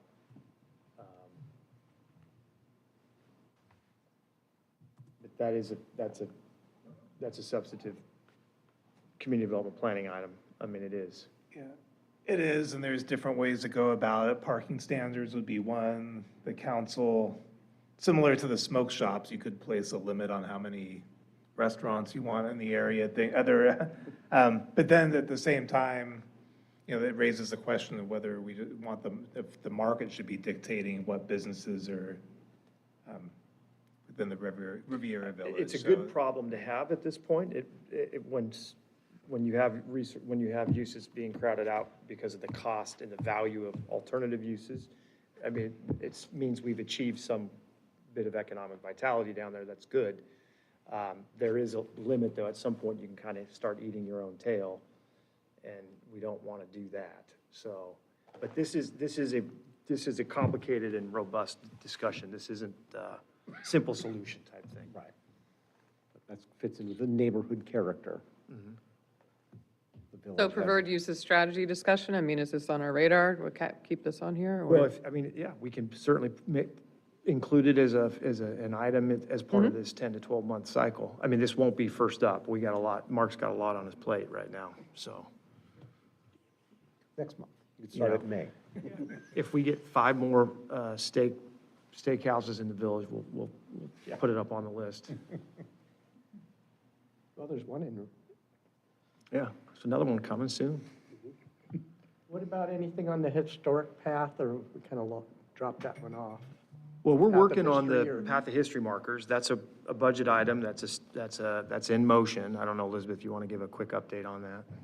Yeah, so again, the same subcommittee that's working on the Edo Park is also working on the Path of History markers. We've identified 2 that need to be replaced, and then we have funding to actually create 8 new ones. And they're working on the language for those, and our cultural arts manager is finding photos to go along on those signs. So we're well underway with installing those. And I This think we're was- probably far enough along with what's going on with historic library that we don't really need. Yeah, I think we're There. we're in the final throes of negotiations at this point. We'll have an update for you in closed session, probably either the first meeting in May or the second. And we should have that concession agreement to you hopefully here in the next 30 to 45 days. From the previous plan, this was develop experiences to engage the city's historic resources. Was that- Yeah, and that's kind of ongoing. Yeah, we got that, I think, in 48. Anything with the arts community that We do have, come up as an the item next that we item wanna that's put? coming is the recommendation on the public art consultant that's going to help develop the Artesia strategy. You'll actually have that May 6th? So we don't- 13th? May 13th. 13th? Yeah. We don't need to put that. Yeah, I up don't there think you got to either. put it on here. Is the public works wall getting done soon? That mural? This summer, Scheduled for June. yeah. Awesome. There's a number of recommendations from Our commissions that we haven't addressed. We got the youth commission. Yeah, we can go down through each of the They're letters. smart. but- They put 2. So let me process check real quick. We did get I will say, a lot of what you've put in here overlaps with the Yeah. Harbor Commission's recommendations. Well, process check, so we've Yeah. heard from the council, and then the proposal might be to look at what we've heard from commissions at this Well, point? Or are we I- assuming some of that is an overlap? Well, some's overlap, but Well, I would just, So- no, go ahead. Go ahead. Well, I was going to say, it was in the agenda packet, we read it, we got a blue folder item. I think it's been internalized and reflected in what we've done Part of here. the process? Duly considered, duly considered. For example, out of respect to the planning commission, they had identified the objective residential design standards, revisiting those. I watched that part of the commission meeting to understand that you were going to come forward, Director Mark, with some recommendations to patch up what we might have misunderstood from the last time. Yeah, that's the plan, and we'll add it to the list. I think there is a need to refine that document. My understanding is when it was adopted by the council previously, there were some last-minute changes to it, so it's it's in between where the original draft and what ended up getting adopted is being kind of a hybrid. But I think there are more effective ways to go about ensuring that we can get high-quality residential design in light of a lot of these new state mandates that limit our ability and require us to use objective standards. Like, for example, we can provide a list and a scoring system of different design elements we want to see in a project, and they have to reach a certain score, and that would be objective. So I think there may be more effective ways of doing it than what we have now, and that's what the planning commission's getting at. Yeah, yes. Yeah, I mean, so that maybe, Sounds like a future item. it's a future, but I think it's probably Mark will It's going to bring- come naturally. We don't need to put it on the Natural, strategic. Yeah, and it came about, we recently had a multifamily project that was approved on PCH, and we kind of realized that we are limited in terms of how we could regulate the design and ensure high-quality design. So that's kind of the impetus of really revisiting these standards and evaluating ways to do it more effectively. Awesome. I mean, if you look at the planning commission, we've got we've got their second thing here, we've got their third bullet. The fifth, sixth bullets included. We've already got capital projects for bullets, whatever that is, 5 and 7, so I think they're pretty well represented. We have bike rack development standard? No, that's the one I didn't mention. We don't have a triangle plan. No, we don't have that one either. We don't have 4, Bike- and we don't have 5. You know how you get a bike But we have rack in the 6 and city? 7. Huh? You reported on Access Redondo, we could really use a bike rack here, and then miraculously, in like 2 weeks, Mike Klein gets it put in, and it's beautiful. If you take a picture, you get geolocated. Yeah, exactly. We actually do have a standard. It's a standard that frustrates the private sector a little bit because it's kind of an expensive rack, but it's an effective rack. So there are some things that didn't fit in the bins, or we missed them. And I don't know whether we want to include them. One is sea level rise and the seawall, funding for a seawall replacement. I mean, we're always looking for funding for all of that. So you don't need it, I don't think we need it. okay? That's the environment. We have nothing about the mandates, which we brought up in the SWOT as being one of the major items we're concerned about, major threats.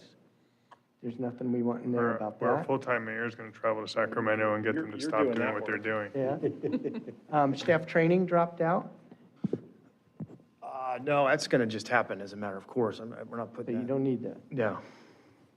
And nothing about, I don't think we captured the Olympic Games No. in here. So the Olympics keep getting Not just mentioned. Olympic, but major Events. FIFA, Super Bowl. It might go here. I think this might be I the think most. it's economic development, isn't it? Sure. It's not called out, because this would be events. You could add events to I think this. this is more about It's the more of the finance, economics. Great. bringing in, taking advantage of the Olympics from an economic Okay, so on that note, the Public Amenities Commission wanted us to do like a choir and some other stuff in arts for the Olympics, but I question if there are no Olympic events taking place in the South Bay, to what extent are we gonna have people, coming to the South Bay to see arts, participate in the choir, or see the choir, or whatever it may be? I mean, like, do we anticipate economic stimulus from the Olympics? Yes. In Redondo Beach?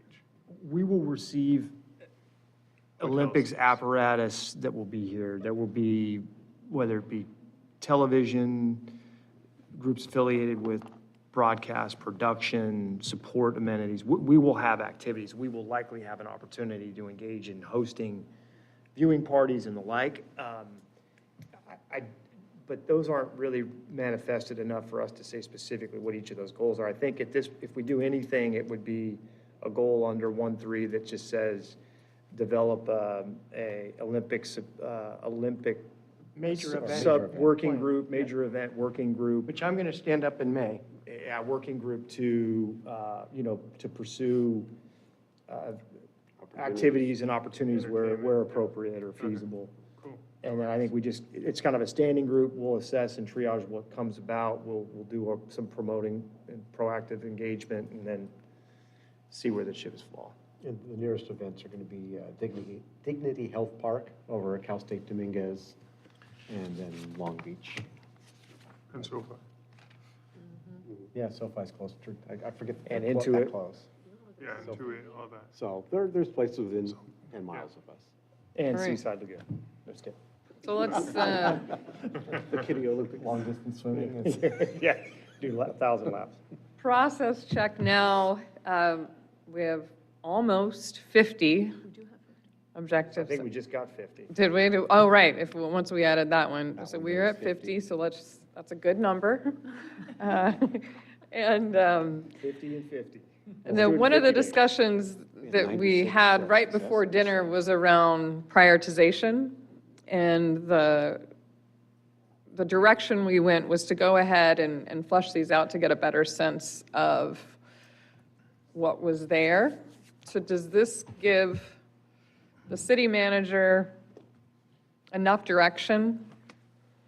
I propose a prioritization strategy called, you get what you get and you don't throw a fit.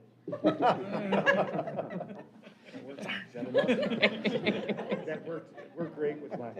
That's great strategic planning. Yeah. No, I mean, this is pretty clear. I think this is, if we're talking 10 to 12 months, we're in the ballpark here. I mean, there'll be a few things that may not make it. I feel like I've got a pretty good vibe from the council on this. clearly, my takeaway is, the economic side of the equation is big and embraced by all. After that, there's kind of equity among policy prioritization here. I think everybody understands that FP has to be done and is preeminent. So I don't feel like I'm confused by council's direction and goals here. If there's anything that the council would like us to focus on beyond those two things that I just mentioned, I'm happy to hear it, but Artesia. all of the economic items, I've got all of the economic items and Everything else FP. is optional. And everything else is equitable in terms of priority. That's the view I have collectively. If there is something in goals 2, 3, and 4, and 5 that you think is in that same prioritization, I'm all ears. Okay, so I am hearing some prioritization here. Part of it was just, we know economic development, and that's the bulk of it. FP, and then, I disagree with folks. I'd be upset if that's all we got done in the next 12 months. And the rest of this is just kicked to the. No, that's not, Because then it's just gonna- that's not what I'm saying. I'm saying we're gonna run all these in parallel, right? To the extent that we can, we're gonna have different departments assign different objectives. But if I'm putting all 50 items into 2 buckets, I've got a bucket of, give me the count, if you wouldn't mind, Jane, for items 14, Right. and then, so we've got 7, 11, now we've got 15 in that, and then take it down to 2-1. So we're at 20, so the first 20 on that, to me, feel like there's a coalescing around those being the kind of upper 40% of the overall plan, and then the balance of the plan is equal prioritization. And I say, let's come back in a year and you can get everything done. Yeah, well, and that's, our goal will be to get all 50 accomplished within the 10 to 12-month period. other members of the council on this? Yes, I agree with Mike's plan. Yes. I think he's got an understanding of our priorities. And there might be like, I don't know, one of those up in the 1s or 2s that ends up being a lower priority than 3.1. But the idea is to get them all done. And you can't give number one priority to everything. Well, and I would add that we get these updates about the strategic plan often, so we can have this discussion again about something that may, come up as a great opportunity in that moment, and we can address it then. Yeah, and it's worth mentioning to, especially the new council members, when you see the update of the strategic plan, if something that you care about isn't advancing, then you can always go to Mike and talk to him about it. Say, hey, where are we on this? I mean, that said, to Brad's point, if there's anything outside of that framework that is everybody's coalesced around, I'm all ears. If there's something else we want to add to that upper band, let us know. But I don't know, just in conversing with all of you before, during, and over the last, several weeks on this, that's my vibe. That's not true, it's not really strategic planning. I'm sure there's things down this list that you're saying is not a top priority, that you've got staff in different departments that intend to accomplish. Right. And make that their number one. And I think that's the level that should come back. Because look, we didn't get everything done on this list that we said. We're not going to get everything done on this list.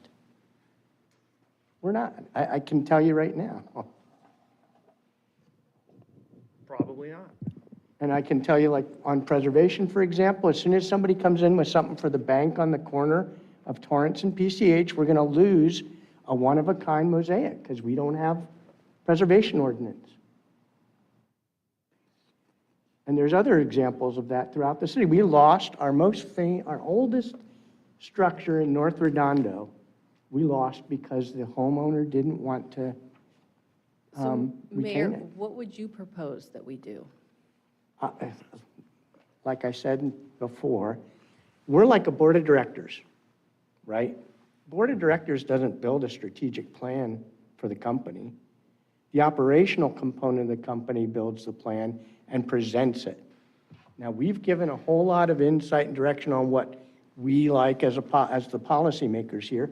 I think the execution arm of this, which is Mike and his team, should go back, and we may have missed something that these guys think is their top priority. Well, this will come back for our approval, right? That's the time that we'll be doing that. And then it should come back with priorities and what they can do and what they can't do, realistically. And then we go, yes or no, I'd like you to elevate this and remove that, or did you think about this? So I'm hearing an addition, another step. So it's going to go to Mike, he's going to, Well, but I don't want to just pencil it. I mean, What normally happens. this is a punch list of things a bunch of people who aren't in here every day came up with in one meeting. You didn't just come up with yourselves, right? You came up with this collectively based on a foundation of history in these various topics. Some are brand new. Couple And of them are brand new. I really question whether everybody read through every item that was presented to us from all the different blue folder items. Question whether everyone on up I'm here- sorry? Go ahead. That we read them? And have synthesized that into this. I think we did an individual triage of ourselves to know what city staff can handle in light of what we've already. Now, you given. don't know what city staff can handle. You're not in here often enough to know what I'm not in here often enough to know what city staff can handle. But I also know how long it takes to come back with something that we've asked for and passed, years ago, and how And long you it think takes all to this move is things doable along. in 12 months?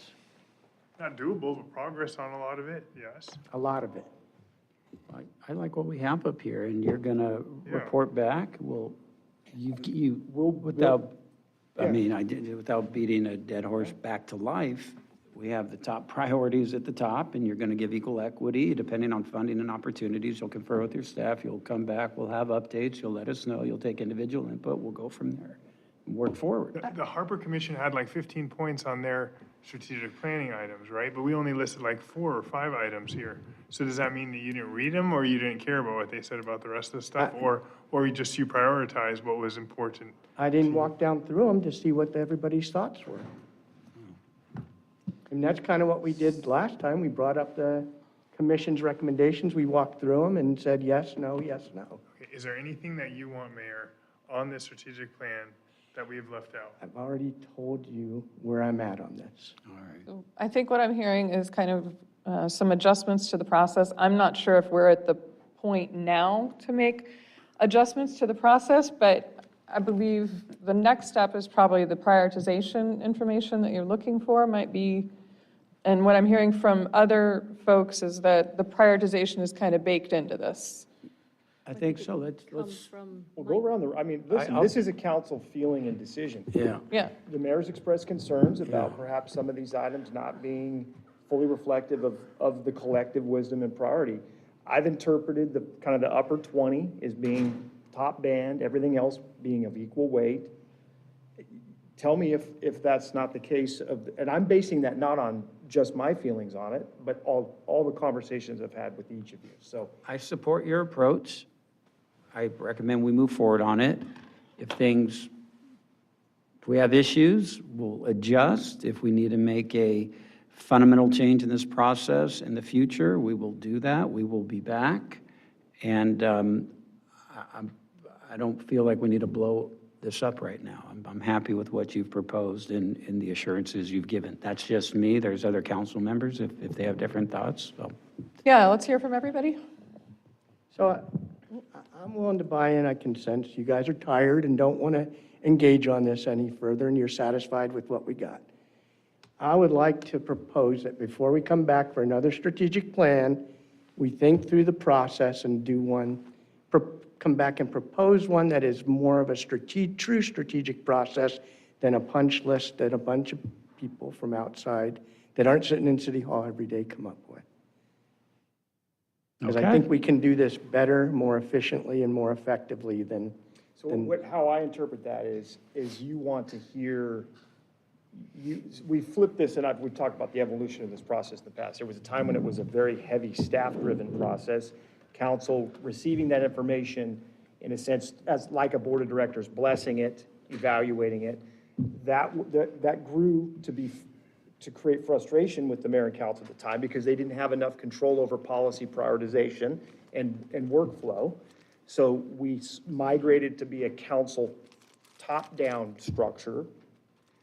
Now I'm hearing you want a little more of a. I'd like the balance to that. pendulum in the middle, with some real assessment on capacity within, as the items are developed, capacity in the departments that would have to execute those specific items, not the broad, we can only do the top 20 without an assessment of what, Elizabeth's group can do, or what. Well, I'll tell you what, we could commit to doing that as part of the next structure, assuming the goals stay the same. If these goals are reflective of the continued three-year format, there could be some adjustment, but we could very easily propose a concept objective list. What I'd like to do is sit down with Yumi and maybe Jane and come up with a recommendation to the council on how to improve this to be a more strategic process than a punch list come up by the council. Well, that's going back to the old, I mean, that's. No, I'm saying we come up with a process, not, I don't want to commit to it tonight because we haven't thought it through. Okay.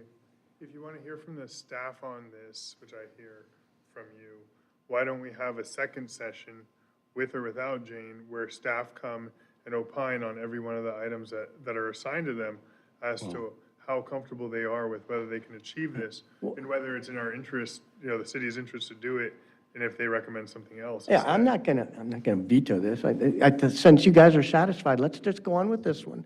But let's make the process better next time, or let us at least propose a process that could do this better before we're here doing it. Is that something you could put together so we could review Yeah, next time? exactly. That's what I'm Okay, no, I think that's a good idea. Always open to good ideas. Okay. Great. So I hear some next steps, and Mayor's going to take the lead in terms of thinking through what improving the strategic planning process might look like. All right. Is that- Right after I'm done writing the parliamentary procedure, the etiquette and protocol, Uh-oh. the rewrites. Can I add to your list? A little burnt out at that point. All right.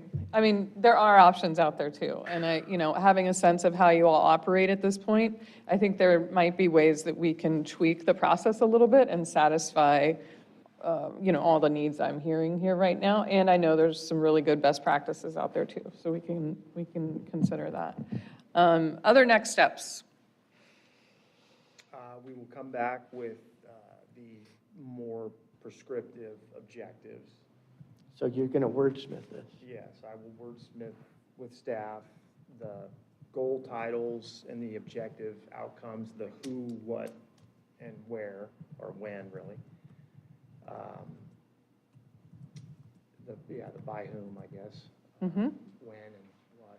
Mm-hmm. What's the timeline for that? Tomorrow. Not tomorrow. I probably have that to council in May, probably either the second Tuesday or the third Tuesday in May. There's 12 hours to the next day, come on. What else? And then we need to generally set a time frame. I suppose we don't have to do that now, but I think we're We targeting did last kinda- time. Yeah. kinda March, maybe March of next year. So we're basically, we could get on a 12-month. We're pushing to a 12-month at that point. Or you like the 10-month? Let's see what month has a fourth or fifth Tuesday in it. Compromise. No, 11. March has a fifth Tuesday, March 31st. Or we could do the fourth Tuesday in April, Fourth Tuesday in April. the 28th. Tuesday in March. So that puts us right at 12 months, right? The reality is we won't officially adopt the plan though until, kind of a month from now, Okay. roughly, so. Ideally, we would have adopted the plan before we go through the CIP and the budget. Because it should help We drive will. decisions. Yeah, we'll have that. We'll have it adopted by then. I guess to the mayor's point, should we hear from staff on this plan at some point? Not necessarily tonight, but, at some point when the plan comes back, should we hear from the various department heads about it? No, the department heads weigh in when we draft the objectives. So what you see, the by when and the whom is a collaborative process that we work through as an executive team. There's nothing on this plan that isn't manageable on its own right. The balancing act's going to be up, which of the 50 items, some of them will hit roadblocks and will be delayed for natural reasons. Some will have immediate funding and other opportunity that'll accelerate their development. And others are just going to be a continual construct of effort. So staff will be able to execute everything on this plan eventually. The question is, what variables will affect our productivity over the next 12 months? I guess to the extent staff doesn't think that it's a worthwhile pursuit or objective, can we get that feedback? I can give you that feedback, but they're not going to tell you anything in here isn't worthwhile and productive. Maybe something we missed. Yeah. I mean, this will be tweaked and adjusted to reflect what is a more achievable outcome than perhaps what is conceptualized here.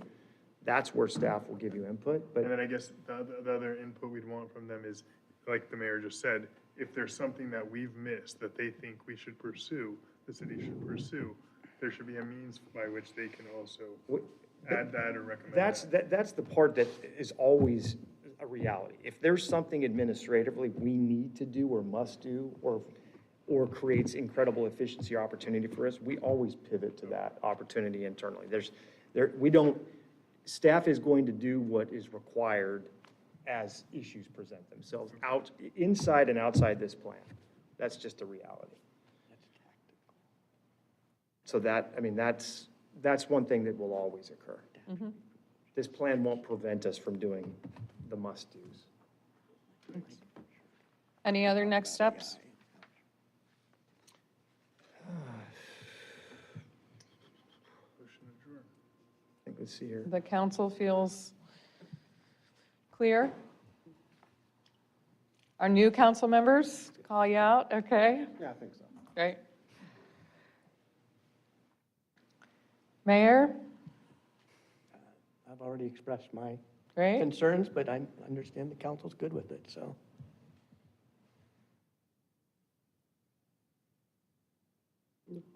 Is that a wrap? 27. All right.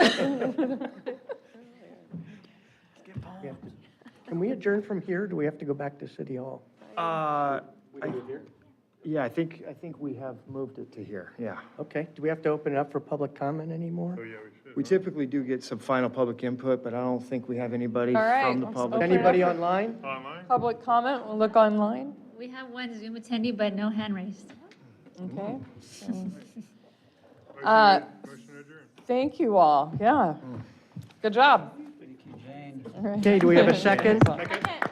All four? Aye. Okay. We're done.